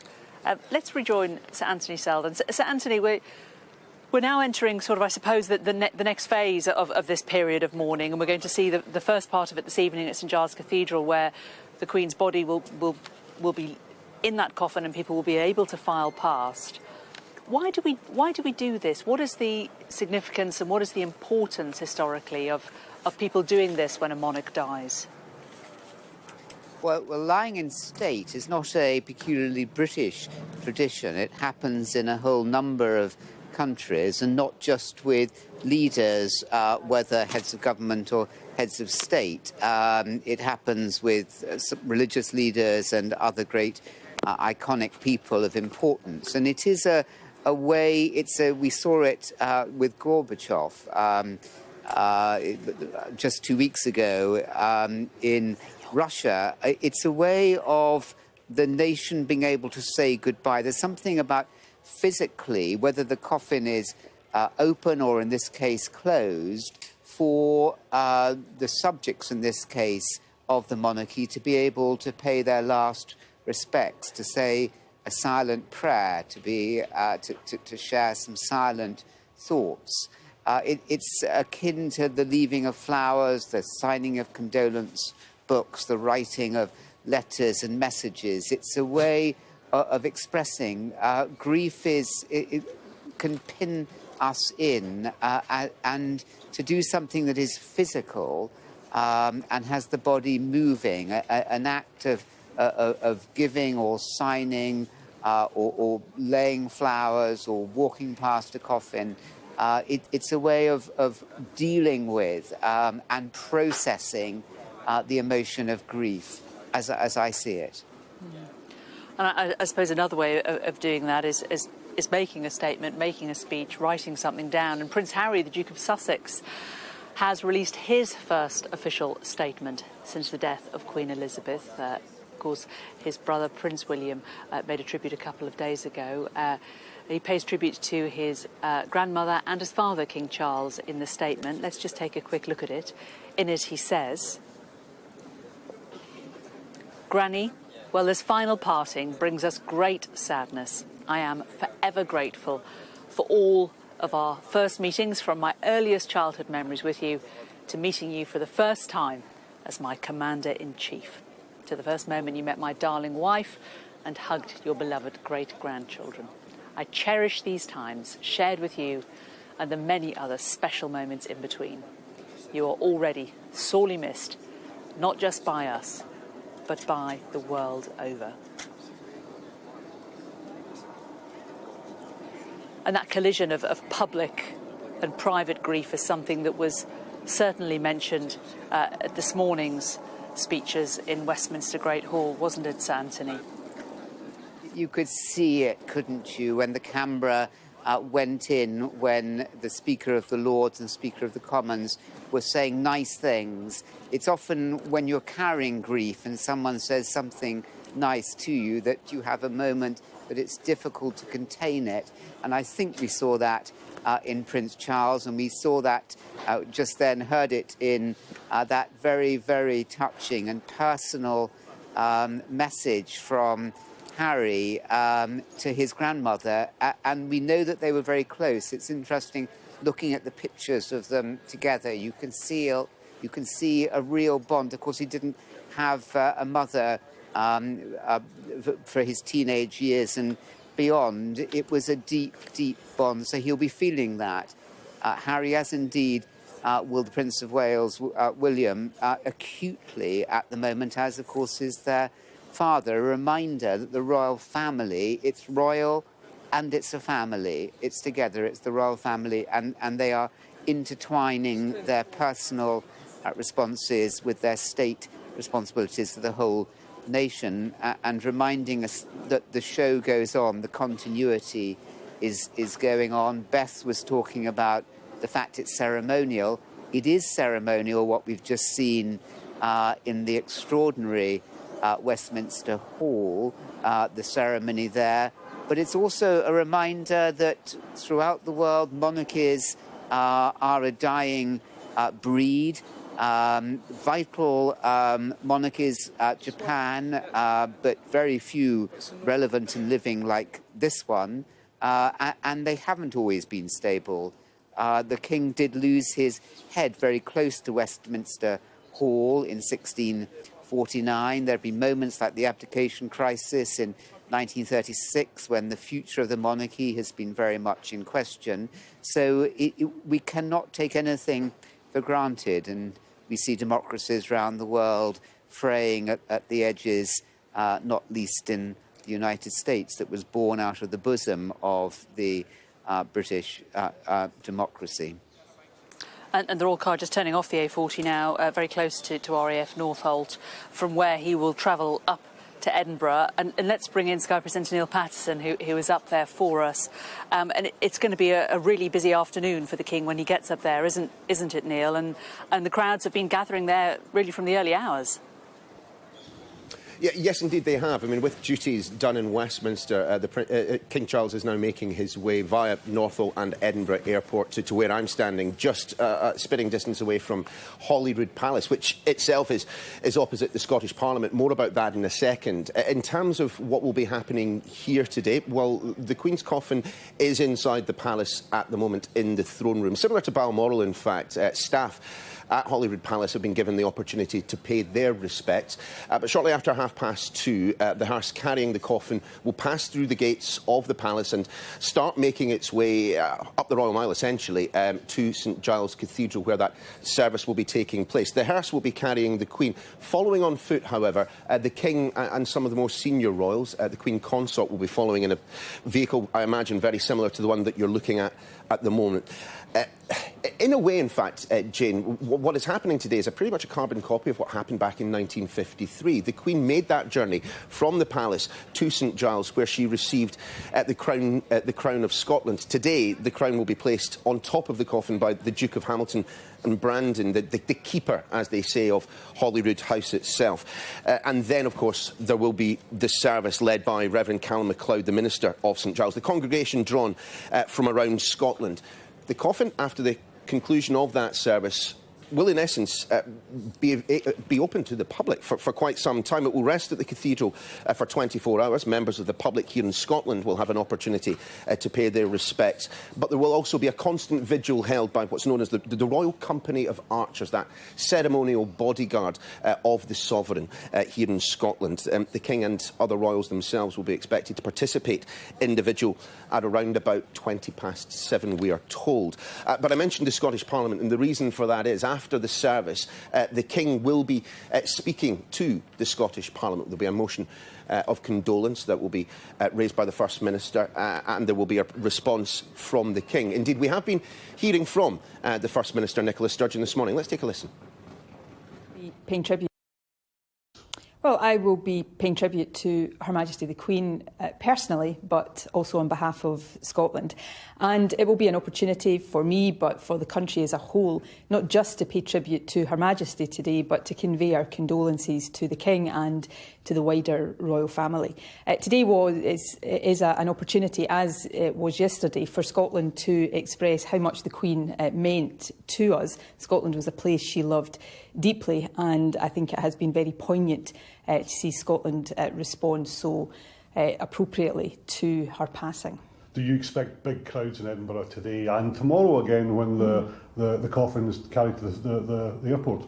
We had big crowds in Edinburgh and in many parts of Scotland yesterday, and that was lovely to see. It was a sad moment, but nevertheless Scotland coming together to express its sorrow at the passing of the Queen was, I think, a lovely moment to observe. I would expect big crowds again today. People will want to continue to express their sorrow at the Queen's death, but this is also an opportunity today for Scotland to convey condolences directly to the King and the royal family. I would encourage people to come along, to be part of this occasion, but to, as was the case yesterday, to do it safely and responsibly and be patient and, of course, above all, be respectful. And how important is the motion of condolence in the Scottish Parliament, and what you and the other party leaders have to say in the King's response? Well, I think the Scottish Parliament motion of condolence is an appropriate part of this overall period of mourning for the Queen. The Queen was a great friend of the Scottish Parliament. She has been with us by our side at every key moment in the still relatively short history of the institution. She was there in 1999 when the Parliament reconvened. She has attended every official opening of the Parliament since then. She gifted us the mace that adorns our chamber today. So she has been a steadfast friend to the Scottish Parliament. So today is an opportunity for MSPs, speaking, I am sure, personally, but also on behalf of the nation, to say how much she meant to us. And when she spoke at the opening last year in October, Prince Charles, as he was then, was there, and it was almost as if she was passing on the torch of the support for the Scottish Parliament within the royal household. Well, Prince Charles, as he was, King Charles, as he is now, has been with her in the Scottish Parliament on more than one occasion. That was certainly, I think, particularly prominent in October last year. But one of the things that I think everyone has been full of respect and admiration for is that even as her health was very obviously declining, the Queen was determined to continue to fulfil all of her duties because she had that deep, profound sense of public service. And in that, I think she set an exceptional example to all of us. And you will have your own audience with the new King this afternoon. What would you expect that to be about?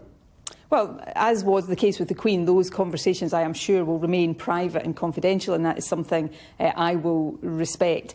But I'm looking forward to having the opportunity to speak with the King.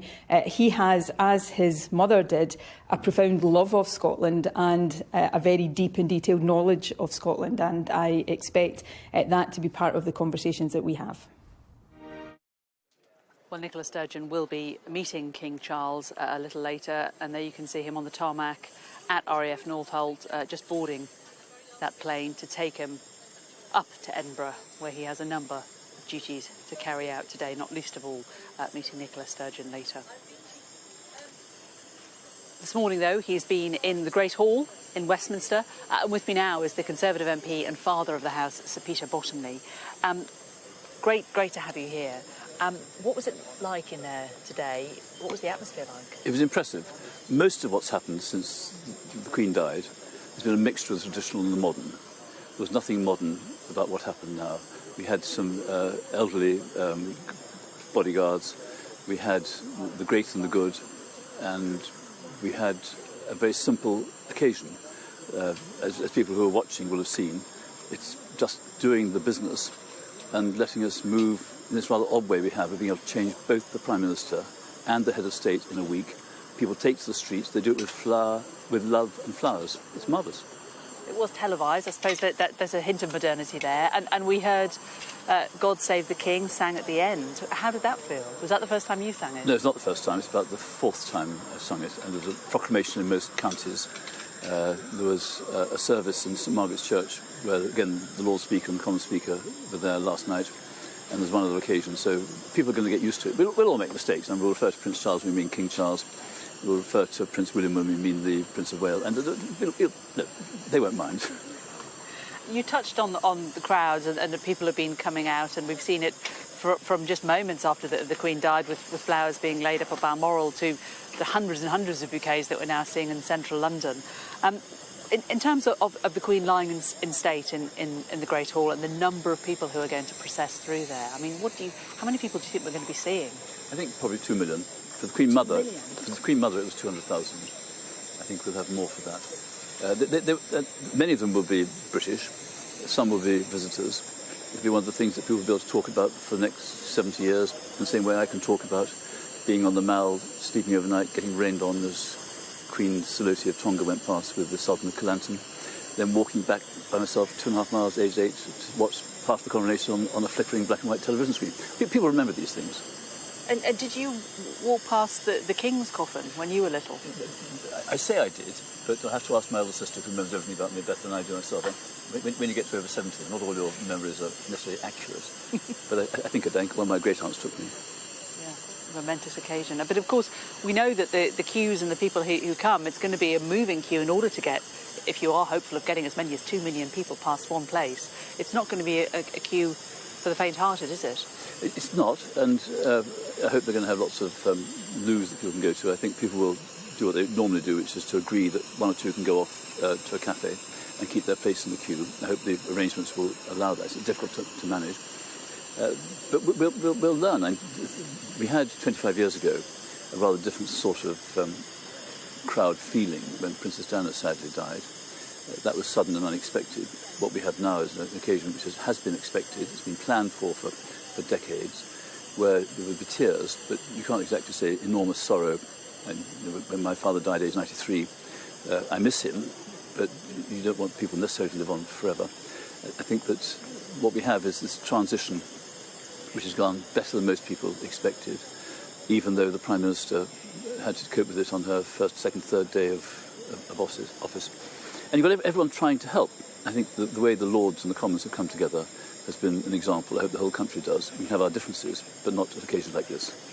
And what did you make of the King's speech himself? Well, I was rather oddly and unexpectedly sitting up on the same level as him, so I'm not sure I paid as much attention to it as I should have done. But I know the sort of things he would have said, because he said them before, after his mother died.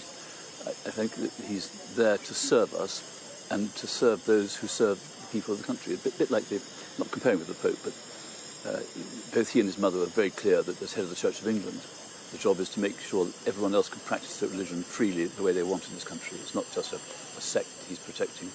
And I think that as King for the whole United Kingdom, King of Scotland, King Charles III of England, he'll do his job properly. We ought to try to do the same. And some of those watching said they thought they saw the King getting a little tearful as he sat there and heard the tributes, the really warm tributes from both the speakers of the House of Lords and the House of Commons about his mum. What kind of king do you think he will be? I think he'll be a unifying one, a dignified one, but he won't take himself too seriously. He and I have been around. He was born in 1948, I think it was. I was born in 1944. We've been around some time. We happen to have gone to the same college, the same university, at slightly different times. We have lived through similar things. He had a different life to mine. He's had much greater responsibilities. And he's also used to the fact that while Prince, he could set out on a limb.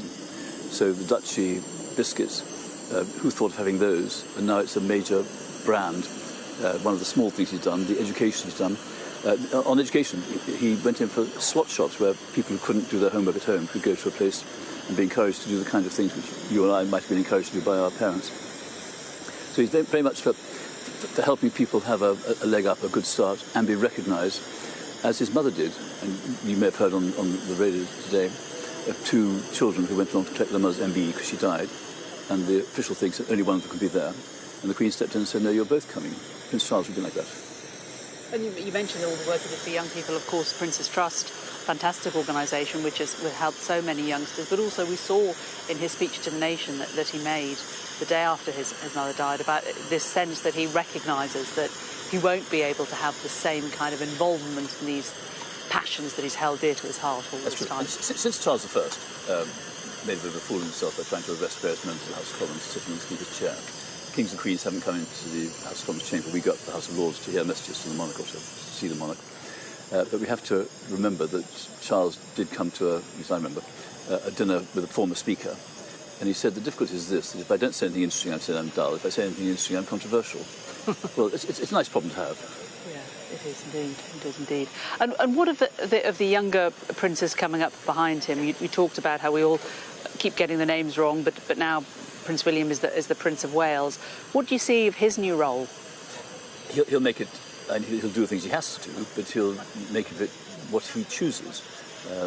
We do have a book of precedents. We don't have a book of rules. And I think that he will probably surprise us in some ways, but I don't think he'll ever surprise us by doing something he shouldn't do. He may do things that we would have thought he wouldn't do, and I think he'll do it very well. But you have to remember, of course, that having a royal succession does allow us to get on with life, even when things change. Imagine what it would be like when Boris Johnson decided he should go, if he'd been president and head of state. That would have given conflicts to civil servants, to the military, to voluntary services. We don't have that because the monarch is the focus for voluntary service, civil service, military service, the police service. It provides the continuity. Well, indeed, and it was something that Lindsay Hall mentioned in Westminster Great Hall, the importance of this symbol of stability in an ever-changing world, and that is something that the monarchy and the constitutional monarchy at least seems to be providing here. That's right, and we have to remember, I was challenged by an Australian, it's undemocratic having a hereditary head of state. I say we have a hereditary head of state because we want it. If we didn't, we'd had a revolution that had been thrown out. If we didn't, we'd had parliamentary legislation ending the monarchy. We haven't done that, so we have a monarchy by choice.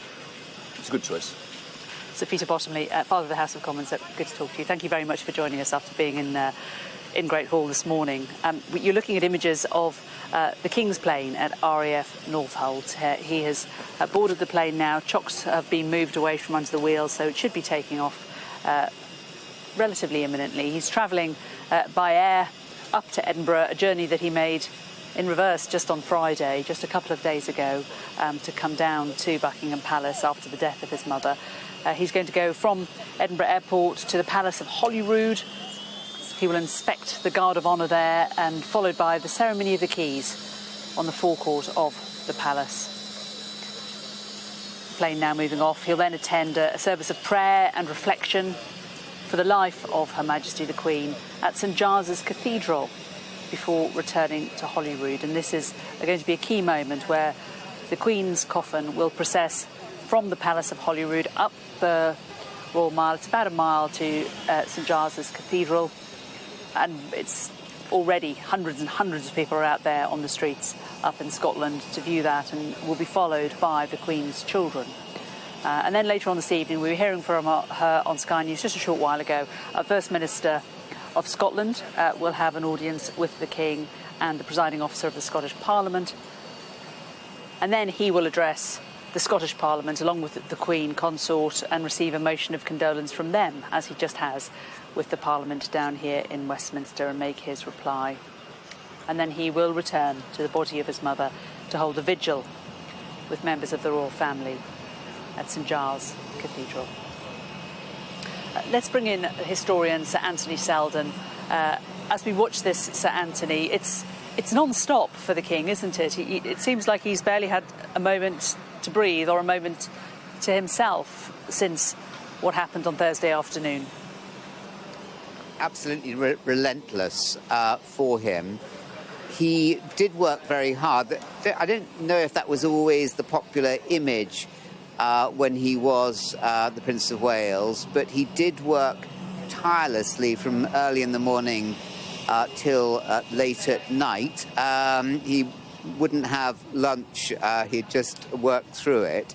So he is no slouch. He's used to hard work, but it's the emotional intensity now, isn't it, on top of the obviously momentous responsibility that he has, and not the least of that responsibility is to secure the support of the four nations.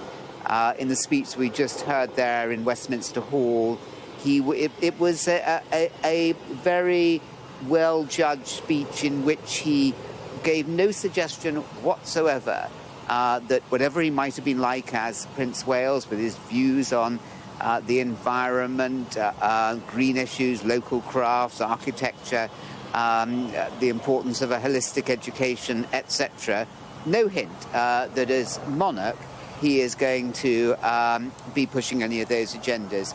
No, he is going to play the constitutional monarch role of supporting, as we heard Peter Bottomley and saying there, and Beth Rigby earlier, he's going to be supporting, underpinning the democracy of this country and ensure that it is still vital throughout his reign, however long that's going to be. Now he's going to Scotland, and he'll want to gain the affection and support across the Scottish nation. And I was reading a lot in the papers at the weekend about the King and his routine that you mentioned there, not stopping for lunch, stopping briefly for tea at 5 o'clock, yes. often with Camilla if he's able to, and then going back to work, pausing for dinner at 8:30 sharp, but then at 10 o'clock returning to his desk, and often working past midnight. And it was, again, something that was alluded to in the Great Hall this morning, that the weight of the crown is perhaps a lot heavier than many people truly realise. And I suppose if you're lucky enough to be born a prince or a princess, you can choose to spend your life in luxury, not doing a great deal. But this certainly hasn't been how the man who is now our king has chosen to spend his time. Yes, if you look back at the House of Windsor, you've seen some members who have let them a sense of entitlement and privilege take over as if the world owes them a living. And you've had from the Queen that supreme example, as from her father and indeed grandfather, of a sense of servant leadership, somebody who lives out their faith with a duty to others. It's not about me. It never can be for a successful member of the royal family. It always has to be about them and about others and how they can leverage their assets as members of the royal family to support the good causes. There the plane goes for his next encounter with history, bonding this new king to the Scottish people, reminding us that only in 1603 did the crowns become united, when an earlier Elizabeth was unable to have a child, and James VI of Scotland became James I of England in 1603. So the crowns were then unified only 415 years ago. And then the beginning of the 18th century, the parliaments were unified. Again, he's going to be going to the Scottish Parliament. So these things are they're not nearly as old or as long as the building in which we've just heard him speaking. OK, so Anthony Salvin, we will leave it there as the plane disappears into the misty fog over West London. Well, as you have been watching, King Charles and the Queen Consort are now very much on their way to Edinburgh. About an hour ago, the King addressed both Houses of Parliament at Westminster Hall. He promised to uphold the constitutional conditions under which Parliament sits, while expressing his gratitude for the messages of condolence he'd received. Let's take a look back at what happened here at Westminster a short while ago.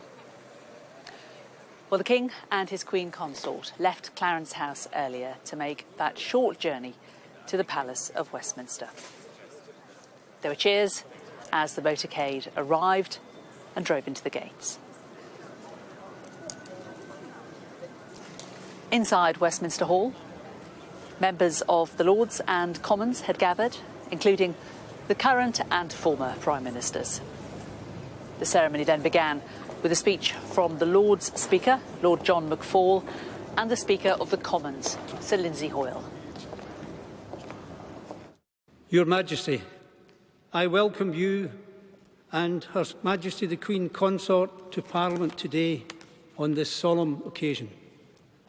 Her late Majesty, our treasured Queen, and your beloved and deeply missed mother came here to Westminster Hall many times to receive the congratulations of her loyal subjects in the two Houses of Parliament and to celebrate with them historic landmarks and her long life of dedicated public service. She was both a leader to and a servant of her people.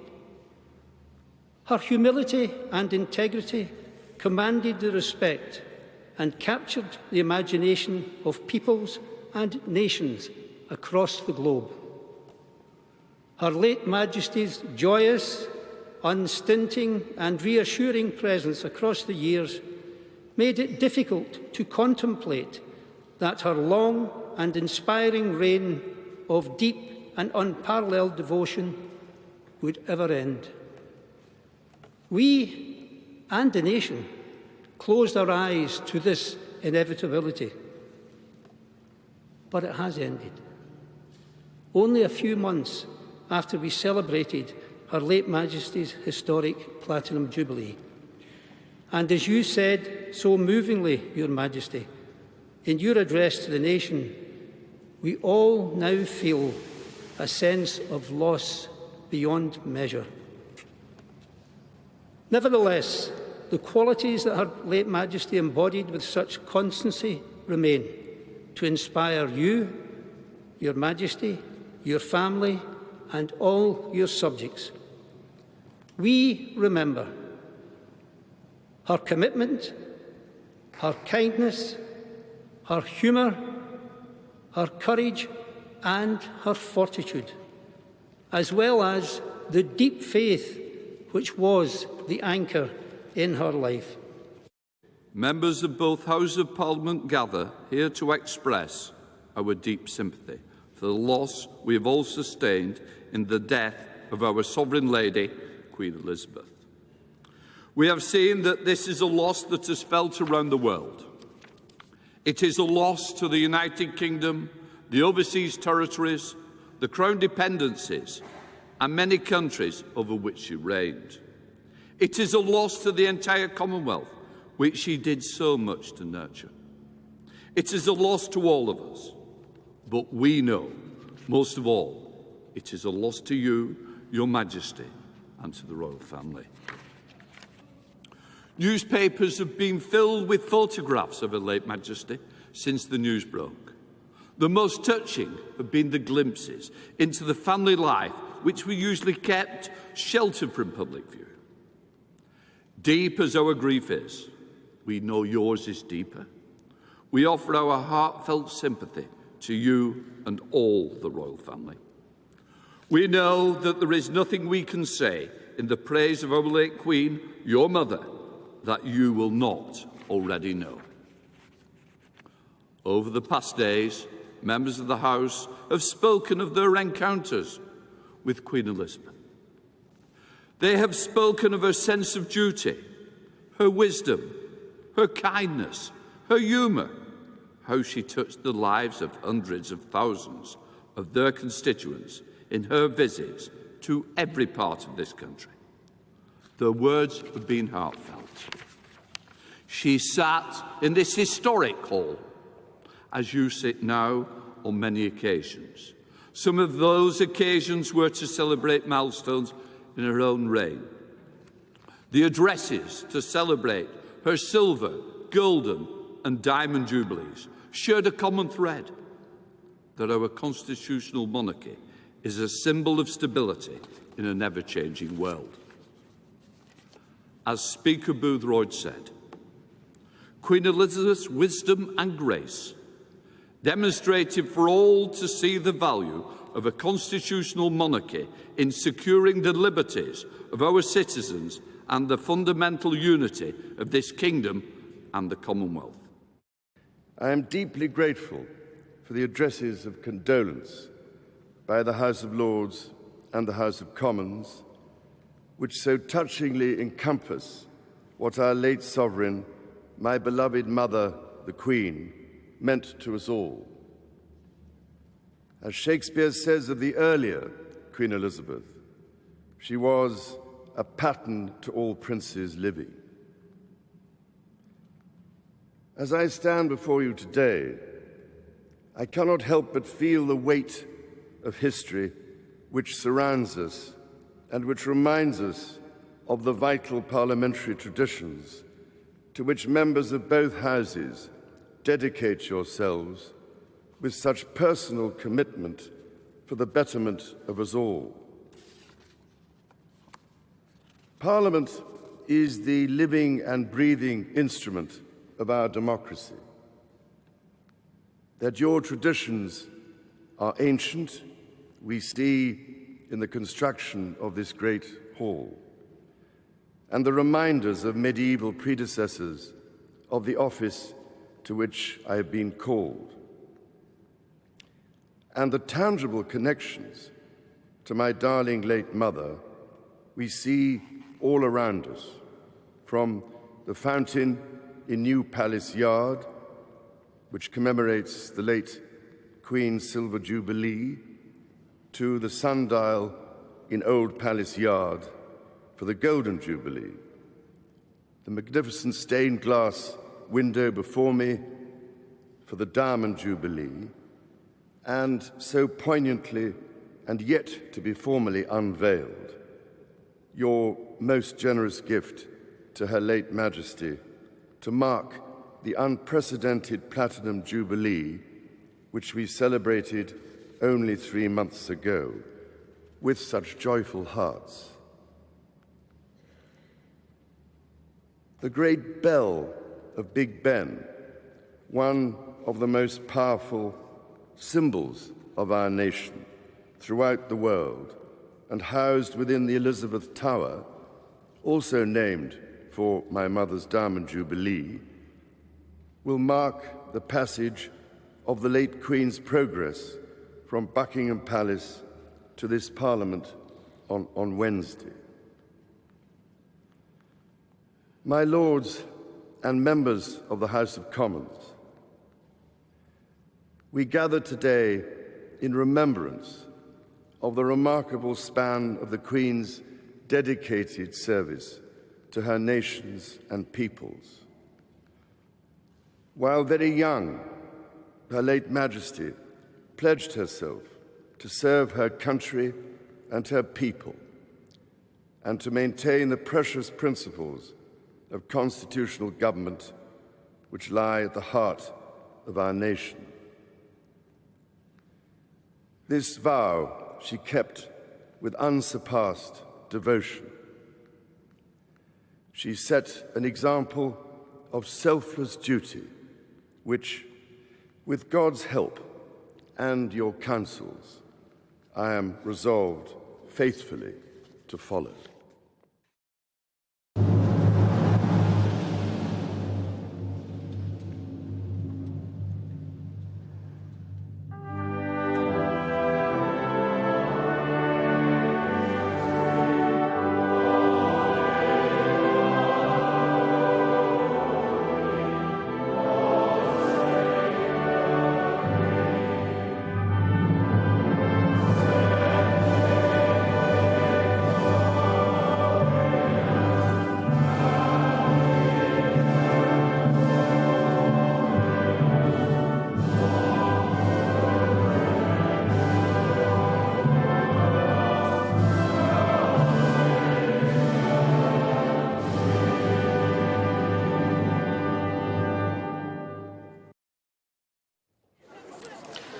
Well, the band of the Household Cavalry there leading the national anthem as the House of Lords and the House of Commons came together to pay their condolences to the King and also to pledge their allegiance to him. At the end of the speech, King Charles and the Queen Consort left Westminster Hall and headed back to their motorcade, and they have now taken off from RAF Northolt on their way to Edinburgh and the Palace of Holyrood House. Well, joining me now here is Ali Fortescue, our political correspondent. Ali, you were one of those journalists who was lucky enough to be inside Westminster Great Hall to witness this event and to report on it. What did it feel like to be there as these three great speeches were made? I have to say, it felt absolutely extraordinary. This is a place that journalists, MPs, peers walk through every day going about their business, but you did really feel the weight of history today. There were almost 1,000 MPs and lords quietly chatting, but you did feel there was a seriousness, a sombreness. They were all, of course, in funereal black, some of them wearing sort of wide-brimmed black hats. Then in the distance, you heard the rumble of a motorcade, the sounding of the trumpets, and then the new king was there. We heard, of course, from Lord Macfall and from Sir Lindsay Hoyle, both paying tribute to the Queen, but also offering their loyalty to the new king. And you heard there King Charles's words, which were incredibly moving. And in the hall, it did feel, I think, like there was some real emotion in his voice. You could almost hear his voice cracking at points where he quoted Shakespeare. He says that she was a pattern to all princes living. So it was an incredible atmosphere in there. It did feel very sombre. And of course, the Queen's coffin will be coming here on Wednesday when King Charles will be back, when the public will all be lining up to get a glimpse and to pay their respects as well. Indeed. And the King now well on his way up to Edinburgh, where he will rejoin his mother's coffin up there, both at the Palace of Holyrood and also at St Giles Cathedral. Let's return to the historian and author Sir Anthony Selden. And Sir Anthony, we've talked about this thread of stability running through the British Constitution of the monarchy and the government, and that is what this morning's event was all about, wasn't it? Yes, it was reminding us who we are as a country. We are a democracy, clearly. We have been from 1832 progressively onwards as the franchise was extended to cover all men and women over the age of 18. So we're a democracy, but we're also a monarchy, and that's hereditary. It's unelected, and in a way it has no place in a democracy, and yet it does. And today's ceremony this morning and the events we're going to be seeing over the next few days reminds us that they both are intertwined in a way that's almost impossible to unpick because it's lost in the mists of history and time, and yet the monarchy somehow is the guarantor of the constitutional democracy. It's fascinating. It is, and as Lord Bottomley, we were talking to him, was referring to this and saying how, you know, some people will say, well, you know, how come we've got a royal family? It's not very democratic. The fact of the matter is, it is democratic, you know, until we have a revolution. It's almost, it's democratic in the sense that the British public is laissez-faire about changing it. Yes, I mean, we always tend to think there's something about being a human being that makes you think that the status quo will continue. Well, that's what maybe people thought about monarchies back in 1952, which dominated different countries around the world. But monarchies have been slashed in numbers ever since the Queen came to the throne. And now democracies are under attack, even incredibly, despite being underpinned by the Constitution in America with former President Trump. It's not just in America that we see democracies being nibbled and eaten away, sometimes by democratically elected figures. So there is nothing given that what has been true in the past will continue into the future. Countries, democracies come and go. Somehow it's the mixture of democracy and monarchy in that peculiarly British mix that has allowed it to endure for so long. And the office of Prime Minister, the longest surviving office of Prime Minister anywhere in the world, the longest political leader's office, and the longest continuously surviving monarchy, both shared by our country. Sir Anthony Selden, thanks very much. Well, down here in Westminster, as we look at these pictures from a little earlier of Westminster Great Hall, I'm joined by the Shadow Home Secretary, Yvette Cooper. You were inside there. Just tell us what it felt like to be witnessing this event that the Westminster Great Hall hasn't seen for so many years. Well, it feels like it's a momentous, historic event. It's part of this ongoing transition while we mourn the Queen, who's been such a constant in our lives, really for almost a century for so many people, and the transition to the new King, to showing our respect and tributes to the new King as well. So a really important event. Obviously, it comes after we had the Accession Council on Saturday, which was an honour to witness the proclamation there. And then the proclamations that took place, the reading out of the proclamations that took place in towns and cities across the country. So, like many MPs, I was back in my constituency. I was in Normanton to hear the reading of the proclamation for the new King at All Saints Church in Normanton. And then today we're back in Parliament for the address to the new King. Each stage, I think, has so much history behind it, so much important history behind it. Each stage really important for us as the constitutional monarchy that we are. And when you were back up in Normanton, what are your constituents telling you about how they feel over this weekend? I think people feel almost surprised at the sense of loss they feel for someone who has been such a constant through our lives. And I mean, I'm a child of the Silver Jubilee, and even then, you know, when we were children then, we thought the Queen had been on the throne forever. She really was our forever Queen and has been for so many generations. And so I think that sense of the loss that people have felt, but also the fact that she embodied those values that we really think of as being British, that resilience, the strength, but also the kindness, the bringing people together, and the mischievous sense of humour as well, all of those things. So people were feeling, I think, the importance of paying tribute to those values, to a Queen who's given such selfless duty and such public service, and also wanting to pay tribute to the new King at the same time. And how do you feel about the new King? You know, you were in there and heard him speak. Our correspondent Ali Fortescue said that you could really sense the emotion. You could almost hear his voice cracking. He is going to be very different to his mother. Well, you can feel the sense both of history for him, but also the sense of personal loss to lose your mother, and obviously the family will be grieving as well. I've had many meetings with as King Charles, as he was Prince Charles, over many years, and have huge respect for him. I think he will show the same sense of selfless duty and also of caring very strongly for people across the country, as his mother has shown. Obviously, we move into a new generation. I know the King himself made the decision, for example, that the Accession Council should be televised, and he obviously made the decision to go out and talk to people, and the people who are waiting, and the crowds waiting outside at different events. So of course there will be things that move on with the generations, but I think in those core values, those will be exactly the same from the Queen to the new King.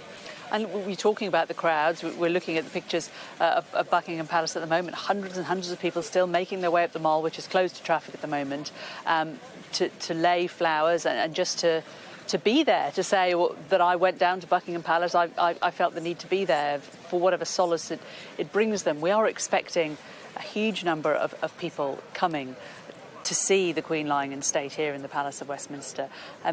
Lord Bottomley talked about there being as many as 2 million. Do you think the Palace can cope with that volume of people travelling through it in 4 days? I think the authorities have been working obviously immensely hard to ensure that they can support the tributes that people themselves are going to want to make to the Queen.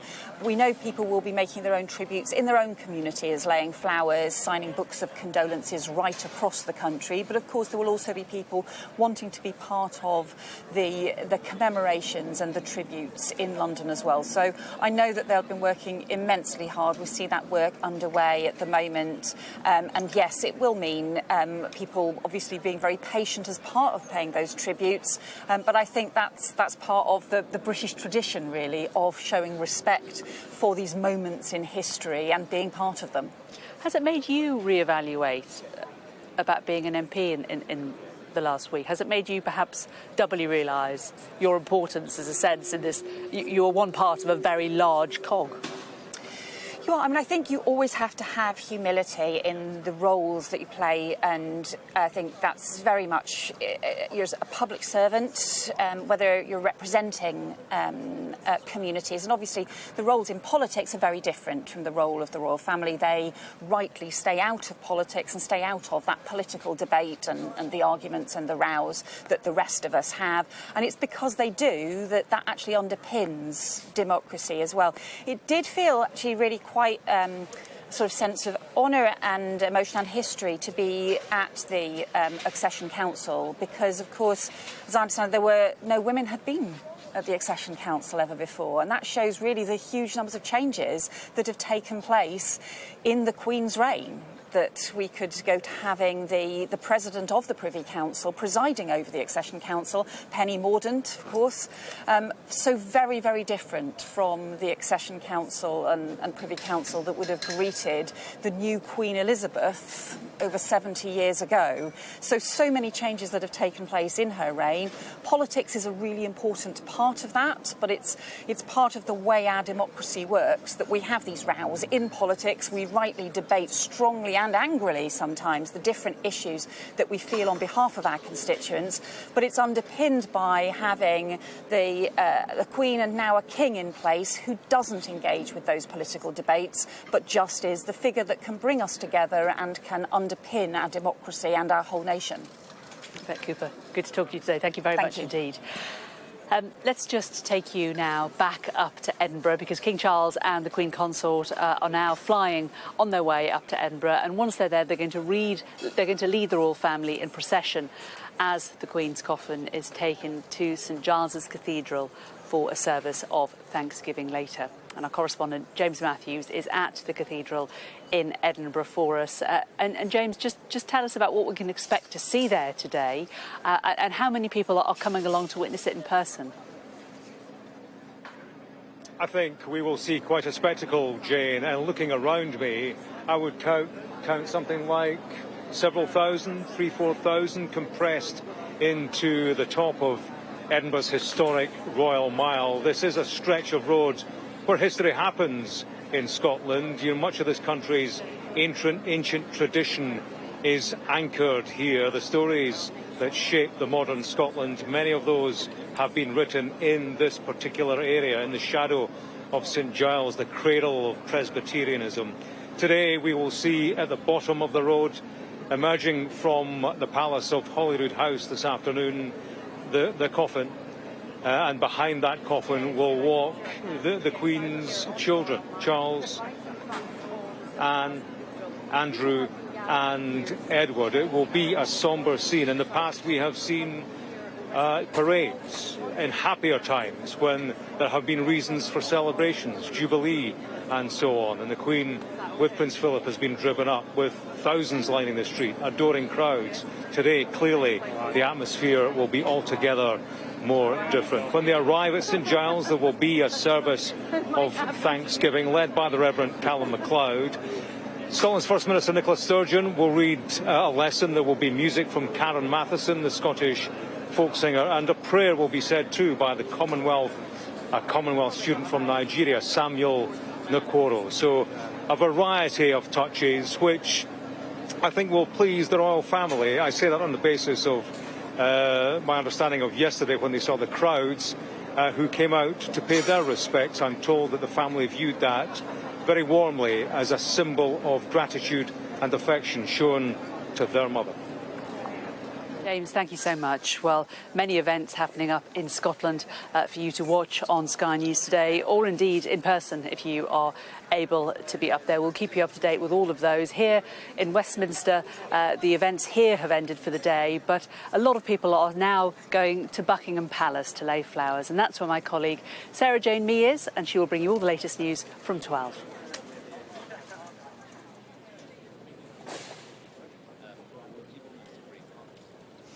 Yes, good afternoon to you live from Buckingham Palace this afternoon. King Charles and the Queen Consort are now on their way to Edinburgh for a series of ceremonial events. The King will lead the royal family in procession as the Queen's coffin is taken to St Giles Cathedral for a service of thanksgiving.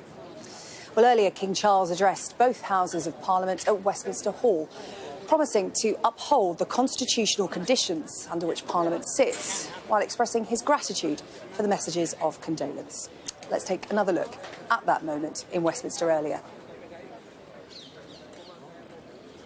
Well, the King and his Queen Consort left Clarence House this morning to make the short journey to the Palace of Westminster.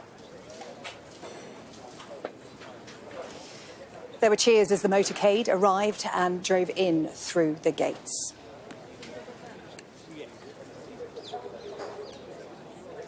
Inside Westminster Hall, members of the House of Lords and Commons gathered, including the current and former Prime Ministers. The ceremony then began with a speech from the Lord Speaker, Lord John McFall, and the Speaker of the House of Commons, Sir Lindsay Hoyle. Her late Majesty's joyous, unstinting and reassuring presence across the years made it difficult to contemplate that her long and inspiring reign of deep and unparalleled devotion would ever end. We and the nation closed our eyes to this inevitability, but it has ended. Only a few months after we celebrated Her late Majesty's historic Platinum Jubilee.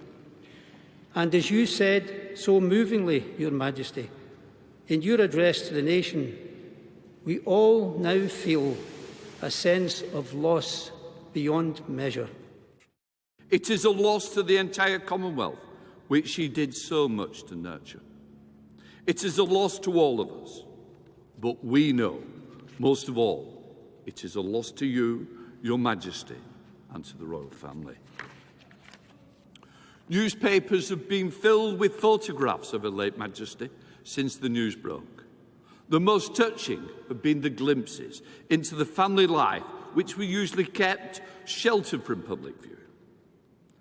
Deep as our grief is, we know yours is deeper. We offer our heartfelt sympathy to you and all the royal family. My lords and members of the House of Commons, I am deeply grateful for the addresses of condolence by the House of Lords and the House of Commons, which so touchingly encompass what our late sovereign, my beloved mother, the Queen, meant to us all. As Shakespeare says of the earlier Queen Elizabeth, she was a pattern to all princes living. As I stand before you today, I cannot help but feel the weight of history which surrounds us and which reminds us of the vital parliamentary traditions to which members of both houses dedicate yourselves with such personal commitment for the betterment of us all.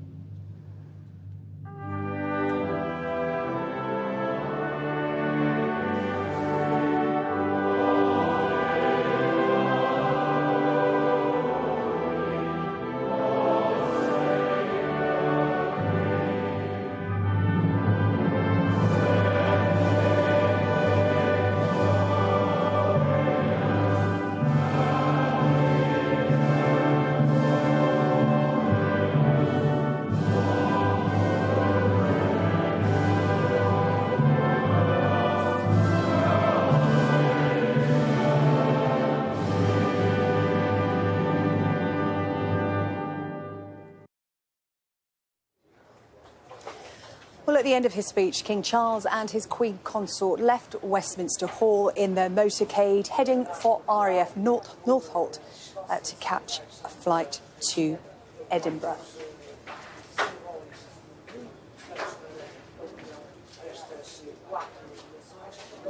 Well, the King and Queen Consort drove through London to reach RAF Northolt, a plane there waiting to take them to Scotland and to the Palace of Holyrood House.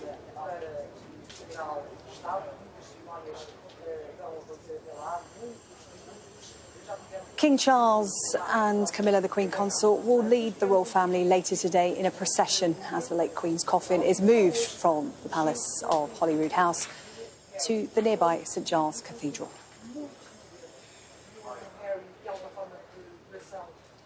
Well, that plane took off from RAF Northolt with the royal couple on board just after 11:30 this morning. Dozens of members of the public and photographers watching on as they departed.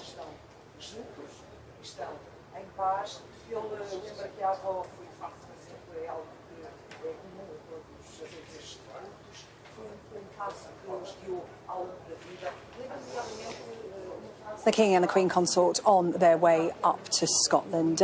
Also today, Prince Harry, the Duke of Sussex, released his first official statement since the death of Queen Elizabeth, paying tribute to his grandmother and his father, King Charles. Well, in the statement, Prince Harry said, "In celebrating the life of my grandmother, Her Majesty the Queen, and in mourning her loss, we are all reminded of the guiding compass she was to so many in her commitment to service and to duty. She was globally admired and respected. Her unwavering grace and dignity remained true throughout her life, and now her everlasting legacy." Let us echo the words she spoke after the passing of her husband, Prince Philip. Words which can bring comfort to all of us now. Life, of course, consists of final partings as well as first meetings. Granny, while this final parting brings us great sadness, I am forever grateful for all of our first meetings, from my earliest childhood memories with you to meeting you for the first time as my Commander-in-Chief. To the first moment you met my darling wife and hugged your beloved great-grandchildren. I cherish these times shared with you and the many other special moments in between. You are already sorely missed, not just by us, but by the world over. And as it comes to first meetings, we now honour my father in his new role as King Charles III.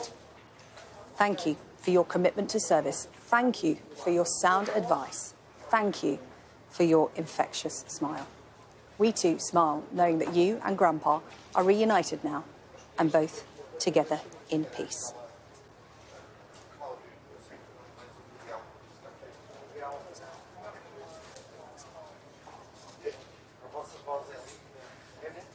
Well, this is the scene at Buckingham Palace at the moment. You will have seen the huge crowds descending on Buckingham Palace and Green Park yesterday. Those crowds continue to arrive here today, a slow, steady stream of people coming to pay their respects to the Queen and offer their well wishes to King Charles III.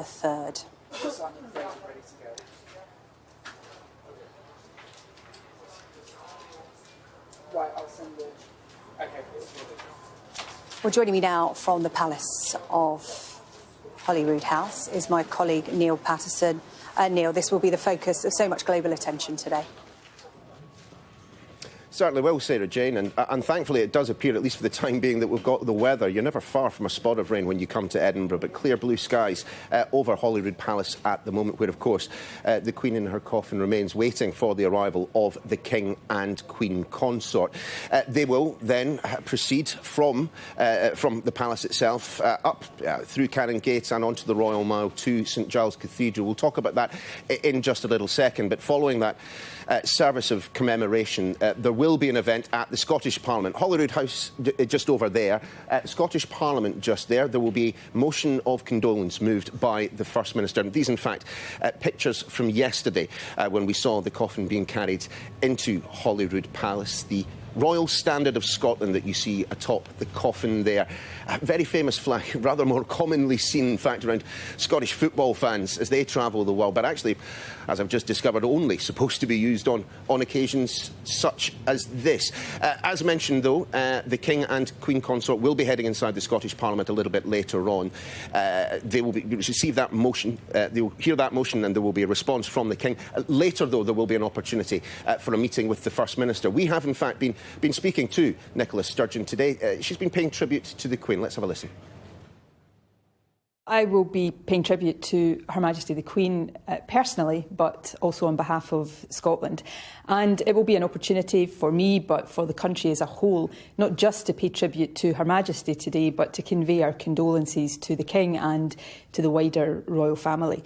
Today is an opportunity, as it was yesterday, for Scotland to express how much the Queen meant to us. Scotland was a place she loved deeply, and I think it has been very poignant to see Scotland respond so appropriately to her passing. The First Minister of Scotland, Nicola Sturgeon there. Just a little bit of breaking news to bring you. We are just hearing, and more details no doubt to follow, that there will be a minute's silence this Sunday at 8 p.m, an opportunity for people to perhaps come together, to even stand on their doorsteps and reflect on the life and the legacy of Her Majesty the Queen. I should say that, of course, King Charles and the Queen Consort now on their way via RAF Northolt and Edinburgh Airport to Holyrood Palace. Later on, they will process to St Giles Cathedral, the hearse carrying the coffin, and then some members of the royal family, including the King himself, on foot. The Queen Consort, I believe, following in one of the cars. Let's go to St Giles, where we'll find Sky's James Matthews to give us just a little bit more flavour of what we expect to happen this afternoon at the cathedral itself. James, I suspect that there are already people gathering. There are. Yeah, they've been gathering since the early hours, Neil. In fact, there's a bit of a pinch point here, a mile up the road from where you are. There are something like, I don't know, 4,000 or 5,000, possibly more people. Locals, certainly, many have travelled from around the UK, and certainly there are many tourists in town, as there would be at this time of year. So we will see, I suppose, the power of the shared event. You know, something that belonged to the family, that process of grief and loss behind the gates of Balmoral. It became part of a process that belonged to wider society, didn't it, yesterday, when we saw that drive down the 6.5 hours to the centre of Edinburgh. I think today we will see that writ large. Public engagement with the process of loss, and public engagement with the royal family, and how, because the coffin will be driven up, wrapped in the Royal Standard of Scotland with the Crown of Scotland atop the coffin, and behind that vehicle will be walking, and it's a long walk. It takes something like 20 minutes. But there'll be Charles, Andrew, Edward and Anne, the Queen's children. Remember, she's a woman who always said, I'm a mother first and sovereign second. So it will be sombre, solemn, sorrowful, but one imagines an occasion where people can offer their respects.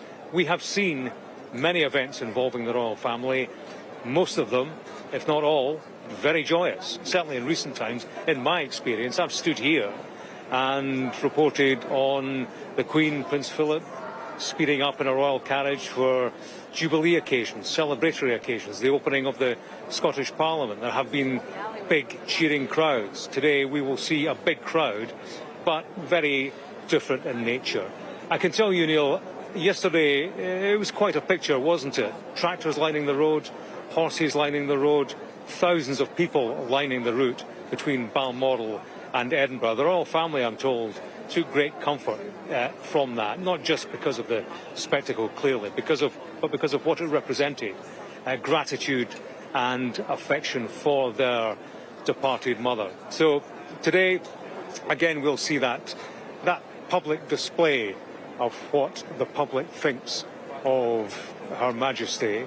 And, in terms of history, it's quite a moment, isn't it? We're in a part of this old town where ancient tradition is anchored. I think in terms of writing chapters of history, that's what we will see today, a monarch past and a monarch present, a picture in one frame of big, big change.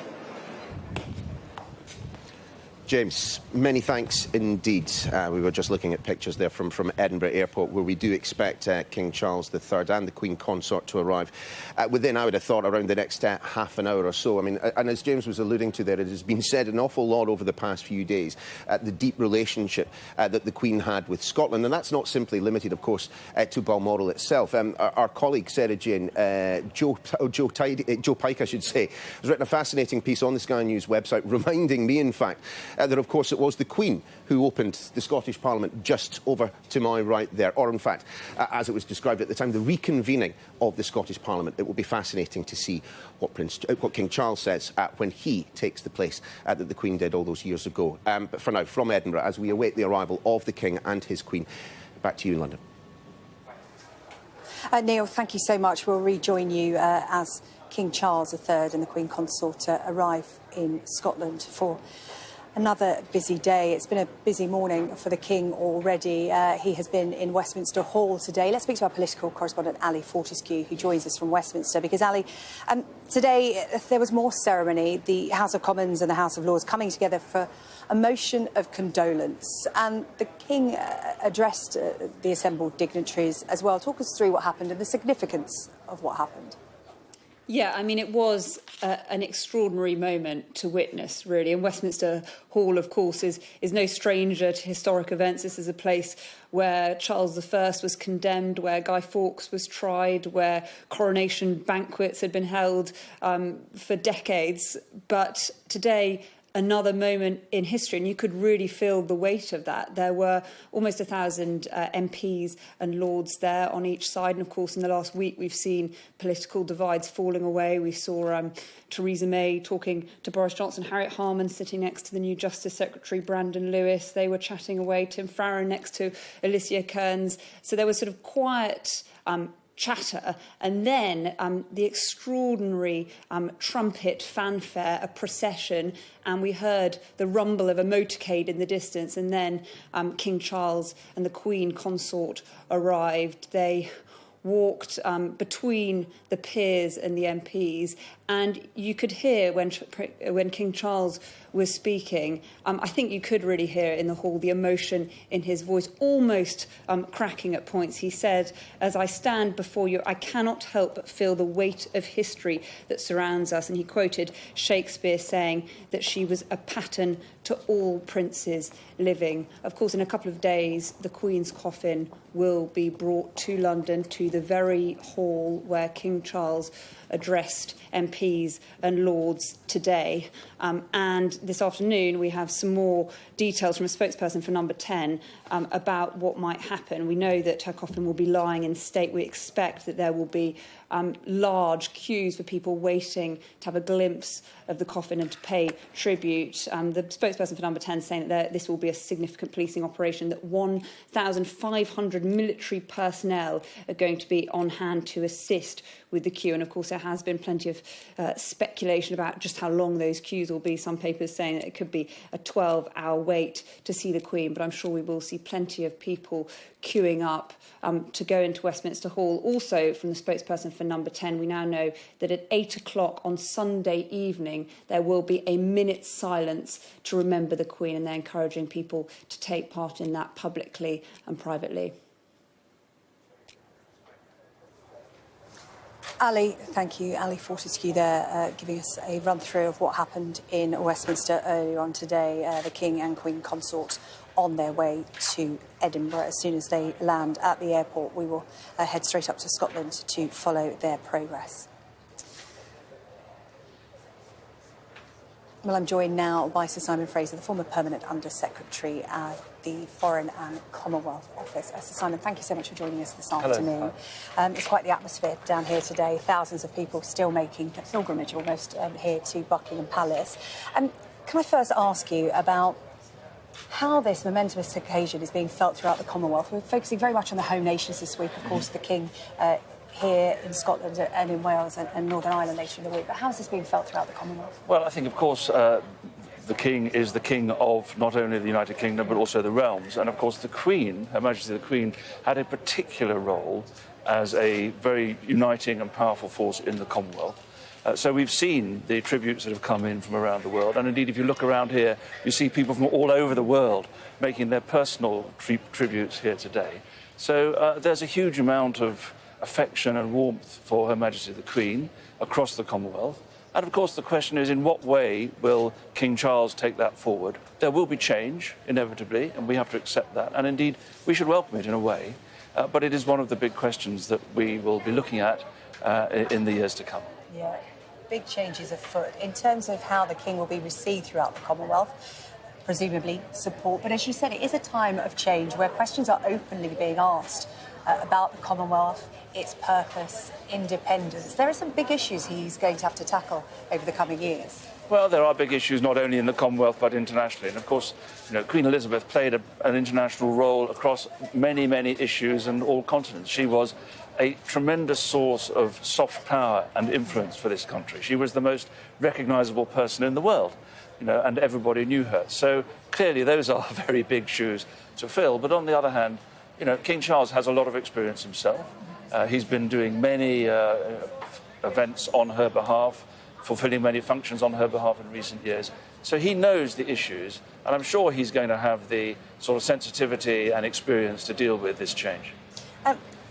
And in your role as Permanent Under-Secretary at the Foreign Commonwealth Office, you had regular audiences with the Queen, and of course you'll have been with her when she had to meet dignitaries from around the world, ambassadors. Yes. I would imagine there were many moments of, ceremony, but also good humour as well that we've been hearing so much about.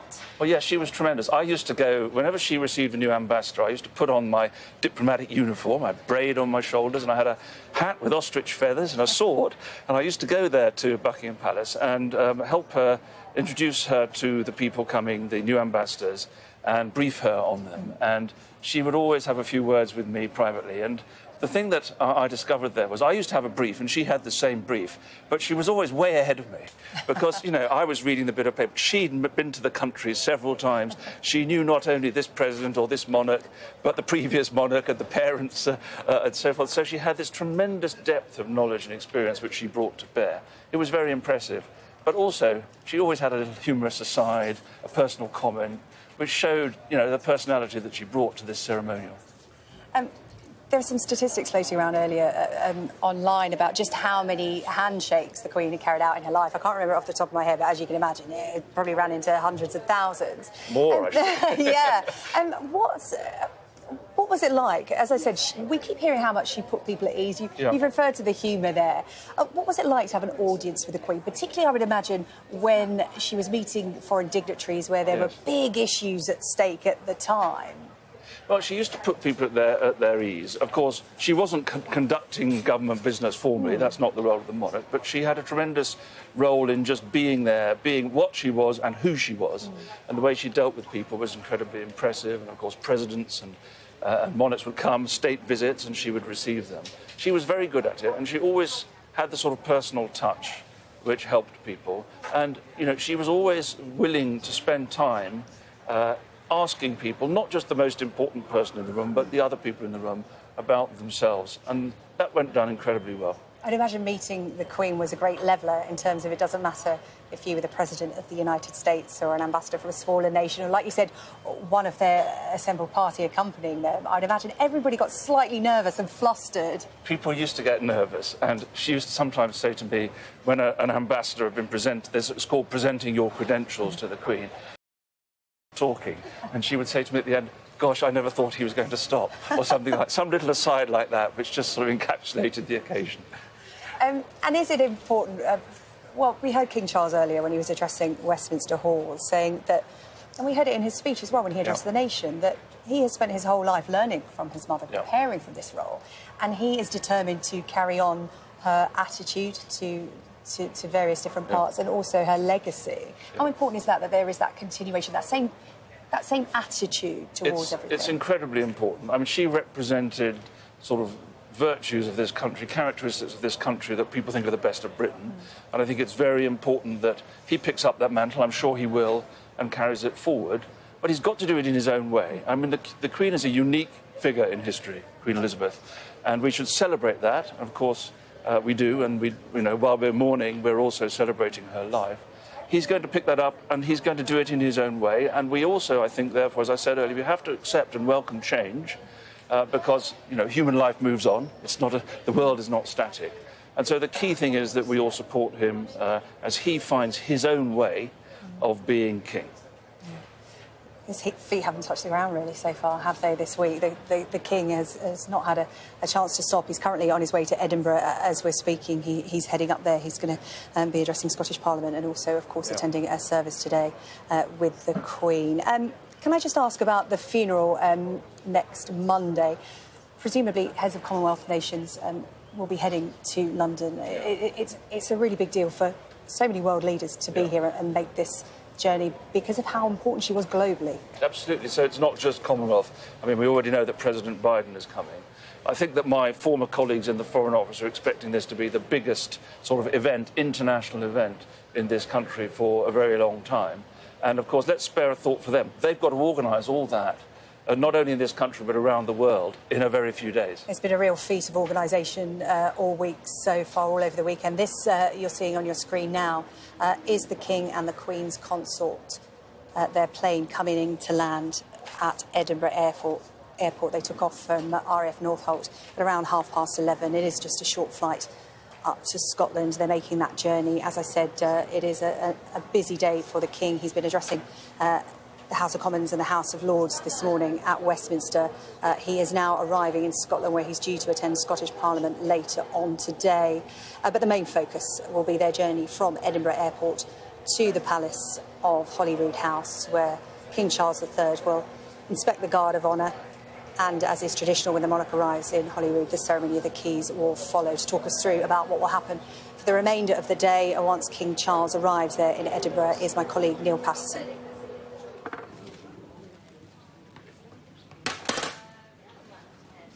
And yeah, there is the plane now coming in to Edinburgh Airport, carrying Charles III, the Queen Consort, and sundry others. They will then make their way from the airport, rather more speedily, I suspect, than we mere mortals who arrive at Edinburgh Airport, all the way to Holyrood Palace. where the events of the day will begin.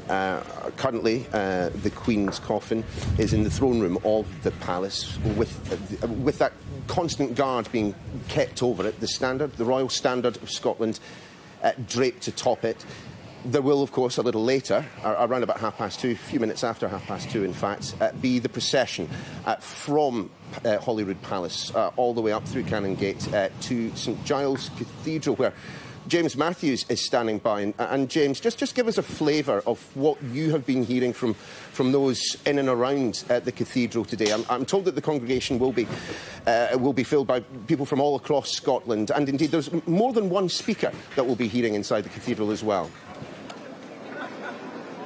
Yeah, that's right. There is an order of service. It will be led by the Reverend Callum MacLeod, who is the Minister of St Giles, this cradle of Presbyterianism at the top of the High Street, the Royal Mile. Speakers will include the First Minister, Nicola Sturgeon. We've heard her already paying tribute this morning. She has a range of duties today, one of which will be to speak to this motion of condolence in the Scottish Parliament later. But before then, she will read the first lesson inside St Giles. There will be music, of course, played by instrument and also sung. Karen Matheson, the Scottish folk singer, will sing in Gaelic. And we'll also hear from a young Commonwealth student from Nigeria, Samuel Nwokoro. He will say a prayer. So nice touches, relevant touches throughout the service. And, you know, in the congregation, there will be ministers who have been closely involved with the royal family through time, but also people from society who have had much to do with the royal family and with the Queen.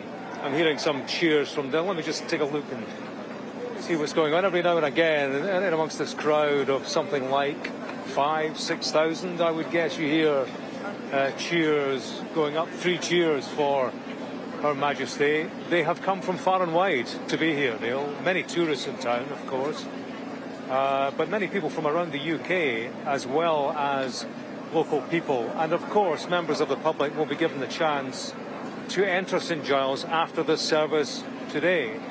The Queen will lie at rest, and her youngsters, relative youngsters, her children certainly, will stand in vigil at the 4 corners of the coffin, Anne, Charles, Andrew and Edward, and members of the public from 5:30 p.m. until 3 tomorrow. They're being given the chance to walk past and to pay their respects. Quite a practical operation. Wristbands being given out across the meadows, and big numbers are expected for that. She will lie there at rest until, of course, tomorrow, when the Queen's coffin is flown back to London. James, thanks very much indeed. Slowly taxiing towards the terminal. Let's, if we can, speak to Alistair Bruce. He's down in London at the moment, but looking at the same pictures that I am. Alistair, the one time I make it to Edinburgh and you're not in residence at the castle. Absolutely terrible. But you'll have a little bit more of an idea, I'm sure, of who will be waiting to greet the King and Queen Consort when they eventually get off that plane. Well, the King's Lord Lieutenant is probably here, and we will see a number of representatives from the airport who are really required. The King is not formally arriving in Scotland until he arrives at the Palace of Holyrood House, where the formal welcome to the newly proclaimed King. Of course, he became King in Scotland when his mother died, but he left for the constitutional process of the Accession Council, which recognised his succession, and the proclamations that followed and were read immediately in London and yesterday in Scotland.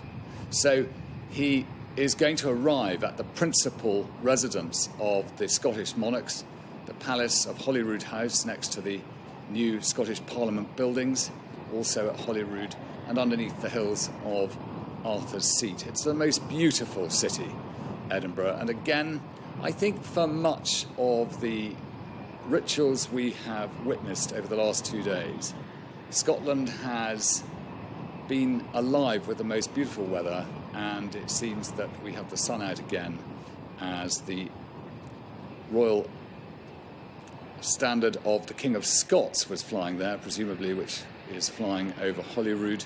It's flowing pretty much everywhere, but the King has now arrived and he will be received. And he's got a very long day today and a very emotional one. The arrival obviously at Holyrood, and very quickly after that, His Majesty will lead the royal family as they follow the hearse bearing Queen Elizabeth II from the throne room out to the main entrance of Holyrood Palace, and then the hearse will convey the Queen up the Royal Mile to the High Kirk of St Giles. There will then be a service. There will then be the start of the number of vigils that will be held over the Queen's body throughout the 24 hours she lies in the High Kirk. And one of those vigils will be carried out by the King himself with other members of his family. So a long and emotional day to which he arrives now. He's already received addresses from both Houses of Parliament in Westminster Hall. The relationship between the monarch and Parliament is a continual delivery of addresses that are prepared by each House, some of them requiring certain indulgences of the Crown, some to present congratulation or to mark certain occasions, but seldom it is deemed appropriate for the addresses to be presented in full ceremonial form, and that was decided for the King today as he formally starts his reign and commits himself before both Houses of Parliament to the Constitution and to the maintenance of constitutional government.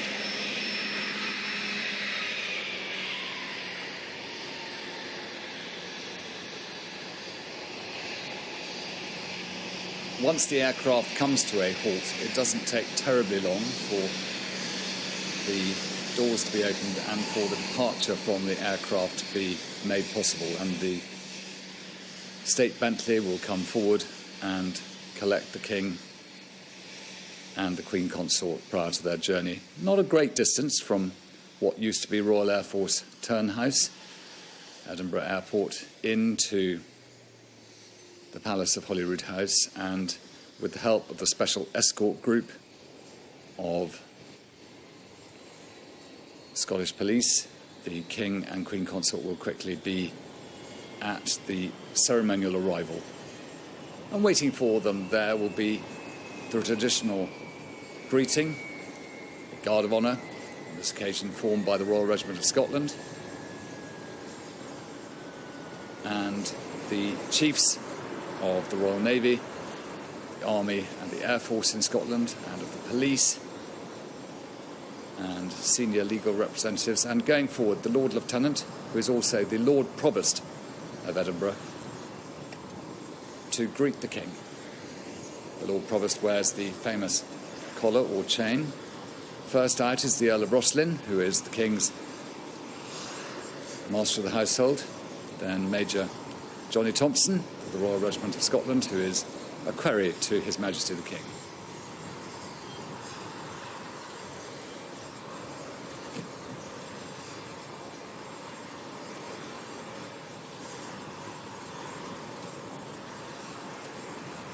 Those people who are part of the suite who have travelled up from Clarence House, bringing the equipment that the King and Queen Consort require for the next 24 hours here in Scotland before they move on to other parts of the United Kingdom. As soon as all is done, the Lord Provost will step forward in order to greet His Majesty and Her Majesty.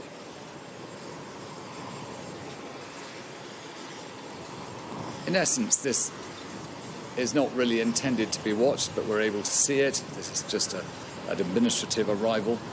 The formal arrival will take place at the Palace of Holyrood House.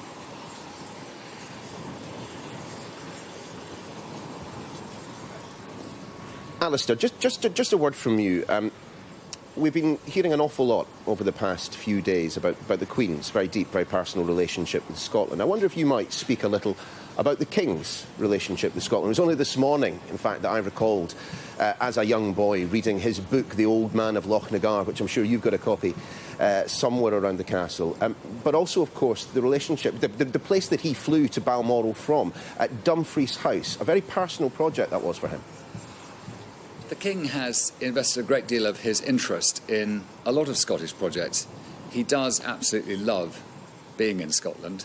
Burke Hall, which was the home that he loved, partly because his grandmother, Queen Elizabeth, the Queen Mother, so loved it, was his home until now. We'll see what he decides to do from this point. But he spent more time, I think, at Burke Hall than perhaps people realise. He got COVID there, if you recall.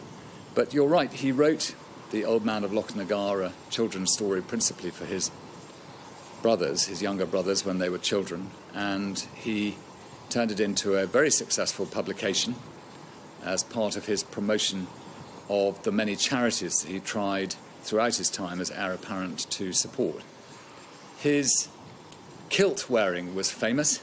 He loves to wear the kilt. It's not as traditional an order of dress as it was in his day. It's now become a much more trendy outfit, and it's worn in perhaps a much more modern way by a younger generation. But the King has always been very proud of the kilts that he has gathered and the traditional making of the yarns and the dyes that went into it, which of course was so much to do with the cottage industries that existed all round not only the mainland of Scotland but out in the islands. He has always enjoyed travelling to the Outer Isles and the Western Isles and learning the very different nature of those different parts of this extraordinarily beautiful kingdom.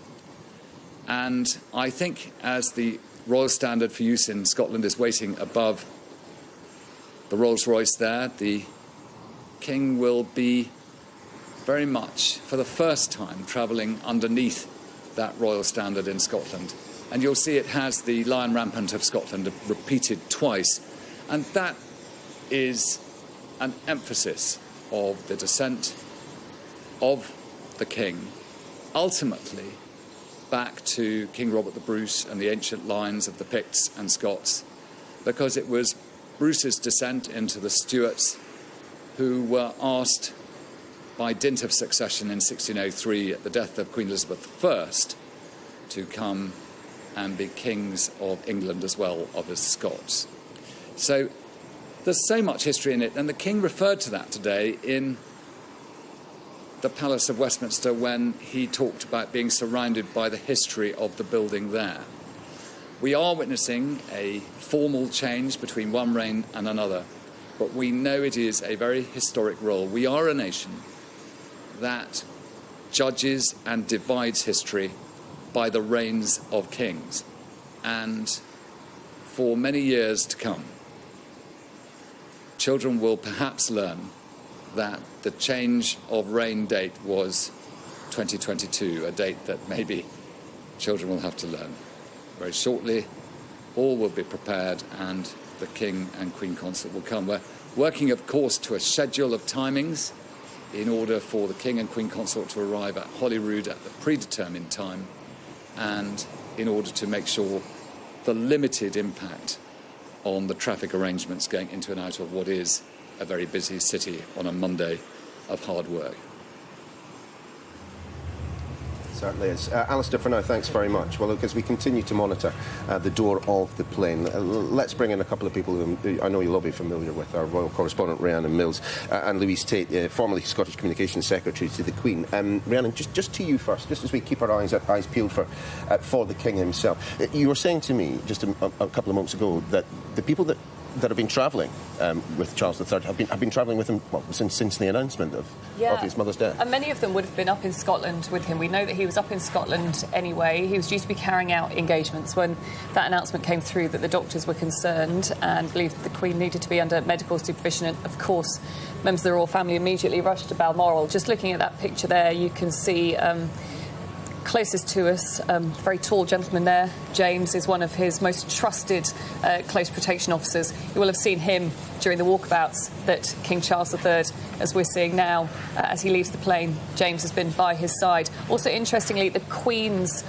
principal private secretary, Sir Edward Young, is there on the tarmac as well, as King Charles and subsequently the Queen Consort arrived to meet the dignitaries here at Aberdeen, which they just left a few days ago, which is amazing, isn't it? Just up until this point, prior to the death of Her Majesty, I mean, was there much kind of cross-pollination between the staff surrounding the then Prince of Wales and the Queen herself? It's an interesting question. I think increasingly, certainly over the last 12 months, there has had to be more, because the Queen obviously has been declining in health. Let's bring Alistair Bruce back again as we see the First Minister having just greeted King Charles III. Alistair, who else are we speaking to here?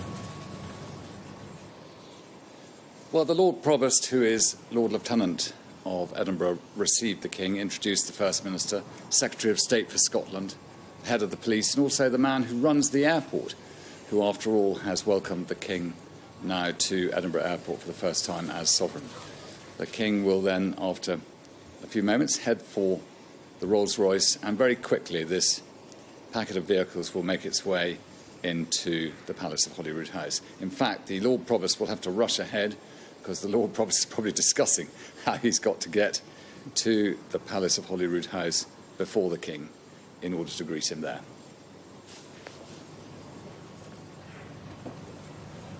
Yeah, he'll certainly know the way. He was touring around the Scottish Parliament building and indeed the Palace when I arrived here this morning. The King now sitting down to take that, what I imagine to be a fairly speedy drive into Edinburgh itself. I mean, let's bring Louise Tate in at this point. Louise, good to see you. Pleasure. Of course, you had a very long-standing relationship with Her Majesty. Let's start with the very simple. I mean, this must be a very sad time for you. Of course it is, and many of the people who work closely with her, and I think it's very significant, important and poignant that these times have been there at Balmoral and today at an overnight at Holyrood House for staff to pay their respects. They serve, and they serve proudly, and this is time for them to mark their own recollections and reflect and look forward. And just in terms of the King that Charles will be, to what extent is it a matter of following in his mother's footsteps, and to what extent is it one of ploughing his own furrow? Well, I think he said himself he's got the most marvellous, inspiring example, and I think he understands those elements which must be preserved. But inevitably, each monarch is unique, and in the fullness of time, we'll understand how he sees the role and how he's going to carry it out. Let's just reflect as we wait to see. I believe we might have some shots of the car, the Rolls-Royce taking the King straight to the church that you just saw there. Just let's reflect just for a second on the Queen herself, and that she died at Balmoral, a place that she knew very, very well, a place that she loved, a place that her mother, of course, had a great fondness for as well. There's a certain poetry to that. It feels like it, doesn't it? But then there's a certain poetry to Balmoral Castle, as there are in many places in Scotland. It was a place, it was a beloved Balmoral. It really was, and it was, her happiness there was palpable. I have done official things with her there and seen her behind the scenes, and it was a place that she took great delight in, and I can think of no more fitting, personally, place for her to be. And I think with Balmoral as well, yes, it was a place where she would, in some ways, escape with her family. She managed to relax, but the official work never stopped. And it's unbelievable, isn't it, to think that it's only almost a week since we were there at Balmoral, witnessing her carrying out her final constitutional duty, that handover of the Prime Ministers. But also, Louise, you will have known about these plans. All of this has been a long time in the planning, but the fact that her death happened in Scotland, I think, in a rather wonderful way, has allowed this part of the United Kingdom to pay a very fulsome tribute to the Queen in a way that wouldn't have happened if she died at Buckingham Palace or Windsor. We've had yesterday that very slow drive, didn't we, from Balmoral all the way here to Edinburgh. The tractors out with the farmers, yes. People lining the roads, and actually that sense of quietness amongst many people. And today I think we're again going to see a celebration of Scottish culture, but also Scotland paying its respects to the Queen in a very unique way, I think. Well, I think, you know, each of the nations has their own unique and distinct character, and I think everything about Scotland and the Scots we'll see today, and we have seen over the last few days. And, you know, the local community who consider her a neighbour, they've lived alongside her for such a long time, but they have also had the new king as a neighbour for a very long time. That is indeed true. Well, we continue to monitor the Rolls-Royce taking the new king and indeed his Queen Consort to the location that we are currently at, just a stone's throw away from the Palace of Holyrood House, where the Queen's coffin remains in the throne room. Rhiannon, just in terms of what we will be seeing over the next couple of days, we know that at St Giles, the coffin will be there for 24 hours. There will be an opportunity, again, as Louise was saying, for the people of Scotland to have first opportunity to pay their respects. But then Tuesday, it is essentially the journey that was made by the King on the way up here, just the reverse, from Edinburgh back down to RAF Northwold. And as you run through all those different things we're going to see over the next few days, it reminds us, I think, of the pace of all of this. It's all happening very, very quickly. And when you saw King Charles, I think, standing in Westminster Hall earlier as God Save the King was ringing out. And, it still doesn't quite scan, does it? But people have seemed to adjust to that. They've had to adjust to that very quickly. And now as we see that the Rolls-Royce driving not too quickly, but at some speed here towards Holyrood House, it's a reminder that he has had this incredible schedule. And at the same time, as we keep hearing time and time again in every public message we've heard from him, he, in the most deepest sense, is sharing that sense of grief that people are feeling across the country. And yes, he knows that he has to commit to the ceremonial, to his state duties now. But one thing that's been made abundantly clear is actually he sees his key role at the moment to lead his family, lead the country in this period of mourning. And actually when he gets here to Holyrood House, he will be reunited with his siblings. Of course, they were all there at Balmoral the day that the Queen died. It's only going to be a very, very short space of time that he will have inside the Palace of Holyrood House with his siblings. But I think for him and the Queen Consort, hopefully a time when they can at least stop and pause and talk about everything that's happened over the last few days, a place that they will have spent much time together. And that's after the ceremony of the keys happens on the forecourt. Now, Louise is probably the expert in this one. You've witnessed it many times before. The ceremony of the keys, we actually saw the Queen carrying out that ceremony only a couple of months ago when she was here for Holyrood Week. Just at the end of June, yes. As I understand, it normally would happen on the forecourt, and there would be a military presence, as there is today, with the Royal Regiment of Scotland, I think it's 5 Scots, and the band of the Royal Regiment. That would normally be quite a public moment, and members of the public are allowed to come in and view that, and it is the Lord Provost and Lord Lieutenant, he is one in the same office, would process with a number of elected councillors in support, and will offer His Majesty a cushion with the keys to the City of Edinburgh on it. And there are a few words spoken, and they're always the same words. Forgive me, I don't have them off the top of my head. But it is, in effect, offering His Majesty the King the keys to the city, and is expected generally to hand them back for safekeeping. So that's a very significant moment for the city, and that's another formality. I believe you will also receive the key to the palace, which we normally wouldn't see, and he just touches that key.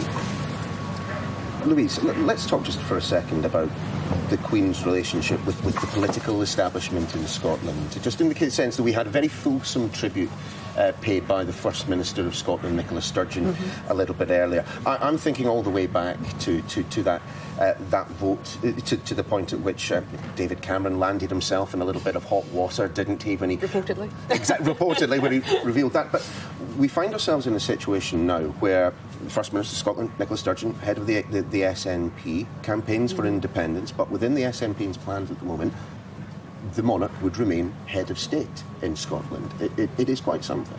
Indeed, we heard that just yesterday from Deputy First Minister John Swinney. I think that's been said in a consistent message. They've been, and this has been a Scottish National Party administration since 2007. They've made no secret. We've had a referendum, and the result was clear. So that's no surprise. It's no surprise.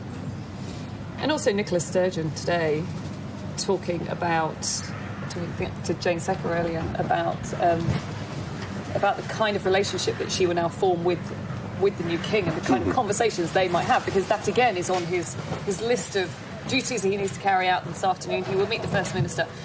Nicola Sturgeon very clear, saying the Queen had this profound, heartfelt love of Scotland that is shared by the new king, and also saying he understands Scotland.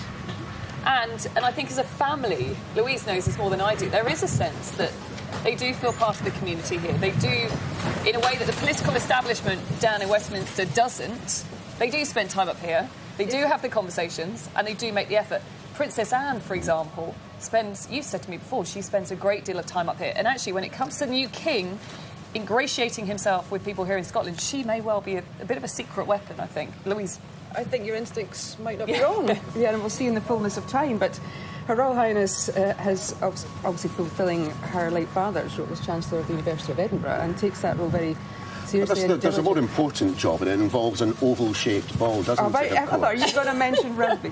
Of course, she's been a patron of the SRU for so long, and such a great supporter of the team, and most usually seen at every game. Well, there was a very touching moment yesterday, I think, when just shortly after the hearse had pulled into Holyrood Palace, and we saw Princess Royal being comforted. I think it was Sophie, Countess of Wessex, wasn't it? She was clearly very affected by the moment. And also a deep curtsy as well from the Queen's daughter. And for me, that encapsulated the sense of the public relationship that they had with the Queen. And then within the tributes that we've been hearing, we had another one from Prince Harry earlier on today. It's Granny, it's my beloved Mama, and again, I think that is why it's going to be deeply moving, I suspect, when we see the King and his siblings walking from the Palace of Holyrood House here all the way up to St Giles. It's a trek as well. They are in this moment of deep grief and mourning, and with the frenetic pace of everything that's happening, it can be difficult. And God Save the King is currently playing on the forecourt behind us.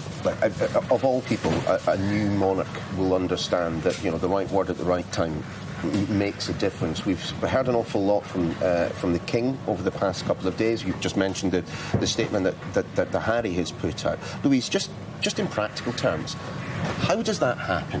Who writes these statements? You can speak only, of course, for the Queen from your time with her, but I imagine it having to go through a process by which, perhaps the individual themselves comes up with the outline and then someone else writes, or do they revise? I don't think I'm giving away any secrets. Of course, there's input.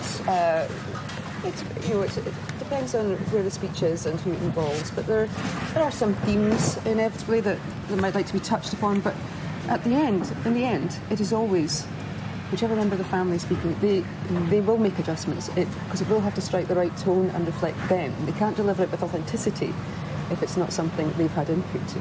The Queen's Christmas messages was a prime example of that, wasn't it? That she every year wanted to make sure that these were her words.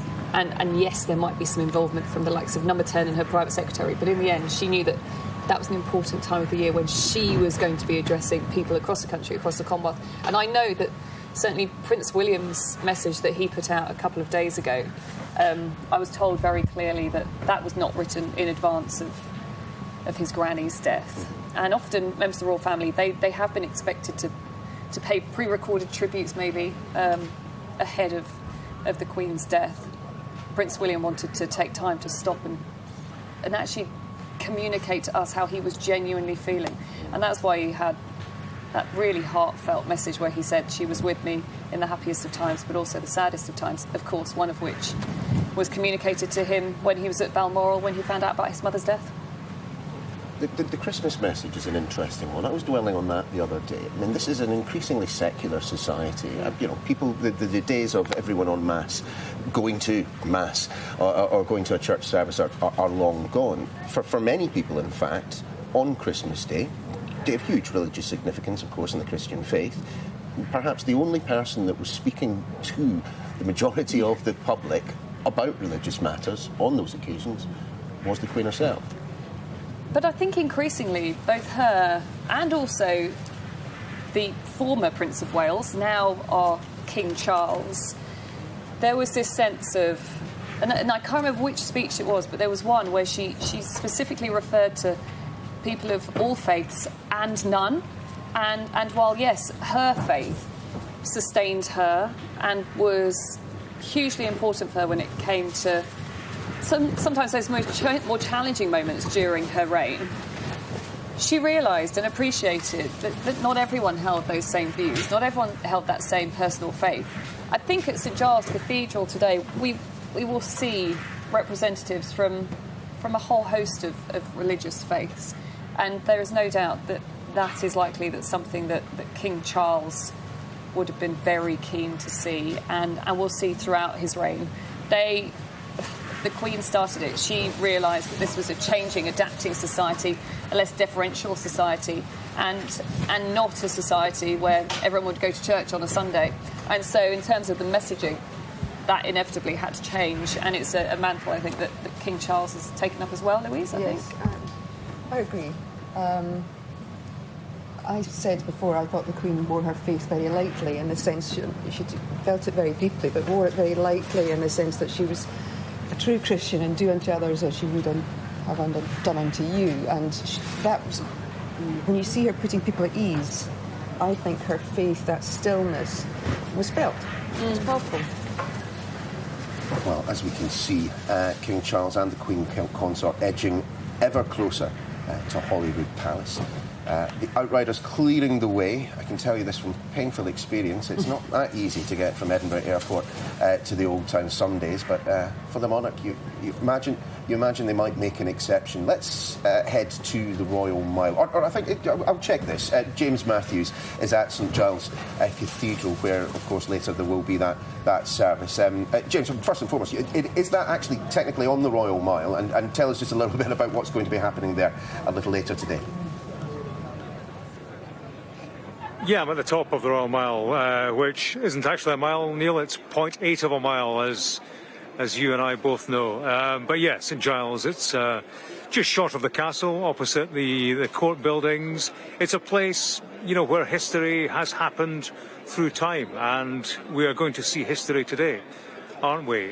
When the Queen's coffin is driven at slow pace, slower than we saw yesterday, over 6.5 hours from Balmoral, and behind her will walk her children. It's a monarch passed and a mother lost, and her children will be walking with her. So in many ways a very poignant image, but I think in a picture, in a single frame, a picture of big change. You know, it is a changing of the monarchy, the most significant that we have seen in our lifetime. So little wonder that several thousand people have turned up to view this spectacle. It is a time to come to see what's going on, to pay respects, but also perhaps in a historical context, a time for people to say, I was there.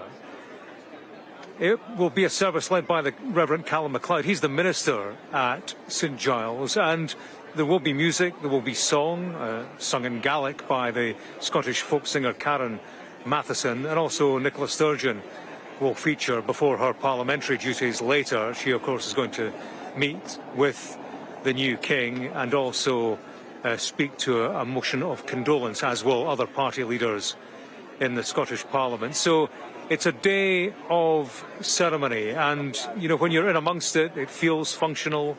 I'm sitting atop scaffolding in St Giles. There are TV crews everywhere from around the world.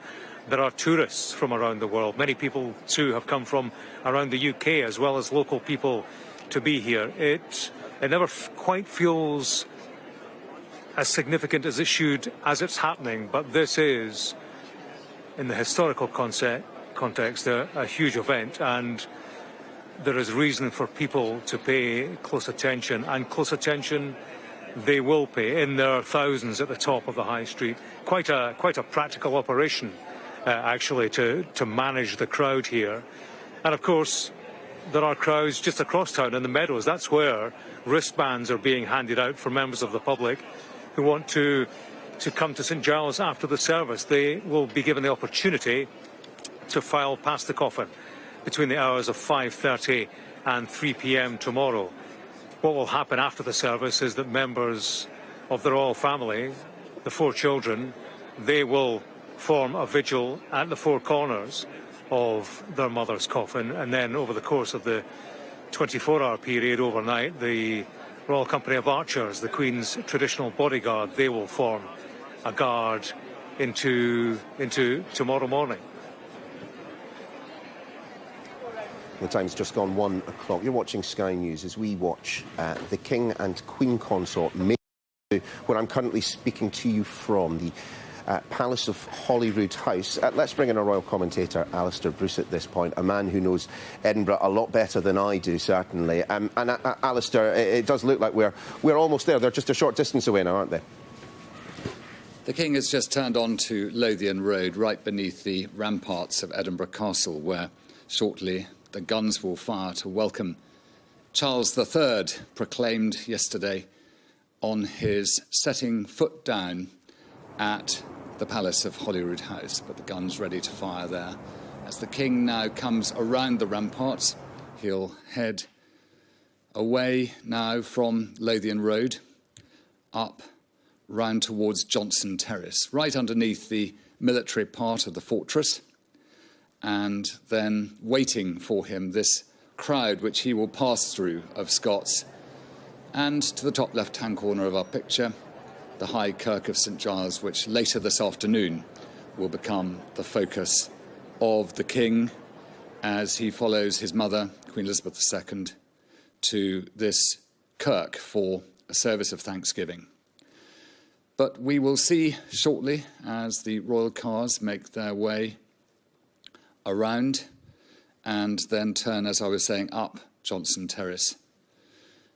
It is the most remarkable fortress in the United Kingdom. It dominates this city of Edinburgh. And for a short time, after his father, the Duke of Edinburgh, died as Prince of Wales, our new king carried the title of Duke of Edinburgh. So, in a way, the links to the crown, which he now carries, are so considerable for this city. And he is the first monarch to succeed in Scotland for many reigns. At the top of Johnson Terrace, the road turns into where the hub of Edinburgh is. We see the old esplanade there, where the Royal Edinburgh Military Tattoo stands are being dissembled. And the castle sits at the top of the Royal Mile, which is where the King's car is about to start its journey down that short distance to Edinburgh, where it has the great Palace of Holyrood House at the base of this rather gentle slope. And there are plenty of people waiting to see the King's procession of cars with the Queen Consort as they make their way down Scotland's most historic processional route. You can see the public squeezed into those very narrow streets.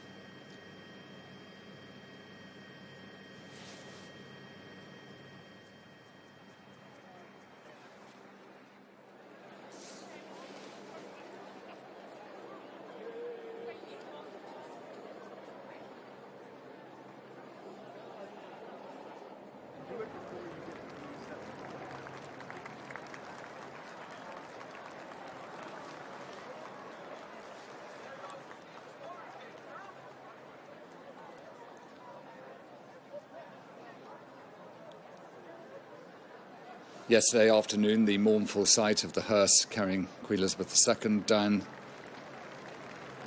this very cobbled street, and a welcome now for King Charles III.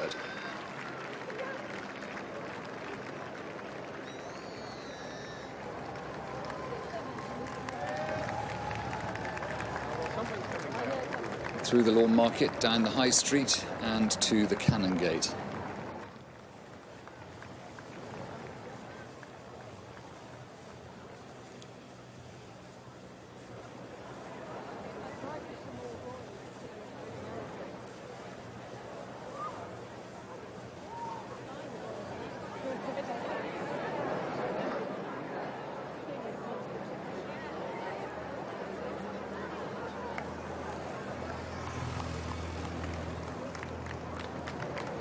Waiting down in the forecourt of the Palace of Holyrood House is the traditional formal welcome for the Sovereign.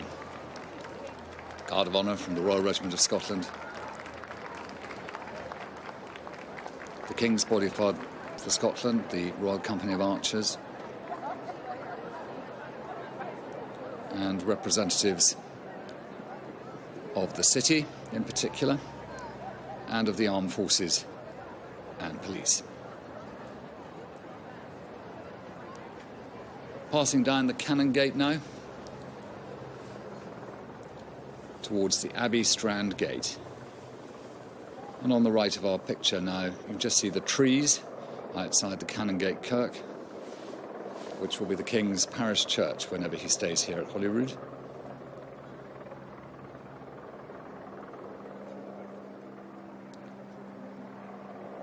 The Minister of the Canongate, the Reverend Neil Gardner, published the most wonderful set of remembrances of the late Queen today, after his time acting as her minister here. And into the formal welcome for His Majesty King Charles III at the Palace of Holyrood House.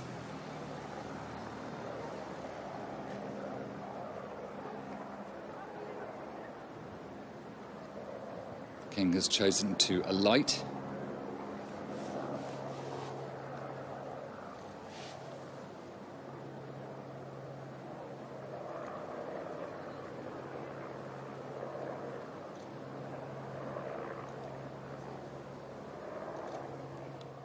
First of all, coming for a few moments before the formal part of the parade begins.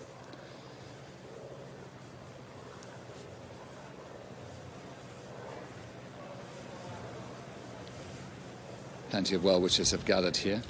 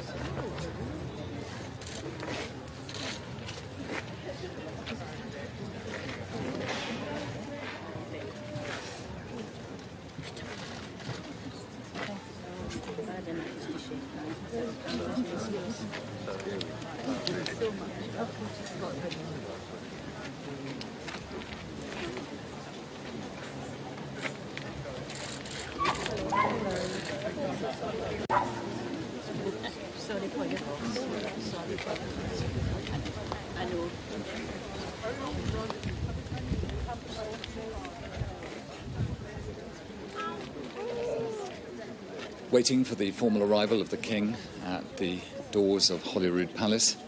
The Lord Provost is waiting. Beside him are the chiefs of the Royal Navy and Royal Marines, the Army and the Royal Air Force. Also the Sheriff Principal of Lothian and Borders.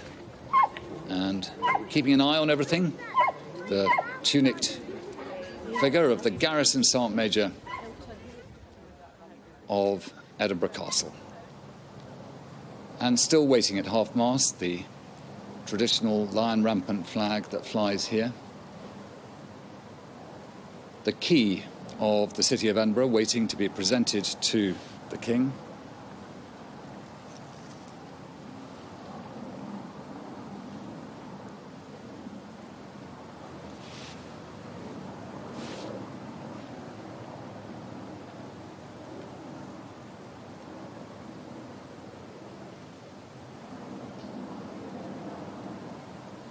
And also the councillors from the City Council of Edinburgh who have come with the symbols of the City Council and a posy of flowers for the Queen Consort.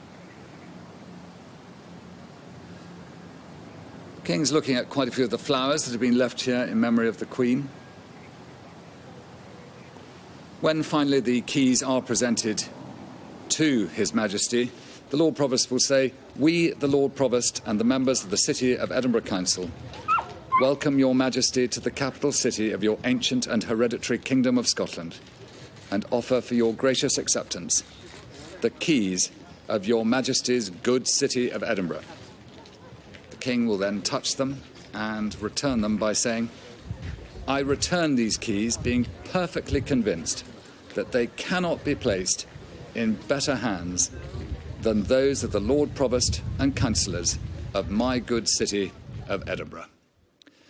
Meanwhile, the great castle and skyline of probably one of the most beautiful cities in the world, welcoming a new king and mourning the former queen. As the King and the Queen Consort look at all these wonderful gifts and drawings and pictures and flowers that have been left in memory of the Queen. The Queen at rest inside the Palace of Holyrood House. She came here yesterday and lies at rest in the throne room here on the first floor of the palace.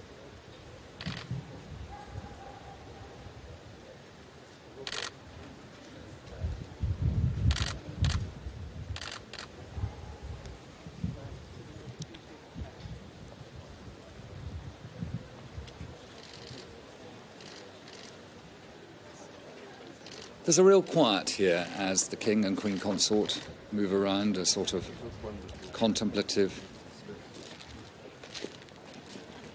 approach as the King says thank you to those who have been here and prepares to go into the Palace of Holyrood House.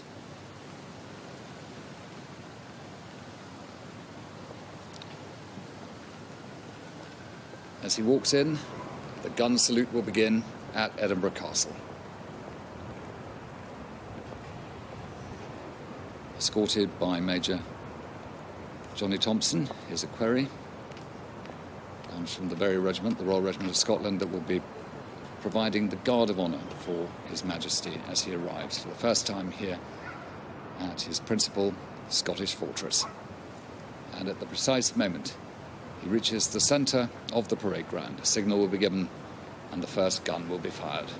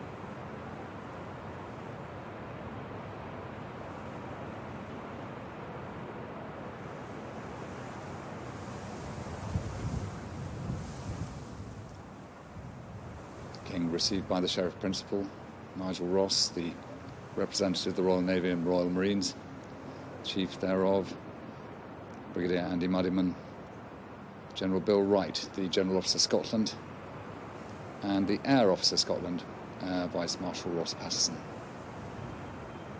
Representing the police, a salute to welcome His Majesty, a second welcome from him today, and salutes all round to the Queen Consort as well.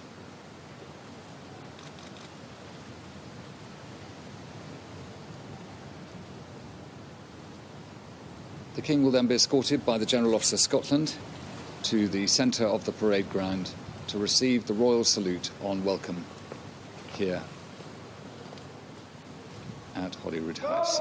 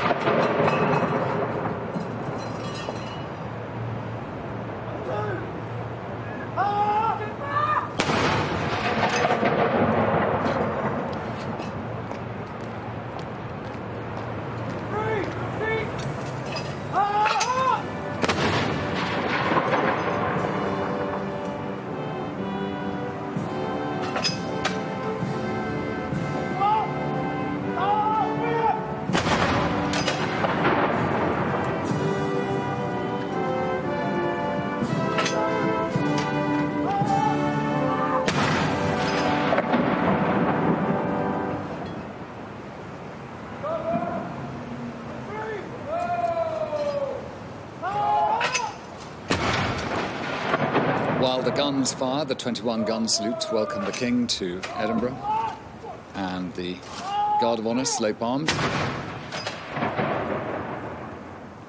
The officer commanding will step forward, the King's colour having been recovered, to invite the King to inspect his Guard of Honour.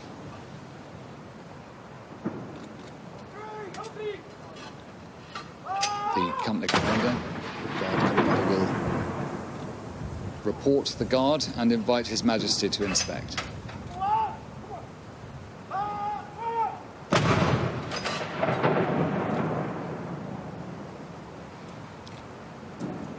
And the guns echo around Edinburgh, and the sound of the national anthem also echoing around the very corridors where, inside the palace, Queen Elizabeth II lies at rest, awaiting her removal to the High Kirk of St Giles later this afternoon.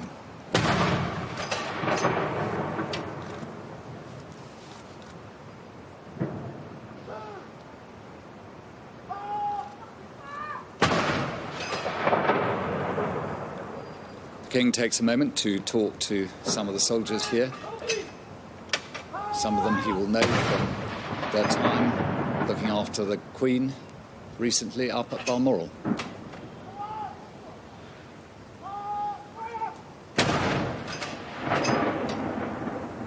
It's where the soldiers who look after the monarch become very well known to the royal family because they're often around the estate. And doubtless the King will recognise many of them.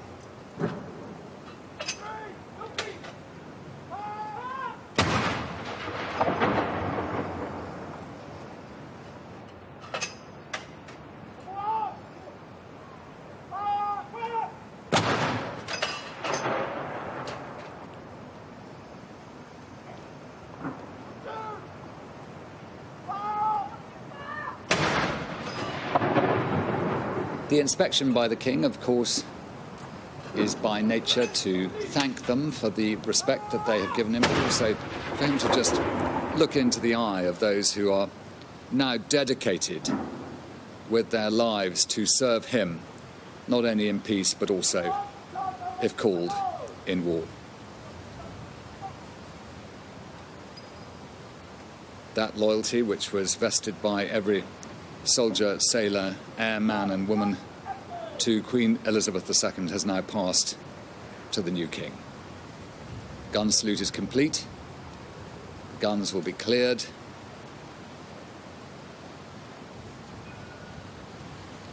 and we concentrate on the palace as the King will take leave of the Guard Commander.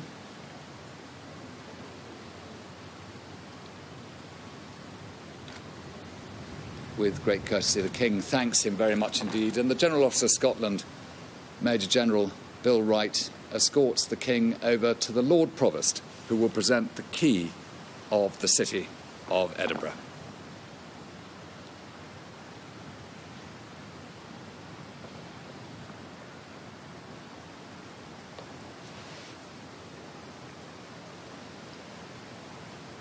Of course, they met very recently at the airport.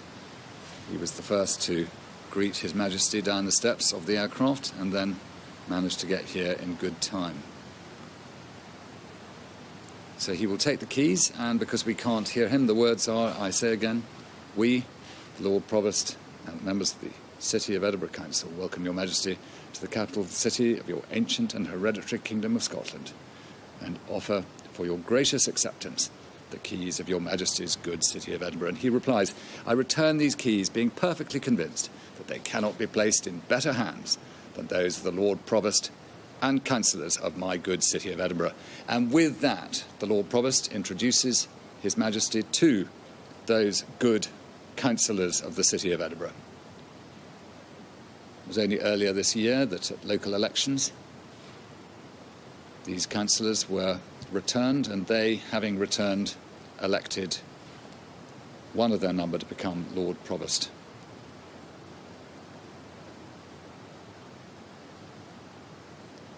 Lord Provost served for 5 years, and so present Lord Provost had literally just met the Queen at the Queen's visit here in June, and then finds that at the beginning of his time, just as we all do, so much has changed.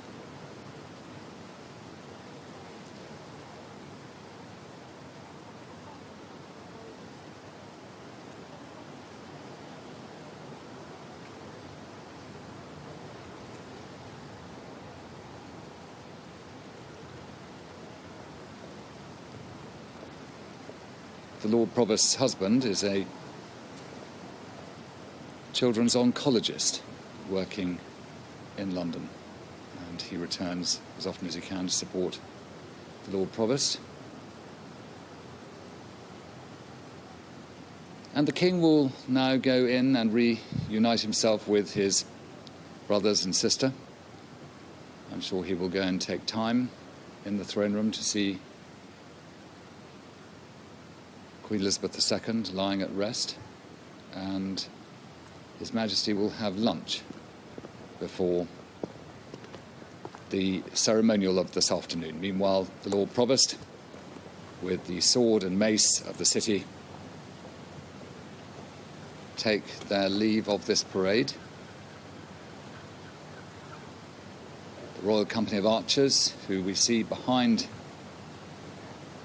those who were presented to the King just now, with their eagle's feathers and the forest green uniform designed for them by the great Scottish historian Sir Walter Scott, stand sentinel for their new king.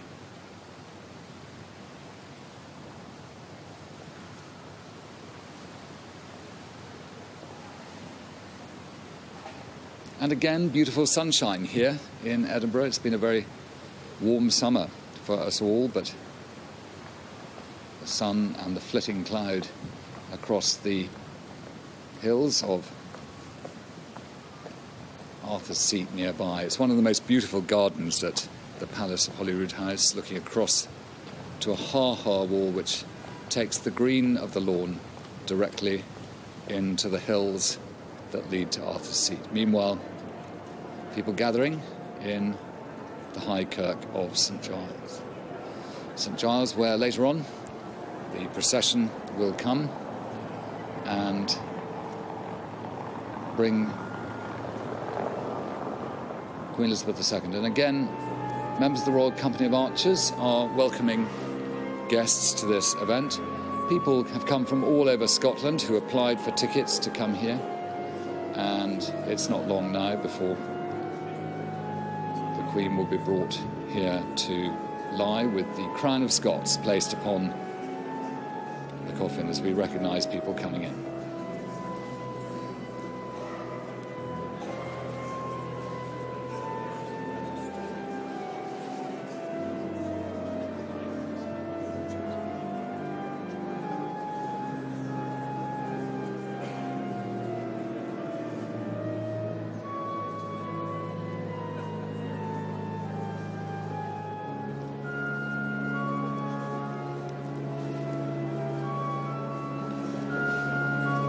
There are representatives of Scottish life, but amongst those who are gathered,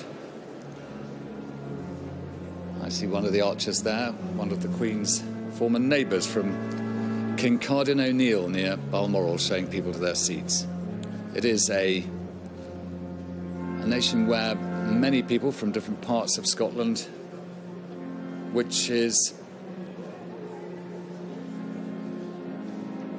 made up of so many different communities, right out to the islands, up to the very north, the Western Isles, the far Highlands, all coming together to be part of this gathering. And they released tickets for those who wanted to come in the general public, and shortly they will be filling these seats. It's some time, though, since the service will begin. We'll see a start to the procession later on, bringing the Queen up here.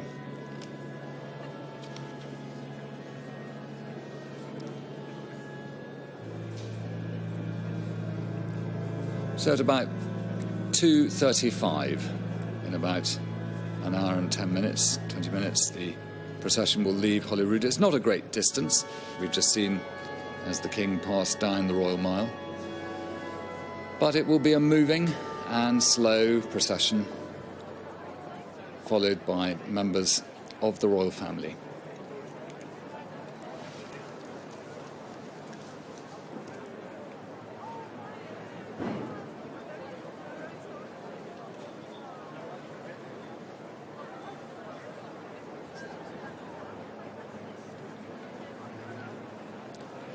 The scarlet being worn there of the former Queen's chaplains, now the King's chaplains, and here knights of the most ancient and most noble order of the Thistle, including Sir David Steele, Lord Patel, and others being brought in to take their seats. As knights of the most ancient and most noble order of the Thistle, they wear that silver star that incorporates the cross of St Andrew on their left breast.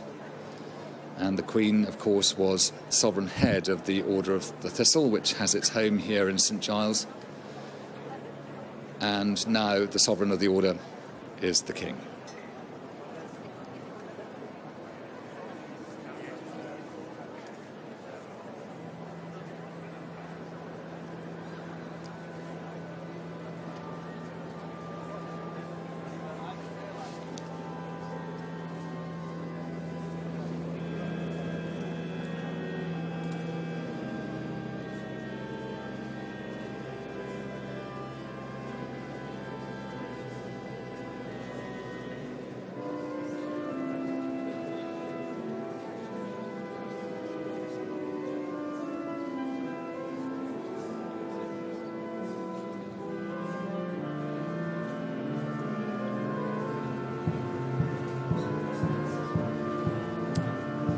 Let's perhaps come away from St Giles Cathedral for just a moment. The service there not due to start until shortly before 3 o'clock, and certainly plenty more from Alistair Bruce when it does. But perhaps we should reflect on that which we just saw immediately before pictures from inside the cathedral. King Charles III arriving at Holyrood Palace with the Queen consort. Our royal correspondent Rhiannon Mills is here. Louise Tate, formerly the Queen's Scottish Communications Director, also alongside me. Let's just reflect a little moment, can we, Rhiannon, on protocol. And something that has struck me a couple of times over the past couple of days. Upon exiting the rather snazzy limo that he arrived in, King Charles and Camilla both went straight over to the crowds, arms outstretched, shaking hands. Were we expecting that? No, we weren't. And as we hear those involved in the procession on the forecourt heading away, the drums beating away, Within the plans around the death of Queen Elizabeth II and also the succession of King Charles III, of course, these plans have been decades in the making. But it's these moments, I think, that are cementing in our minds what kind of monarch the new king wants to be. Are you allowed to touch the monarch in that fashion? It's a really straightforward question, because I remember an Australian Prime Minister falling foul of a misplaced hand on the Queen's back at one point. I think when it comes to members of the public, the former Prince of Wales, now King Charles III, has always been keen to get out of a car and make a beeline to anyone who's bothered to come out to see him. I've witnessed that on so many occasions when it comes to engagements and overseas tours. And also, of course, cameras trained on the new king, but you can't forget that the Queen Consort also, over the years, she has very much fallen into line and knows that it's her responsibility to also make sure that anyone who's come out, they feel that they have had that connection with a member of the royal family. And don't forget, it was actually Queen Elizabeth and Prince Philip who started that whole institution of walkabouts. They knew that they had to be seen to be believed, that sense of building a connection. And in so many different ways, we have seen that, I think, since her death. That sense of the royal family wanting us to understand what's going on, wanting to make that connection. And we 100% saw that when it comes to the ceremony of the keys. Louise and I have been talking about this. And Louise, you were pointing out that actually there was a change of plan, you think, when it comes to where the ceremony was carried out? Yeah, well, part of my recall from my time, I think my understanding was that ceremony might take place in the quadrangle. And I corrected you earlier, you said the forecourt, and I said, no, I think it'd be the quadrangle. And I was wrong. I suspect this is where we're seeing that the new king has been consulted about these plans, and my feeling is that he would perhaps say, well, how is that ceremony usually done? What was the example that was set before? And yes, I like that one. It's about seeing and be seen, and he's just demonstrated that with that walkabout. The king has been very involved in the refurbishment of the Abbey Strand buildings, which were just behind them as they did that walkabout, and the bathhouse garden. So I'm quite certain as the car pulled up there, he knew that there was an opportunity to take that time for those people that were there, because he's so familiar with it. It has been a part, though, hasn't it, of the rehabilitation of Charles and Camilla in the eyes of a certain part of the public. These type of events being accessible, being more open, no more the kind of the state formality. Well, there's quite a lot of formality around on occasions like this, of course, but just literally being a rather more accessible monarch, a more accessible Prince of Wales than you would have perhaps seen even a few years before. Whatever people think about King Charles III, and yes, he has got his eccentricities, and yes, he has ruffled feathers over the years, and yes, some have said that he has strayed into politics. But one thing that you cannot fault him for is caring and wanting to make a difference to people, whether that is through his charity, the Prince's Trust, with young people, whether that is through his, well, foresight, really, when it comes to the climate crisis. He's also, I think, an emotional man and realises that there is huge excitement when there's a royal visit, and he realises that people do want to feel that genuine connection with the monarchy. And at this moment of change and the pace of it today, I've just been reminded of the pace of it all. You were talking about what's happening next, and it just keeps going, doesn't it? At a time when we are all trying to adjust to what happened only a few days ago, I think it is about making sure that he's saying to us, look, this is what's happening. Yes, I have to be introduced as king in certain ceremonial ways. And yes, we're seeing pageantry, certainly with the Accession Council, that we hadn't seen for 7 decades. The cameras were allowed in there. The cameras now allowed into the forecourt, gently taking us by the hand in some ways and saying, look, we want this to be open and relatable. And really following on, as Louise was saying and as we've been talking about this morning, following on from the Queen in making sure that the monarchy stays relevant and connected.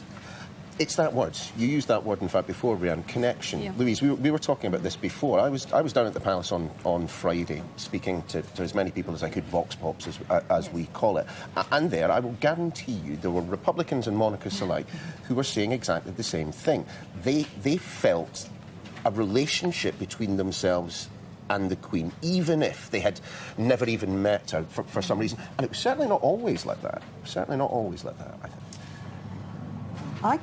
Well, I can't reflect on a time that strikes me. There is a stronger bond now, I would say, between the Queen and the country than there was perhaps at certain points in the 90s.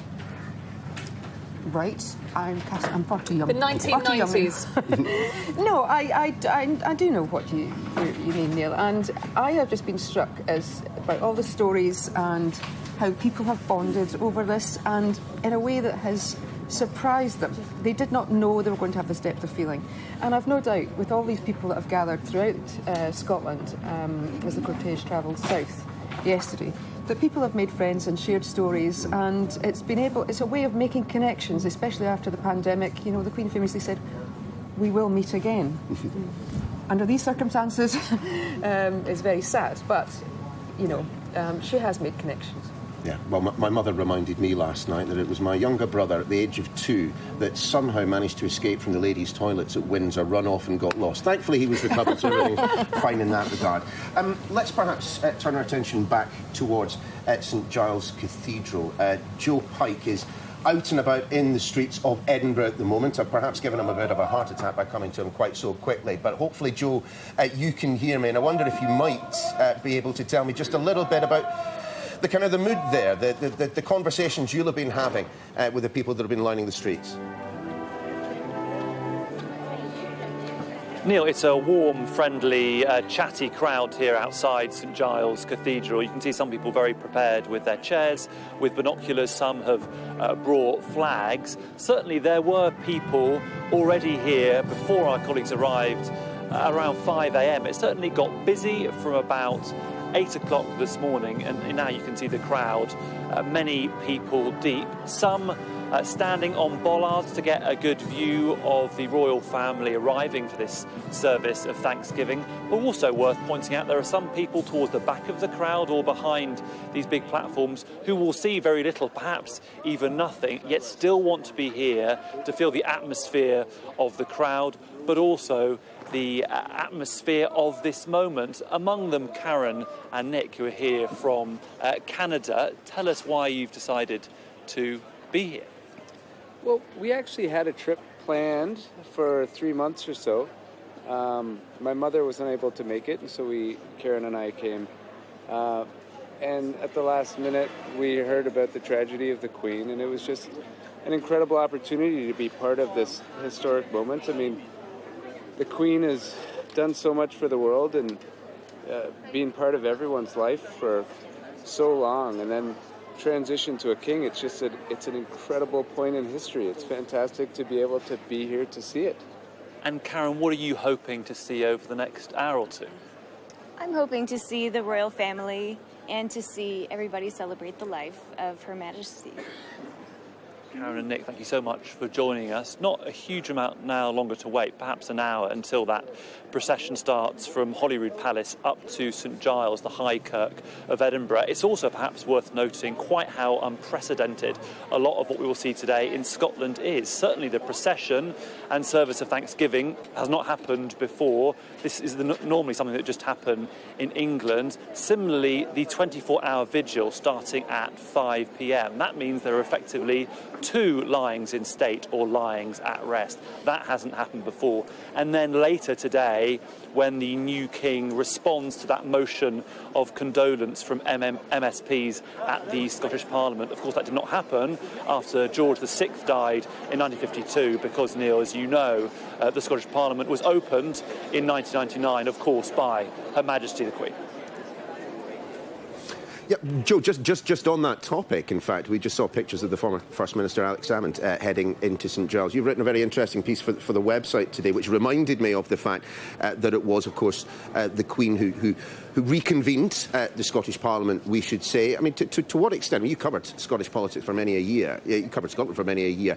To what extent, then, when you look back at that particular period, was the Queen involved in all of this? Because, you know, you had an SNP government Parliament in Edinburgh who was hell-bent on independence for Scotland and, you know, perhaps with some concomitant changes to the royal family as a result. Now we have a situation in which, of course, and it's been reiterated over the past couple of days, that, of course, if Scotland were to gain independence under the SNP's plan, the monarch would remain head of state. They certainly would. The 1603 Union of the Crowns would be retained, but the 1707 Act of the Union would be repealed under those proposals, Neil. Certainly the Queen was determined to be at the heart of that 1999 ceremony to open the Scottish Parliament with this specially commissioned thistle-themed outfit she was wearing, designed by a Scottish designer, a silk green dress, a purple coat. And over the next 2 decades, she was determined to adapt and evolve as Scotland's constitutional position adapted and evolved. It meant that Scotland's First Minister was invited to Balmoral over the summer, a bit like a Prime Minister would be, but 2 nights for a Prime Minister, just 1 for a First Minister. You mentioned Alex Salmond, who's recently walked into St Giles, also, of course, spotted at the Accession Council last week because he's a member of the Privy Council. He also has, in the past, had a very strong relationship with the King, invited for discussions at Burke Hall on the Balmoral estate. And it's also worth noting that King Charles knows the institutions, knows the personalities, because most recently at the opening of the 6th session of the Holyrood Parliament, the Queen was there, but in front of her, in Highland dress and wearing a face mask, was the now King. He knows these institutions, he knows these personalities, and as you say, that is important because the constitutional question, the future of Scotland in the Union, is constantly being posed, constantly being discussed. But as you say, if there was to be a referendum, if Scots were to vote for independence under the current plans, the monarch would remain head of state, just like Neil, as in Canada or indeed Australia. Joe, thanks very much indeed. Well, as we look at those pictures of the crowds, and indeed they are crowds gathered outside St Giles, there is a wind blowing through Edinburgh today, but that wind has blown the clouds away. Glorious blue sky just over my shoulder, just outside Holyrood House. Much, much more from Edinburgh, of course. That procession starting shortly after 2:30. For now, though, let's get back to London. Sarah Jane. Neil, thank you very much. Welcome back to Buckingham Palace. Still a continuous stream of people here coming to Buckingham Palace to lay flowers and pay their respects to the Queen. The crowds you can expect to continue all week. Well, earlier today, King Charles addressed both Houses of Parliament at Westminster Hall, and he promised to uphold the constitutional conditions under which Parliament sits, while expressing his gratitude for the messages of condolence. Let's take another look at that moment in Westminster earlier on today.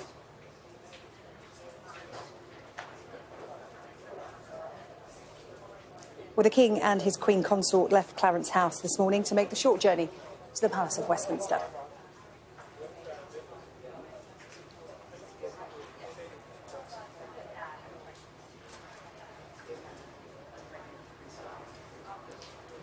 There were cheers from the crowds as the motorcade arrived and drove in through the gates.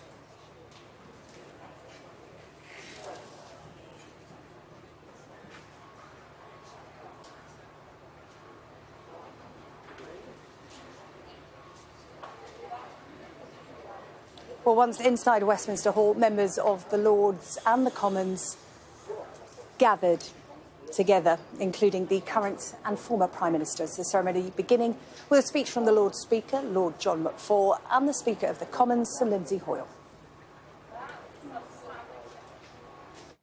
Her late Majesty's joyous, unstinting and reassuring presence across the years made it difficult to contemplate that her long and inspiring reign of deep and unparalleled devotion would ever end. We and the nation closed our eyes to this inevitability, but it has ended. Only a few months after we celebrated Her late Majesty's historic Platinum Jubilee. And as you said so movingly, Your Majesty, in your address to the nation, we all now feel a sense of loss beyond measure. It is a loss to the entire Commonwealth, which she did so much to nurture. It is a loss to all of us, but we know, most of all, it is a loss to you, Your Majesty, and to the royal family. Newspapers have been filled with photographs of Her late Majesty since the news broke. The most touching have been the glimpses into the family life which were usually kept sheltered from public view. Deep as our grief is, we know yours is deeper. We offer our heartfelt sympathy to you and all the royal family. My Lords and members of the House of Commons, I am deeply grateful for the addresses of condolence by the House of Lords and the House of Commons, which so touchingly encompass what our late sovereign, my beloved mother, the Queen, meant to us all. As Shakespeare says of the earlier Queen Elizabeth, she was a pattern to all princes living. As I stand before you today, I cannot help but feel the weight of history which surrounds us and which reminds us of the vital parliamentary traditions to which members of both houses dedicate yourselves with such personal commitment for the betterment of us all.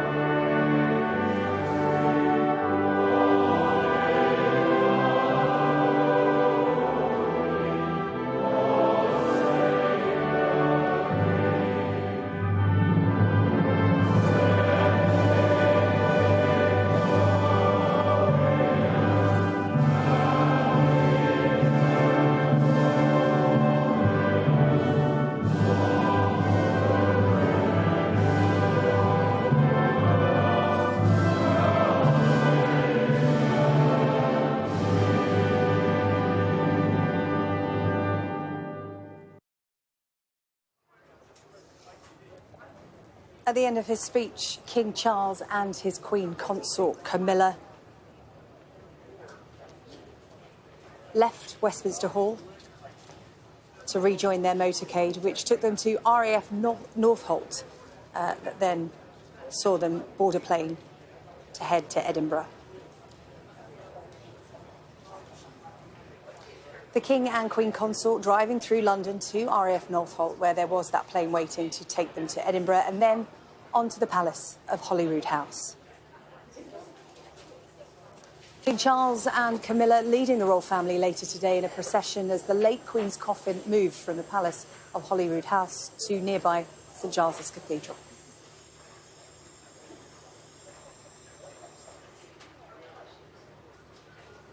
This, the plane taking off en route to Edinburgh with the royal couple on board. At just around 11:30 this morning, dozens of members of the public and photographers watching on as they left.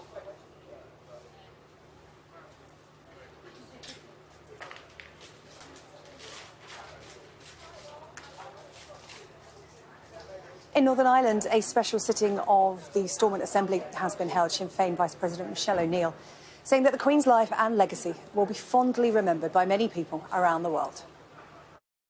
On behalf of Sinn Féin, I wish to extend our condolences on the death of Queen Elizabeth II, whose sorrowful loss is felt deeply by her family and by many people across our society, particularly those of Unionist and British tradition, whom with great pride and devotion hold Queen Elizabeth and the royal family very dear.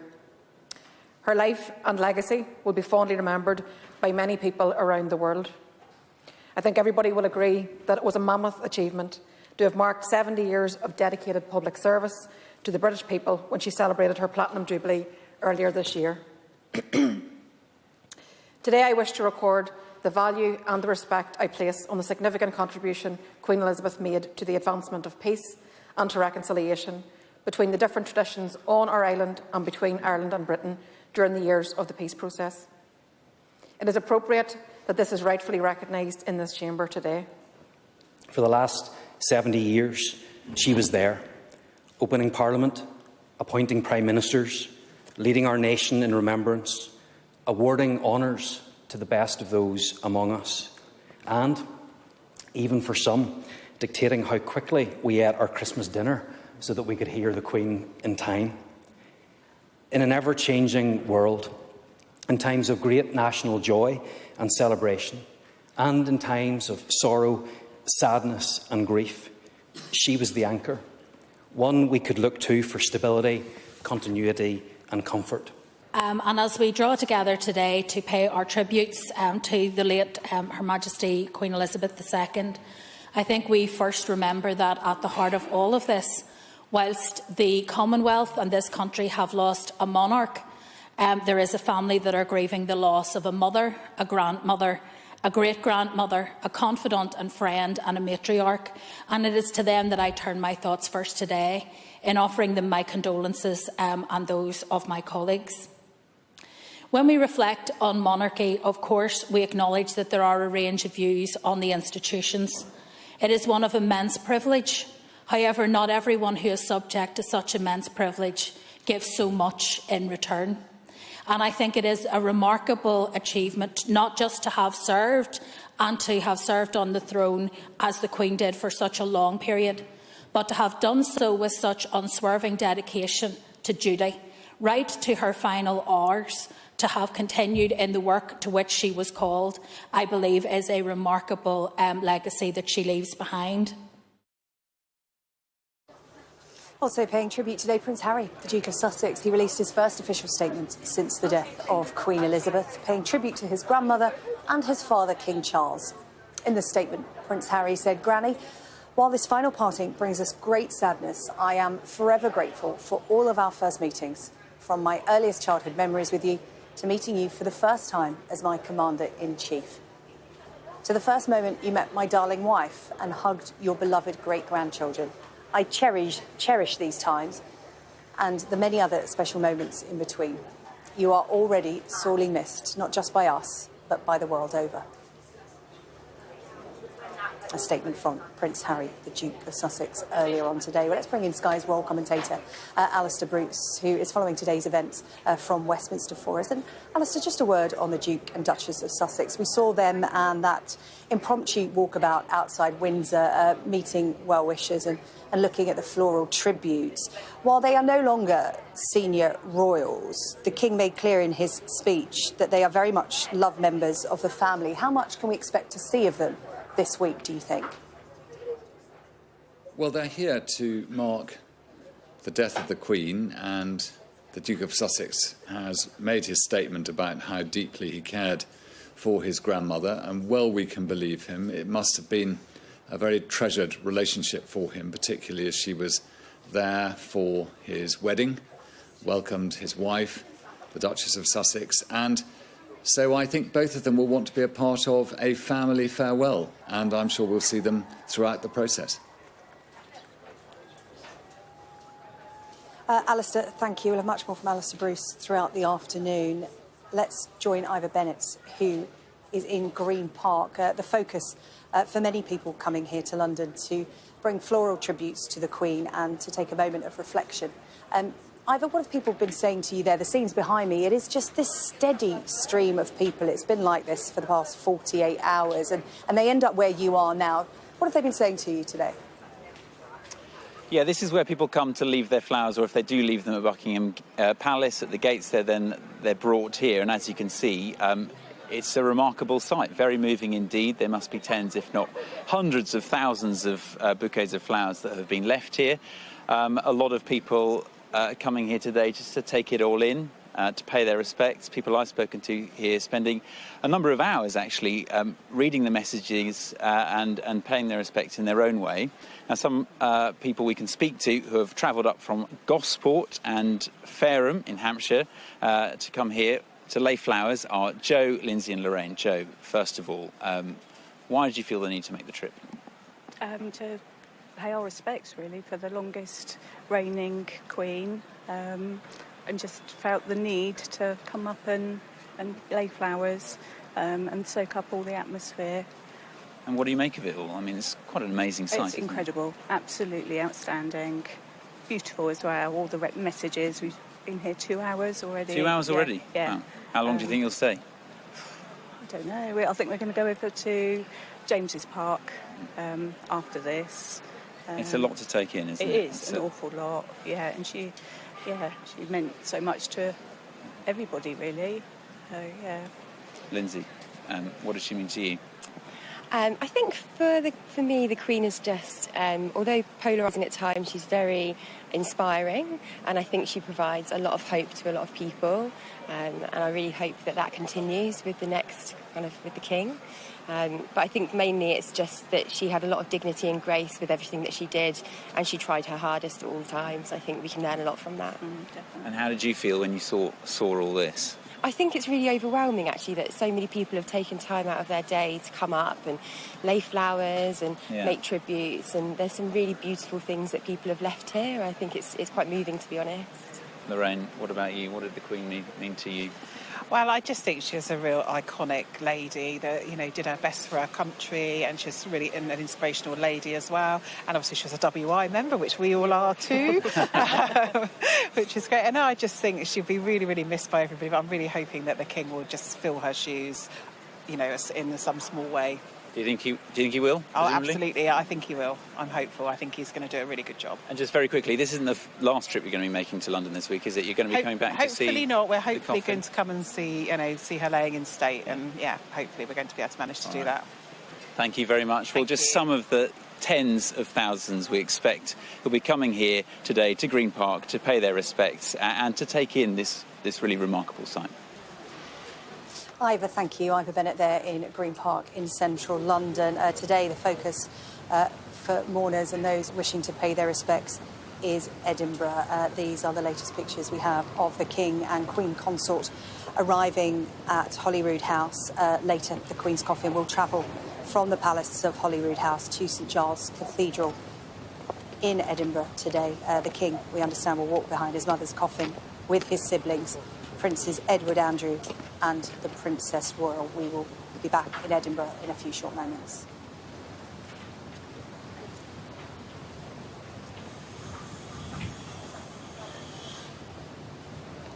Well, the focus very much today on Scotland. These are the latest pictures of King Charles and the Queen Consort Camilla arriving at the Palace of Holyrood House. The Queen's coffin will travel from the palace later today to St Giles Cathedral in Edinburgh.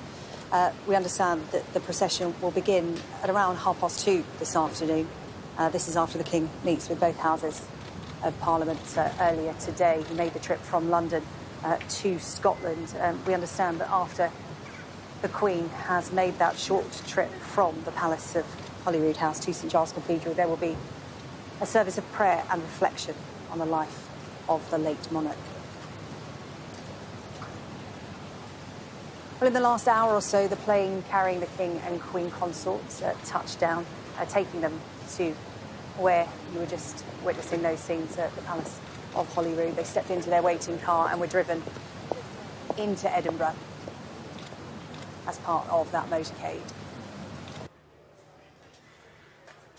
King Charles and the Queen Consorts then headed to Holyrood House, the royal couple, arriving at the palace and greeted waiting crowds outside. Our royal correspondent Rhiannon Mills saying that this was entirely unexpected, but as is the nature of the new king, he wants to be in amongst the people and those who turn out to see him. You can see him there shaking hands and taking time to talk to those who have made the trip to Edinburgh today to pay their respects to his mother and also to wish him well as he starts his life as king. They were looking at flowers outside the palace before then speaking to members of the military.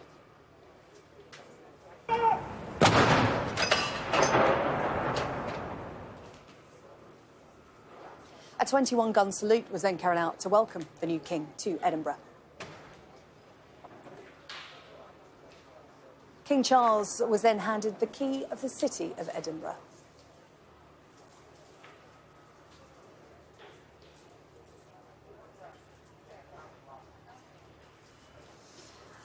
Well, let's join our correspondent James Matthews, who is at St Giles Cathedral for us. And James, we've just been taking viewers what has been happening so far today. What happens from this point on? Talk us through events.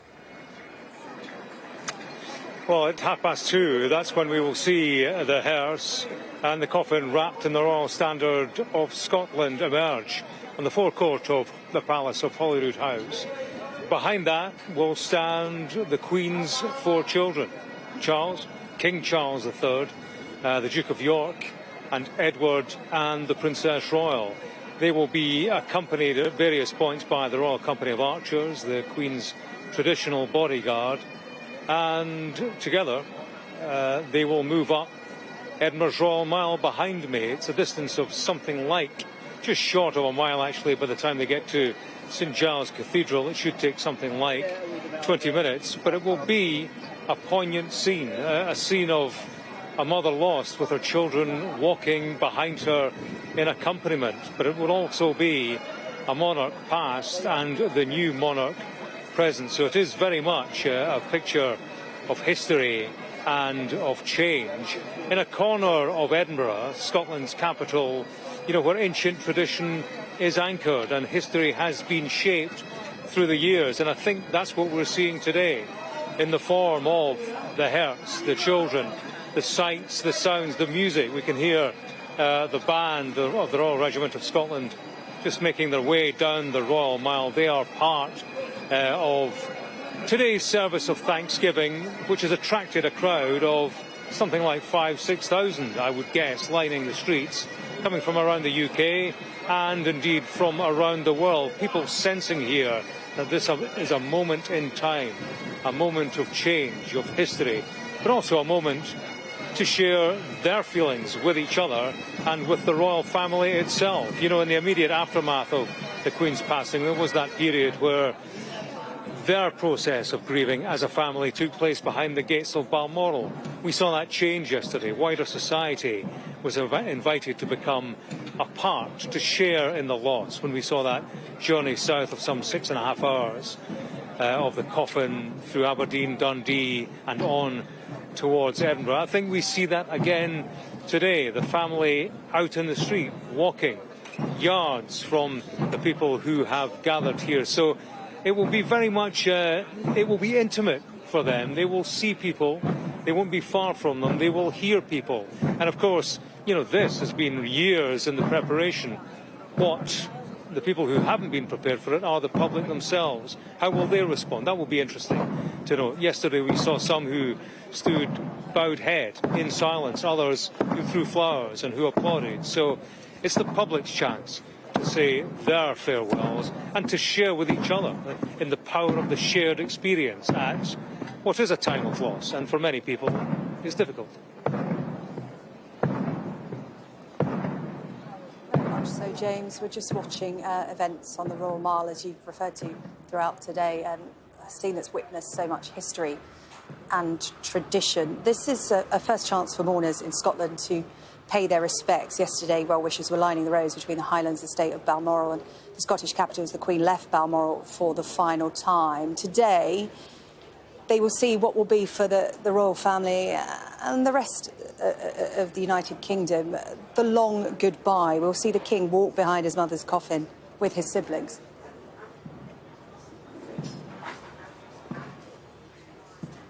A long goodbye indeed, and of course it will go on, because tomorrow the Queen will be flown south and you know, the funeral will take place on the 19th of September. Between now and then there will be the opportunity in Westminster Hall for people to file past the coffin. That will be the case here, because after the service of Thanksgiving in St Giles, members of the public are being invited to view the Queen at rest. It is quite a logistical operation, I might say. In Edinburgh's Meadows, which is a park about half a mile that way, wristbands are being issued, and the plan there will be that after the service is finished at 5:30, they'll be invited to go into St Giles, view the Queen, and several thousand are expected. It's expected to go on through the night. Initially, there will be a vigil posted by the sons and daughter of Her Majesty. Thereafter, through the night, that vigil will be continued by the Royal Company of Archers. So, history. It will be interesting to view that in itself. Interesting to the extent that many thousands of people have signed up to do so. We are literally watching history unfold here on Sky News. I just want to bring in Sky's royal commentator, Alistair Bruce, who is watching events from Westminster. Alistair, this is your home city. You're the governor of Edinburgh Castle. Perhaps you can give viewers a sense of what we're watching on our screens here this afternoon. Talk us through what's happening. Well, because not only the late Queen, but also the King of Scotland, or King of Scots, will shortly be here at St Giles. The Royal Company of Archers, the King's bodyguard for Scotland, have all formed up as a guard of honour. They're being checked into their positions by the officers and particularly by the adjutant, who's helped to organise this, Brigadier Major Jamie Fraser, who's checking that everybody's in place, and their own Sergeant Major also checking that after quite a lot of practice. And the Royal Company of Archers were invited to volunteer to take part in this, and apparently every single one of them has offered their time, and they will provide a salute on the arrival in that very precious area of the Parliament Square. They also have their colours there, which are draped with the mourning bands, the black mourning bands, carried by the officers, including there in the centre of the picture, my predecessor as Governor of Edinburgh Castle, Major General Mike Riddle-Webster, carrying one of the colours of the Royal Company of Archers, and the pipes and drums stand by.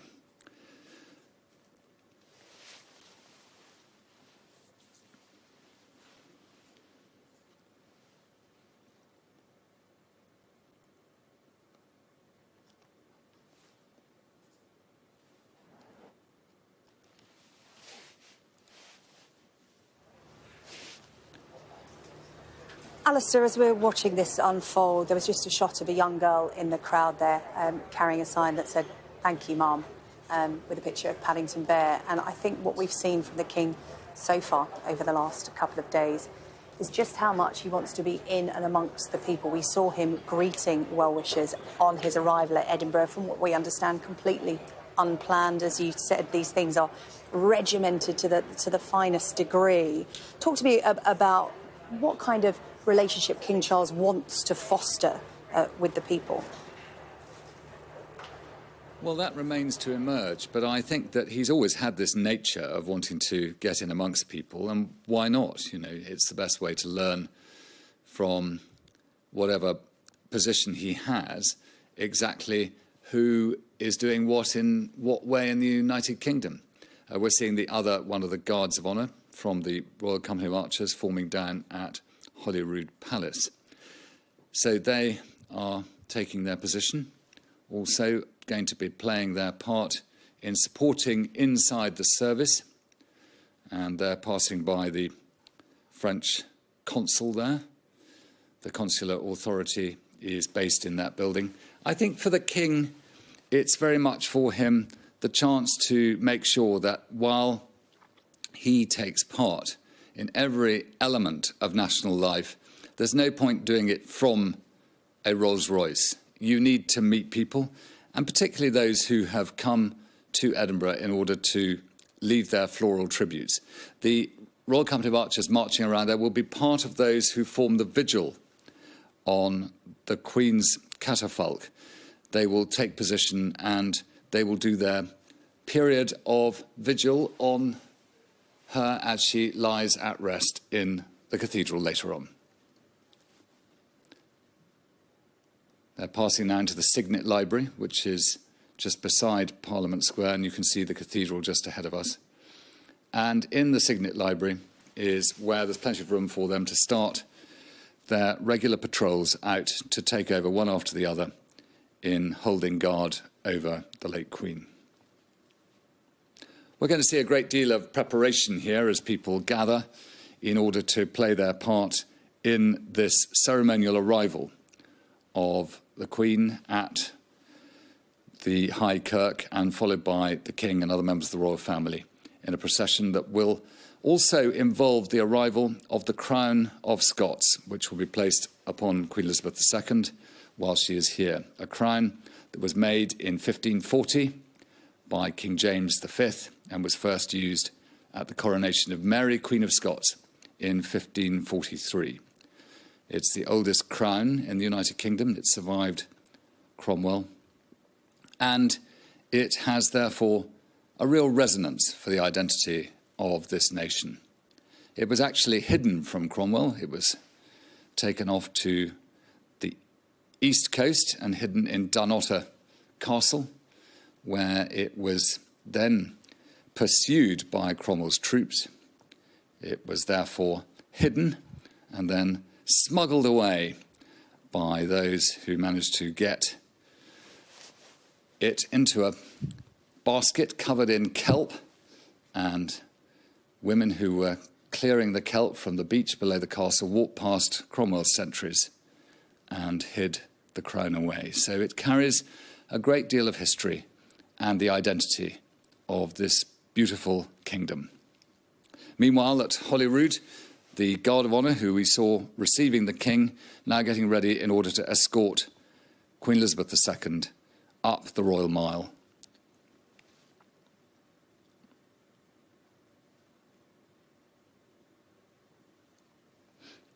They're being put in line.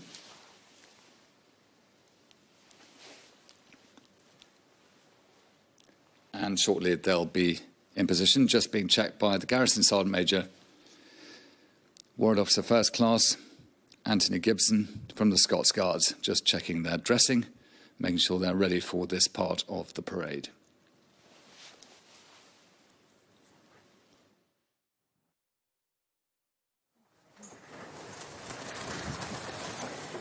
Well, inside will be those royal family members who will process behind the coffin. The question, of course, will be asked what dress they'll be wearing. Ceremonial uniform, we're told, from the King. But Rhiannon Mills, our royal correspondent, is here. And we'd had this question too, didn't we, at the funeral for the Duke of Edinburgh. It does appear that Prince Andrew, the Duke of York, will be wearing mourning suit, but with his medals and decorations, not least his South Atlantic medal. And he will find this upsetting because he, of course, is a veteran of war. Yes, so you might remember the funeral for the Duke of Edinburgh, we saw members of the royal family walk behind his coffin, and it was decided on that occasion that members of the royal family, rather than wearing military uniform, would wear mourning dress. And at the time, I think that was to try and draw attention away from the questions about Prince Andrew, but also Prince Harry, of course. He has stepped away from royal life, and Prince Andrew also had his difficulties. Again, I think the royal family trying to put clarity on the situation as we prepare to see the Queen's coffin once again. And they have confirmed that because he is a non-working member of the royal family, the Duke of York is not going to wear uniform. However, he will wear military uniform as a special mark of respect for the Queen at the final vigil in Westminster Hall. But there are in total going to be 5 different occasions where we're going to see other members of the family wearing their uniforms. And we now know that it is going to be the King leading his 3 siblings, also accompanied by their spouses as well, who will follow behind the Queen's hearse as it makes its way from the Palace of Holyrood House all the way up to St Giles.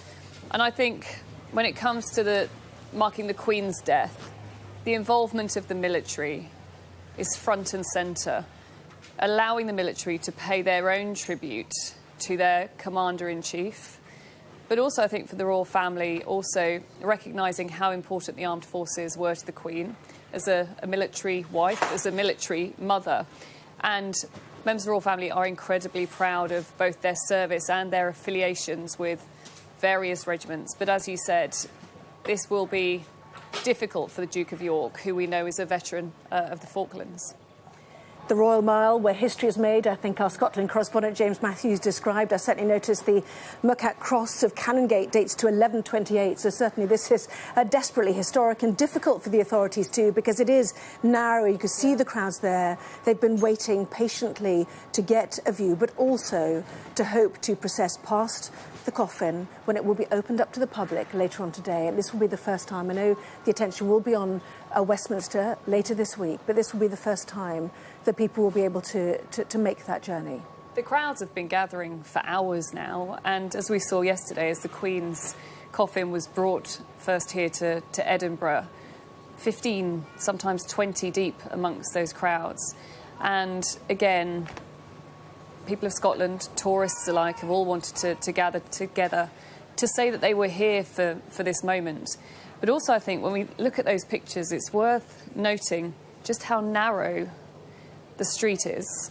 And I think this is going to be a moment where the public are going to get possibly the closest that they will get to members of the royal family throughout the next, 7 days. There is going to be so much ceremony, and members of the public, as we've seen earlier, the new King Charles wants to make sure that everyone feels involved, that everyone shares in this moment of grief. But as we see them walking behind the hearse, people are going to be incredibly close, and it'll be fascinating, really, to watch the response of members of the royal family, but also the crowds. And I think it will bring a poignancy, an energy that we didn't have when we saw the coffin driving past alone in the hearse yesterday. And early arrivals at St Giles Cathedral, this high kirk of Edinburgh. We've had more details from Buckingham Palace of who is in there, as well as the royal family, the Lord Lion King of Arms, who is the equivalent of the Duke of York in terms of the organiser of this part of the arrangements after the death of Her Majesty the Queen here in Scotland. Heralds, royal archers, members of the Order of the Thistle, friends and family of the Queen, the royal household, the military, representatives from all the armed forces in Scotland to whom the Queen held so dear. And you can see more arriving as they enter the church. But Rhiannon, also representatives of Civic Society of Scotland and those patronages and charities that the Queen would have taken so seriously here as well. And I think it's going to have a very inclusive feel. And the pageantry almost gives an air of, well, we'd expect dignitaries, we'd expect political figures, but also it's interesting that youth organisations and also a broad selection of faith groups, while the Queen often, especially in her Christmas message, described how her own Christian faith sustained her, helped her through very difficult times. And we saw at St Paul's Cathedral on the day after she died how members of the public were invited in to spend some time to pause and reflect. Today, this is about all faiths, people of faith, those of none, able to come together to sit and remember her. And, of course, the royal family will be central to the involvement of this service. Well, we saw those minute guns which will be fired from Edinburgh Castle while the coffin moves in procession to St Giles Cathedral. And the music, we are told, will be the music of thanksgiving and celebration for the long reign of our monarch. And I think for the royal family, and certainly this was something that we saw for Prince Philip's funeral, and there is no doubt we will also see this for the state funeral of the Queen, which we know is going to happen on Monday the 19th of September. The music and what that says and the atmosphere that builds within the service, they're very conscious of that. They're very passionate about those choices of music. So I think this will be a reflection of what the royal family would have wanted in terms of the music that will accompany this deeply moving moment as we wait for the royal family to leave the Palace of Holyrood House. You can see those involved in this procession heading towards where we are waiting, and in the next 15 minutes or so the royal family will leave the Palace of Holyrood House. Today, I think, again, I've been struck by the pace of all of this. Everything is happening very quickly. But I think when we see that procession start to leave, around half an hour it's due to take to get to St Giles, a time to pause for silence and to reflect.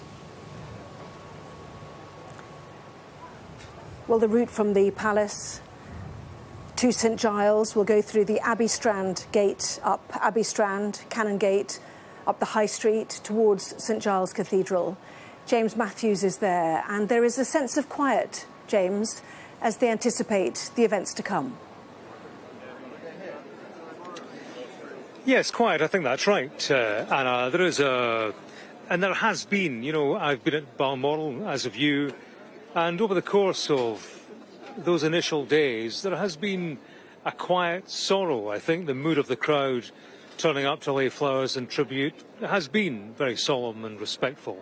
And, you know, I get that sense here today. Although I would say that the crowd generally is good-humoured. There is much chatter, you know, much, you know, laughing. Now and again you hear 3 cheers being sounded for Her Majesty. So they are in good spirits. And it will be interesting. It's a narrow street, the Royal Mile, you know, and it will be intimate for the people involved in this, those who are walking behind the Queen's coffin, and that is, of course, the new King and his brothers and sisters. So it is the opportunity for wider society to engage. We had those initial couple of days when a family's grief took place behind the gates of Balmoral. Wider society now is being invited to share their feelings, both yesterday with that lengthy drive south, and particularly today. You know, the royal family are well within earshot of people who have turned out to share their condolences. So the crowd interaction is one thing, I think, to look out for here today. And, you know, looking around, I'm looking at the front of St Giles. You see the Royal Company of Archers, traditionally the Queen's bodyguard. Now, of course, the King's traditional bodyguard. It's very colourful. Behind them stands the band of the Royal Regiment of Scotland, and, you know, people from Scottish society, people who have interacted with the royal family, politicians, Civic Scotland. They are gathered inside for a service that will be one of thanksgiving. It will hear a lesson from Scotland's First Minister Nicola Sturgeon. There will be music from around the world that is thought to be fitting to Her Majesty and choices that she would have wanted. There will be a Gaelic song sung by the Scottish folk singer Karen Matheson. So there are touches in line with Her Majesty's wishes, and I think, looking at the crowd lining the road, and again I can see something like 3,000. Further on there will be thousands more.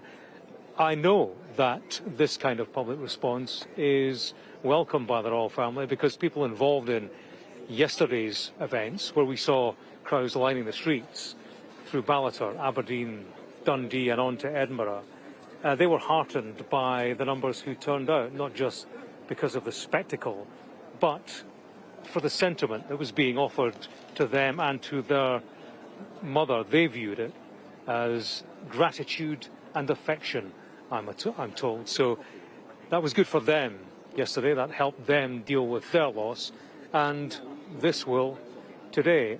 And of course, we're in Scotland today. Tomorrow, attention will turn to London, where wider UK society will be able to pay their respects as well. In Westminster Hall, the body will lie in state. The body here, the coffin here, will lie at rest overnight. Initially, after 5:30 p.m, the Queen's children, Andrew, Edward, Charles and Anne, they will post a four-cornered vigil around the coffin. And thereafter, through the night, the Royal Company of Archers, who you see standing in front of St Giles in dark green uniform, they will form that guard through the night, vigil through the night, before the journey south tomorrow at 6 p.m. And between now and then, members of the public here are being invited to view the Queen's coffin, and they have signed up to do so in considerable numbers, many thousands expected to do that over the course of the coming hours. But first of all, we have that service of thanksgiving. Not long now, the time 2:26, it's due to start forming up at 2:30, so we're about to begin. So we see the First Minister, Nicola Sturgeon, arriving. She will have a private audience with King Charles later. Behind her, Douglas Ross, leader of the Conservatives, Anna Sawar, leader of Labour here in Scotland too. And attention later this afternoon will move to the